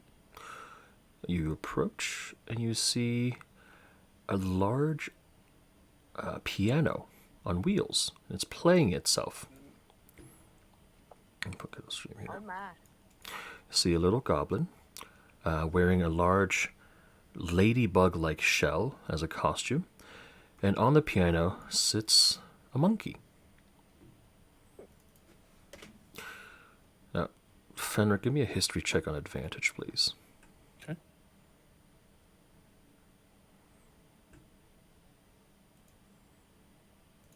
Oh. Jeez. Ooh. Oh, Ooh. Numbers. the one thing you remember Yeah. about this piano was someone, definitely not a monkey, operated it in the past. But now it's a monkey. Okay. So I'm gonna walk up to the goblin and they say, "Hello, friend." Hello. And the goblin holds out a little cup, and you see in the cup there's no coin, but there are buttons. And next to the goblin on a sign has the following: "Spare a button, if you please. I'll sew it next to all of these. I offer nothing in its place besides a smile upon my face." And you see that the goblin is sewing all of these buttons into a cloak. And it's, there are some empty spaces, of course, but this is a pretty nice, fancy-looking cloak that's got all of these various uniquely sized buttons all across it. Do I have any buttons on me? Of course, everyone's got buttons on them. I have many. Do I have any spare buttons on me? Ooh. Good correction on the question.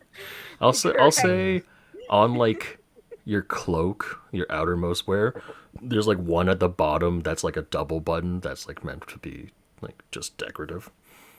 I don't have any buttons. But I like it. I like a decorative one. I can see some buttons on my cloak down at the bottom.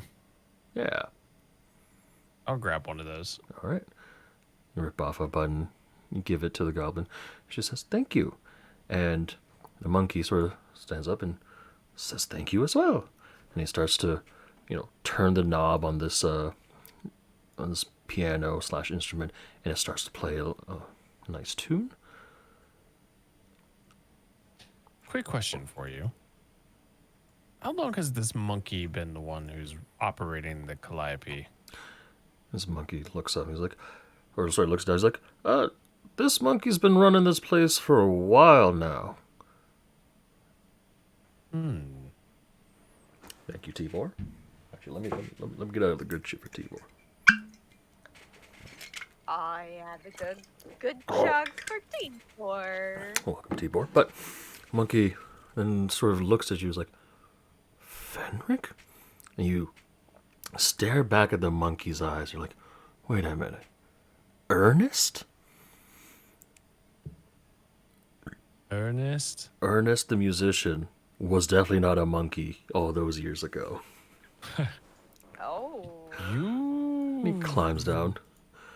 Y'all Gone know a few steps down the evolution chain here, my friend. What happened? Well, last I remember, I was getting drunk with a leprechaun, and he had a pet monkey, and we thought it would be kind of funny if, the monkey and I switched bodies for a little bit. I thought, oh, fuck it, why not? It was, we were drinking Bambleberry, so no one made good decisions. It was fun for like 10 minutes, and then the monkey brained me, fucked off into the woods somewhere, and couldn't find him. So, Oh dear. I mean, it's not too bad. I don't have to wear pants anymore, right? No one questions that on a monkey. Fair point.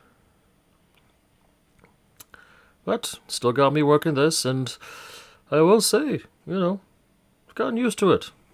I don't have to eat as much. I can nap around all day. Not too bad being a monkey. Well, glad you're able to see the positives out of the situation, friend. Of course. How have you been? It's been quite a while since you've been back.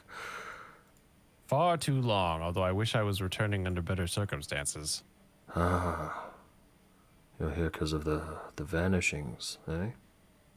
Yes, Gleam and Glister both have magically disappeared, and that was shortly after I received a letter from Gleam informing me that Glister had somehow disappeared. Hey. Yeah. There seems to be quite a bit disappearing around here lately. Quite a lot. I wish I was more help, but, well, when you're sitting around cranking this all day, you don't see much. But, You are playing quite a nice tune there, I will say. Oh, thank you. Quite a fine tune. But Ernest, as he, finishes cranking the lever on the magical instrument, says, I'd say if you're looking for help on that front, find Burley. He's been a lot more outspoken than everyone else about the disappearances. And as much as Mr. Witch and Mr. Light want to, pretend it's not happening, Right. Burley's the only one who's been forcing everyone to really admit that it is happening. Yeah, it's not the first time I've heard Burley's name mentioned. Do you happen to know where I might be able to find him? Probably in the staff area, around the back. Otherwise, he tends to work at the feasting orchard. They got him lugging around kegs, and he's not bad at making stew, so. I love Oh, we're all good at something. It does make me hungry, so. At this time of day, most of the staff are probably going to be having their lunch breaks. Pretty soon, I would reckon. Should we head over there, gang? I mean, could definitely find out. Yeah, seeing as how I've heard Burley's name mentioned several times, I think it might be worthwhile to pay him a visit. All right, if you want to swing by the feasting orchard, you certainly can. So you guys are at the Calliope. There is the Lost and Found section here. So the Dragonfly rides. You could also cross through the carousel, or go the long way around by the Silver Sun Lake and the gondolas. Yeah, however way you wish to go about it. I say we just go straight there. Sure. Yeah, I'm good with that. All right. You pass I'm by a little Lost hungry. Birdie. Go around here. Go straight to the feasting orchard. Find the map here. Sounds good. Feasting orchard, here we come. Lunchtime! Lunchtime. Lunchtime! Lunch and drink time.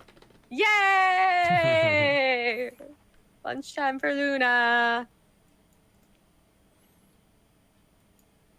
She will definitely be wanting something to munch. Munch. That and smoke Mm-hmm. as well. And talk about her love of unicorns. So, as you get to the feasting orchard, your group sees, a lot of people, just a lot of guests attending, sitting down, having their meals, having some food. See over at the back table, Vaughn is sitting there having a meal, and Thaco Oh no, Thaco's there. looks to be giving him a hard time. Ugh. He's not the cheeriest looking fellow. Ugh. All right. Hold up, gang. I gotta do a thing. Gotta walk straight up. Thaco turns like, Thaco, oh, what the hell do you want? what the hell are you doing here? It's a fucking feasting orchard. What the fuck do you mean? What the hell am I doing here? I could do whatever I want here. You're bothering my friend? You got friends? Shit. Obviously. Yeah, Avernus motherfucker fucking frozen over. You got friends. Mind beating it then? Well, you want to try and make You're me? no friend of mine. Oh, I think we remember how this went last time. Yeah. I'm gonna cast command. Ooh, okay. It's a charisma save? Mm-hmm. I think so. What's your Hold up. What's your spell save DC? 14. 14. You see him sort of, oh, no, not a second time around. But He's then, always you see little silver barbs appear on the side of his head. You see Vaughn twirl his fingers around, and I need a reroll for Thaco. Ooh. Oh. What's your command? Ooh! These silvery barbs for you. Leave is what I'm gonna say. He begrudgingly, angrily walks away, disappearing behind a couple tents. Oh! What an asshole. I'm guessing that was your work. I'm talking to Vaughn. Sure. He was sorry, messaging you back at No T-Bird. He's worries. like, thank you for your help there. I didn't help a whole lot, but Big would you- guy over there bothering you about. It was nothing. Here, sit, have a drink. And he goes over to the tent and buys an ale for you. And are How your exciting. are your friends joining us? I'd be happy to pay for them as well. Oh, yeah, I can get them over here. I'm gonna kind of yell at Fenric. Fenric! Down! Wave them over. Oh, child, come with Oh me. yes, Oh, and Kenku. that's the troublemaker. Yeah, we've stricken up a little bit of a deal here and keeping an Oh. eye on this one. All right. Well, in any case, please sit. And he has this all these mugs of Brambleberry ale. It's fizzy, it's carbonated. Wow. It tastes like fruit punch that's a little bit alcoholic. Ooh. So it's light. It's not gonna get you crazy drunk. No, I wouldn't expect that. And he sits down but I will here. drink it. I will not drink mine. We came here looking for somebody as Oh. well. And who might that be? Fenric, what was his name again? Have you heard of a gentleman named Burley?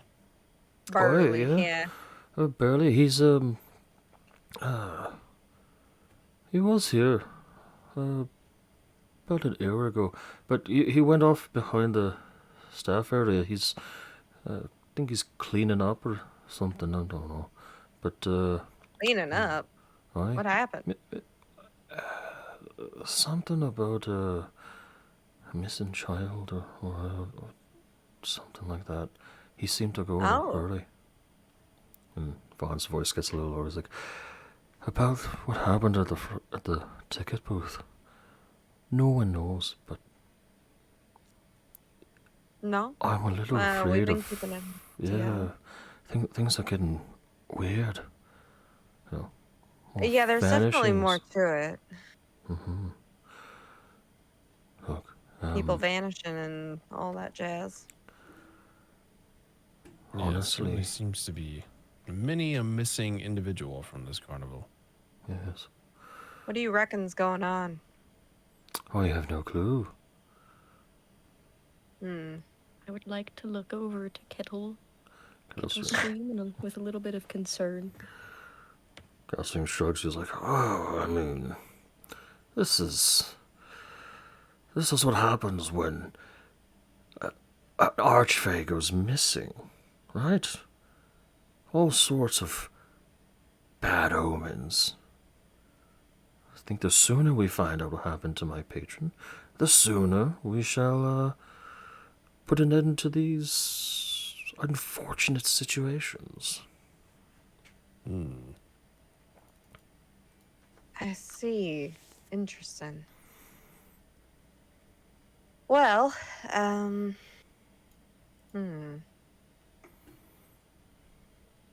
I'm sorry, you said you went where? The staff area behind the Staff big area. top. Well, I guess we should take a look at the staff area next. See if we can catch them.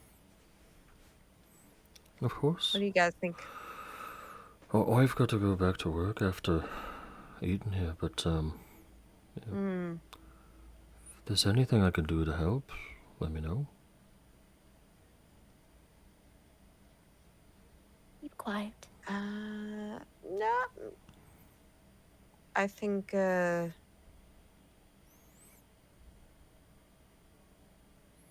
mean, if you want to help, you could always come with us, I suppose, but then you have to abandon your shift. So I don't think that's going Aye. to work out so well. Well,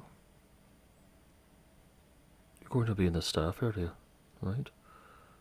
If I have time, Yeah, we will be. if I have time, we'll meet you there. While we're talking about this, can I pickpocket him? Yeah, give me a perception check and a sleight of hand check. Okay. 10. 10. 10 on the perception, Yep. and then that's God dang, Ooh, what is wrong with damn, your look dice it. tonight? Let me I check mean, his inventory. This is like the end of the world right now. I'm getting too many nat 20s. What's happening here? This never happens. What do you want to try to steal from him? What is in his inventory right now? Okay, what size of object are you going for? Are you going for coin? I mean, coin would be the baseline, but now that I know that he works here, I think I'm gonna just try and take something funny off of him. Okay. Let me see Personal here. effect of some sort. Alright, let me find it here. What does he have on him that's funny? Funny. Funny, funny, funny. That's not it. I'm guessing he doesn't have like a flask or anything. No, he doesn't have a flask. Okay. That being said, Okay. he does have Ooh.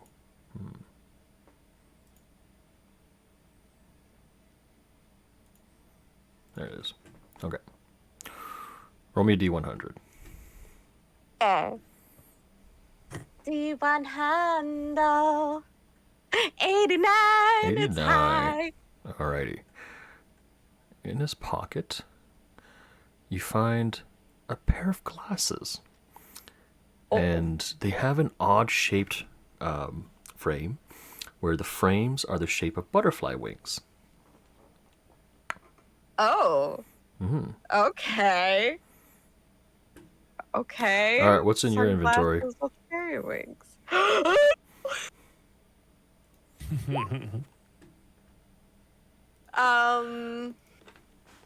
He can take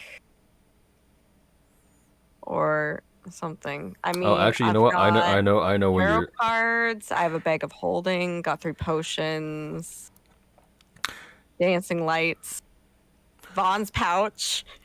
As you're sitting there, sort of feeling the pair of glasses in your pocket, you see Vaughn sort of just fiddling around with this little stick that he found, and it looks oddly like the wand you won at the snail races. He's just twirling in his fingers. There's a big smile on my face. And it is a foxy smile. Anyways. It's the first time we've seen her smile. Mm-hmm. Mm-hmm. Mm-hmm. I'm gonna look between the two. It is a something between threatening but also funny look. And then Threateningly funny. I'm gonna get up and I'm gonna take my little Kenku bud to go get a treat. Okay. As you're off getting a treat, you do see that there is another event starting here at the Feasting Orchard. Oh yes. One of the attendants gathers people around and describes what's going on. It is a test of constitution, a test where only the mightiest can survive. It is a food contest.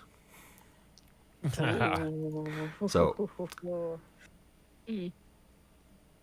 a bunch of chefs bring out dozens upon dozens of fairy cakes.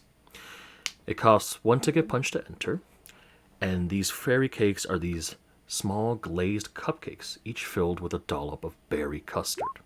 The goal is simple: eat as many cupcakes as you can within 60 seconds. And they ask that please do not go too fast, as you do risk choking. If you do choke, there are medics on standby who will help you, but if you do choke, you are automatically disqualified. I'll enter in. All right. Does anyone else want to enter in? I think I'm good. You're just offering wands for sex.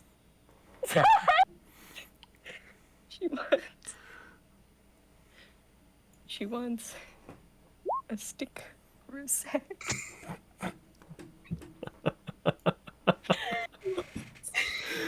Oh, okay. All right. We'll have that conversation after the contest, unless you want to join in the contest. I'm trying to not think of, All right. but I want to also Yeah. train. Oh god, I can't see. So, That killed me, man. for those entering the contest, I would Yes. like you guys to... Let's see here. There's going to be 4 people attending. So, you two, so Luna and Dell, and 2 just random people. Let's start off with con saves as you start to stuff cupcakes in your mouth.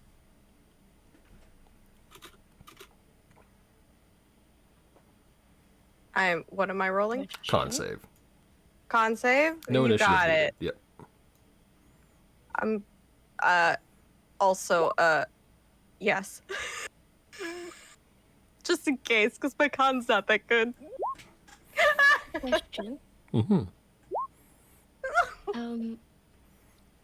Oh my. Since I can't really taste very well, would that give me advantage at a certain point? Ooh. I will say it might lower the DC for you, but not advantage, because there's still the act of stuffing objects in your mouth, which, Right. yeah, is affected by your size rather than your ability to taste things. Yeah. So,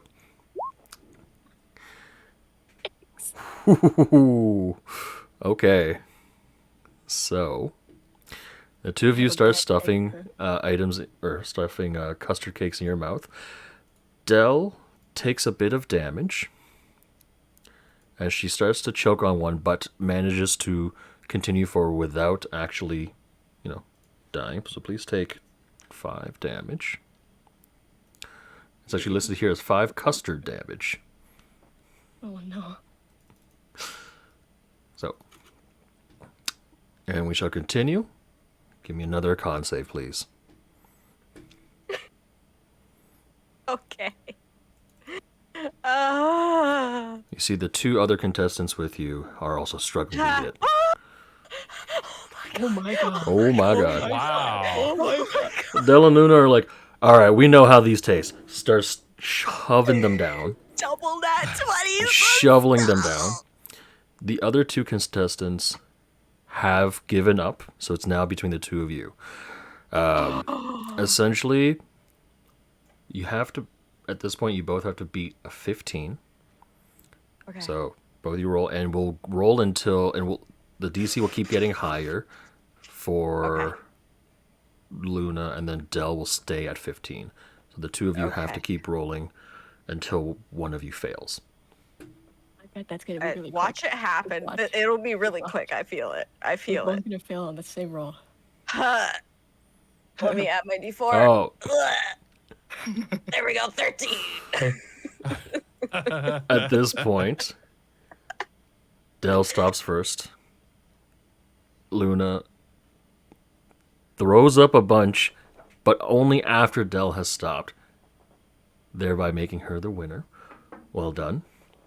Your prize at the end is a beautiful blue cupcake that the chef describes as like, this will last forever.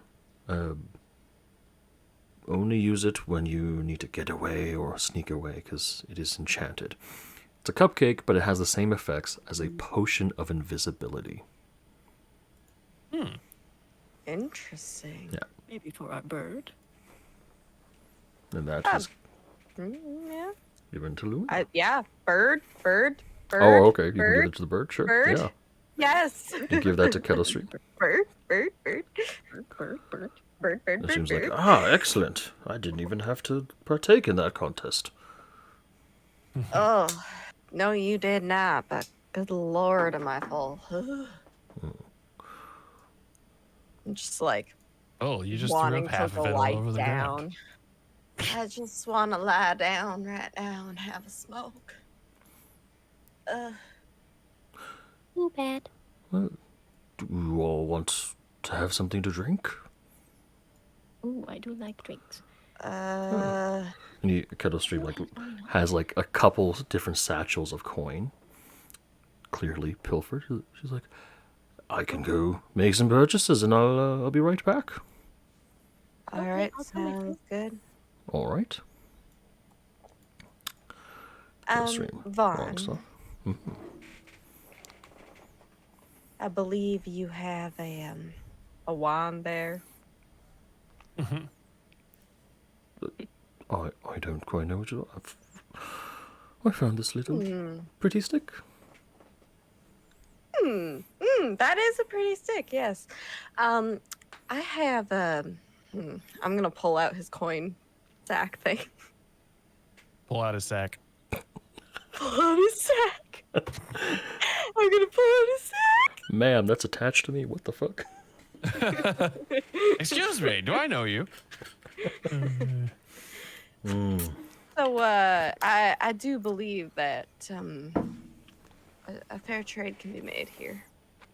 I don't quite know what you're talking about. That doesn't look like mine. It doesn't. Are you sure? Oh, I'm sure. Insight check. Oh yeah, go for it. I don't believe him. Ha! No! Failing me now. You do believe him. I do believe him. Shut up. Okay. Well, funny that. I guess I'll just have to figure out who this belongs to later, but anyways, are we ready to head on out to the staff area? Sure. Come on, you can stay behind if you want. You don't have to come along. Did you want me to come along? Nah. Nah. We'll see you later then. Alright, see you later then. Del, Fucking dig. as you and Kettlestream are going to get drinks, Kettlestream like sort of pays for some of the drinks, and she's holding like all these jugs. Give me a perception check. Why am I watching women's wrestling? What is happening here? Jermaine, what is this? Why is there wrestling? Wrestling. There's wrestling happening in my stream. You notice No. as Kettlestream is walking back towards you, with all these drinks in hand, her shadow behind her grows longer. These dark, spectral hands start to rise up. One wraps around her beak, forcing it shut. The other wraps around her throat and just pulls her back. The last thing you see is this image of a moon-shaped mask staring back at you, clutching Kettlestream from behind, and then falling back down into the ground, vanishing. The drinks clatter to the ground, spilling everywhere as Kettlestream vanishes. Not a single person around has seen anything. I scream. She screams. Can you scream? She can scream. I'm gonna scream. Oh my god. I'm guessing I hear that. Oh yes, everyone does. All right, amazing. I'm gonna. Del, why are you screaming? What happened, Del? What happened? Kettlestream, she's gone. She got spirited away or something. Oh, There were hands. There was a moon. wait, but I was still attached by a tether. You Well, see What that, happened to my tether? you see the tether going into the ground, and then you feel a familiar feeling of a snip, and the string goes limp. Oh, Our friend from before. the same one that snipped my string last time. Yeah. we can't just sit around. We have to do something. I mean, It would appear that Kettlestream may have known more than we were supposed to know. Yeah, I think so. Well, let's hope the same fate does not befall Burley on our way to talk to him. well, then we better Something You know- disconcerting happens next. Del, you hear Oh. the voice of Maestro from your sword. He says, What? No. If I can speak once more, that means the curse has ended. Del, if you need to find that bird, do it fast. I fear the worst. Maestro. Hmm. How do you upset a shadow? Plenty of light. There's Well. so much light around here, though. Wait, do I hear this? Yes. Oh, okay. Maestro will be speaking aloud. Ah, okay. All right. Well, I don't know how to find her sooner than what's been happening. We should hurry up and find To our her. other guy. Yeah. Oh, it was a woman. Kettlestream. Yeah, Kettlestream is a girl. Oh my God. Sorry. So, I have the cough. that's okay. So, did you guys want to stay at the feasting orchard or go somewhere else? We're gonna go to the staff lounge. The staff area. All right. To the staff area. Let's go. And I'm gonna run there if I can. Sure. You head to the staff area. Just got to go through the big top. And as you sort of get closer to it, you see many people exiting the big top, sort of being hurried out. Oh. There seems to be something going on. now Everyone I looks sad. Everyone looks a little bit frightened, as if they saw a great tragedy. I'm gonna Can I run in? take flight in. Yes, you Can I certainly fly in? can.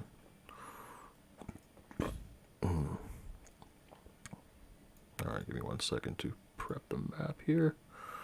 Yay! You see a couple guests and attendees still lounging around, trying to get out.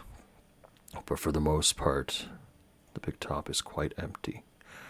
You see several Witchlight hands start ferrying more and more people out. Let me put you guys on the map here. I think you guys are at the... No, you guys are at the bottom. I'm going to say Vaughn went with you, because this is alarming. Oh, big tent. So,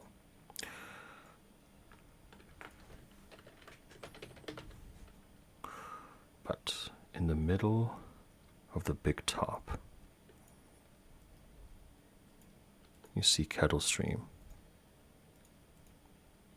laying in a pool of her own blood. I run over. Her throat has been slit. Can I check for a Can I run pulse? over? You can. There is I'm no not checking pulse. for a pulse.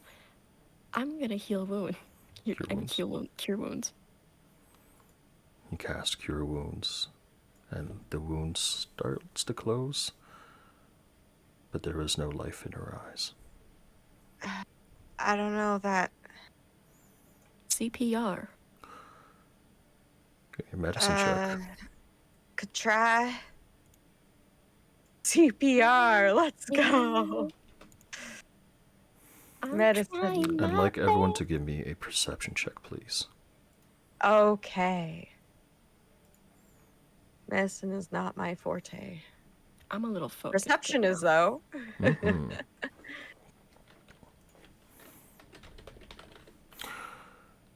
You see up here on one of the acrobat's trapezes, it's like a 75 to 100 foot tall platform. You see up there 3 figures standing, watching, waiting. They look down at you. Why is this not opening up? Hold on.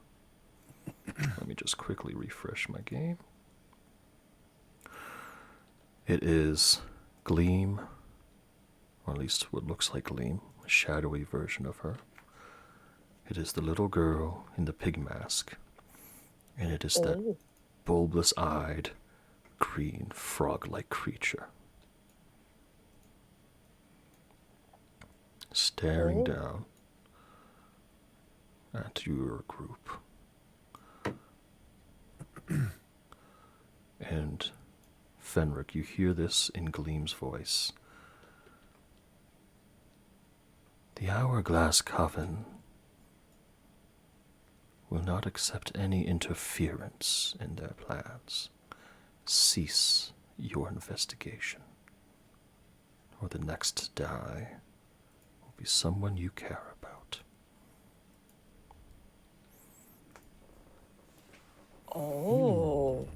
Oh, okay. And on yeah, that mhm. note, we're going to call it a night here. Oh my god. Nice. Jeez. Oh, girl has really long toes. Yeah, yeah. Good catch. Yeah. Really important note there. She's got Uh-huh. weird toes. Listen here, Got you weird toed weird bitch. toes. Let my friends go. Yeah, something like that. Why is it Berenstein Bears? Oh my god. What is happening? Because that's a great show. But anyways, we can end it there. That was a great session and a lot of fun. Hope you guys enjoyed that. Oh yeah. Hell yeah. Question, what did my 16 do for medicine? Oh, you determined that she died about 3 minutes ago. Oh. Oh, okay. Well, I blame the crowd of people. Yeah. The crowd Yeah. of people I'll do. always blame the crowds. It's always them. Uh-huh. So, It's always the people's fault. thank you guys for playing and for participating. Heck yeah. Thank Yeah. you so much for Thank you DMing. for Yes. DMing. Thank you. Appreciate it very much. Thank Well you. done, Super as always. fun. And Yes. we'll be back in 2 weeks. So we're doing this bi-weekly. So it'll be Yeah. the, not the 29th, the 5th, if that's good with everyone. Yeah, I'm down. That should with work it. for me. Sounds good. And around the same time we'll start. Yeah, do we want to do the thing where we go around and say what we liked and didn't like? Yeah, I'm down. Sure. Sure. We'll start on my left here. Angel, if you'd like to go first. I had lots of fun. the little voice part where we all had the high pitched voices. That was really hilarious. funny. That really worked That was out well. great. I couldn't stop laughing. The pickpocketing each other was also really fun. Spawned for some great comedy. Mm-hmm. For sure. Trying to think of any other standout scenes. I enjoyed binding everything and everyone with my ties that bind. At least trying to, anyways. It's a fun mechanic that, even though like it's supposed to be in combat, made for a lot of good roleplay. Oh yeah. Yeah. Oh yeah. Definitely. Yeah, overall I had a lot of fun. Great to I hear. enjoyed. If there's any things you'd like to see more of, or a few things that you'd like you see less of, let me know. I'll be happy to include that. And moving on, Aiko, how about you? I loved the games. I also loved my little Kenku friend. Keyword is loved in the past tense. Yeah. It was I'm a fun one while it lasted. sorry and not sorry at the same time. Oh god. Keyword is was. Yep, It's the heart-wrenching moments that motivate you for Oh, the next encounter. yes. exactly. The part that also entertained me, the trade-off part, I'll give you your sack if you give me my wand. Oh, yeah. Sack and wand trade. Yeah, that Oh, was man. that was It pretty was hilarious. so funny. Oh my god. Yes. Anyways, yes.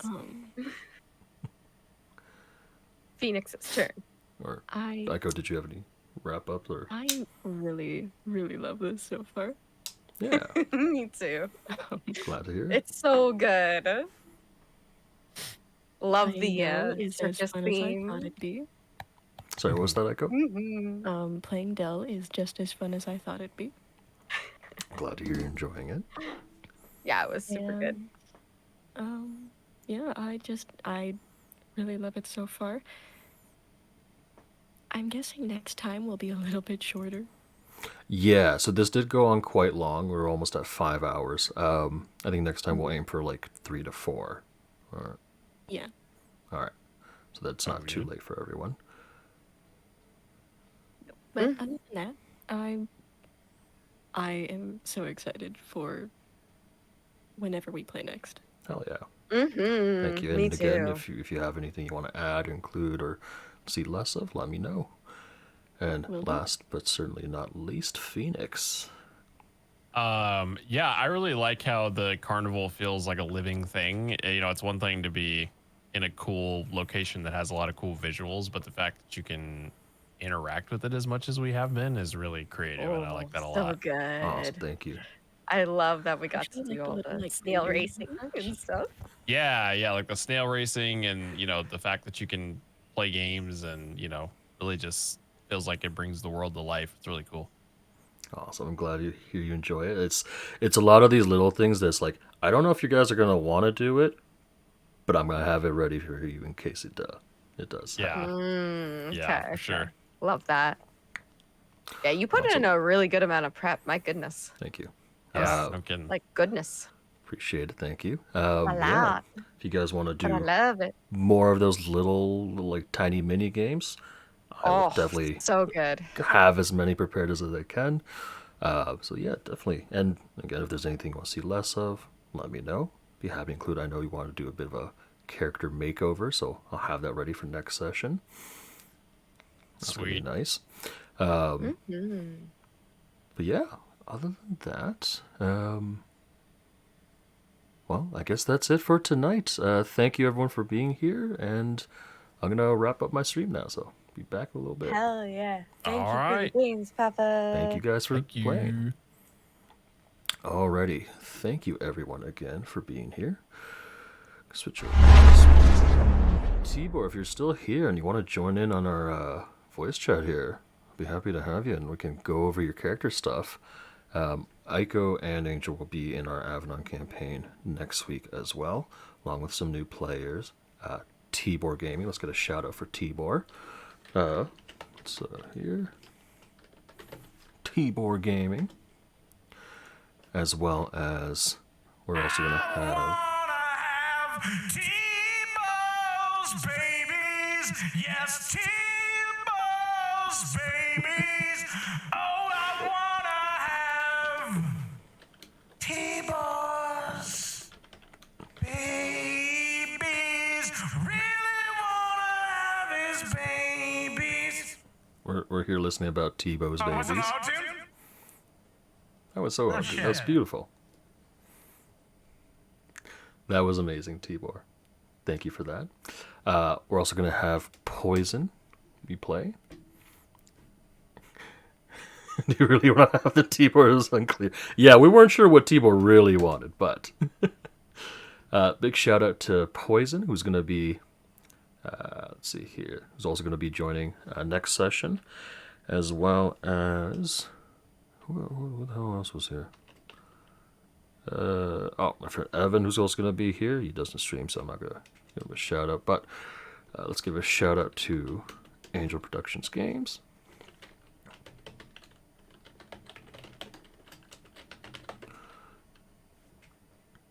Let's go here. As well as a big shout out to Aiko. Oh, I remember this one. This is the most famous shoot one. the rockets and machine guns at the same time. No!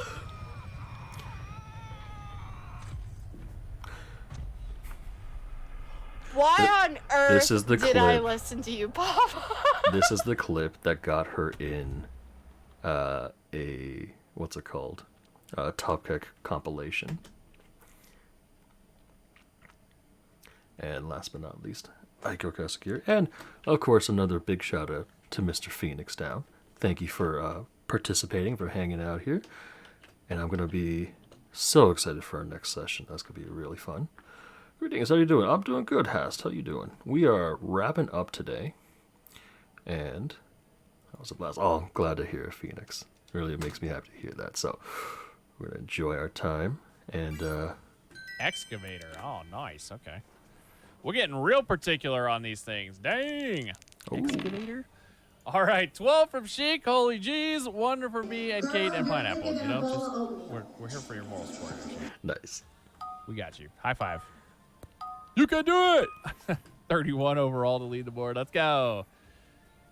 Gonna help you break that record today. Bit above average indeed. Let's see What are we here. drawing here? Oh, all right. Well, again, shout out to Fenixx. Give the guy a follow. And we'll be back in 2 weeks with this campaign. But next week, we'll be here for our Avalon campaign. So that'll be the first session. Hopefully, it's going to be a lot more fun. It's going to be a lot more chaotic. It's going to have a lot more people. So we're going to have a good time there. And on that note, why don't we look for someone to raid? Who do we want to raid here? Who we raiding? Let's raid. I mean, Angel's still live, so we could raid her and give her the responsibility. Let's do that. Let's give Angel the responsibility. We're going to raid Angel Productions Games. Feel free to give her a like and a follow if you haven't done so. And we will wrap up tonight. Thank you again, everyone, for hanging out. I really appreciate y'all. And we'll see you all next week when we come back. Have a good night.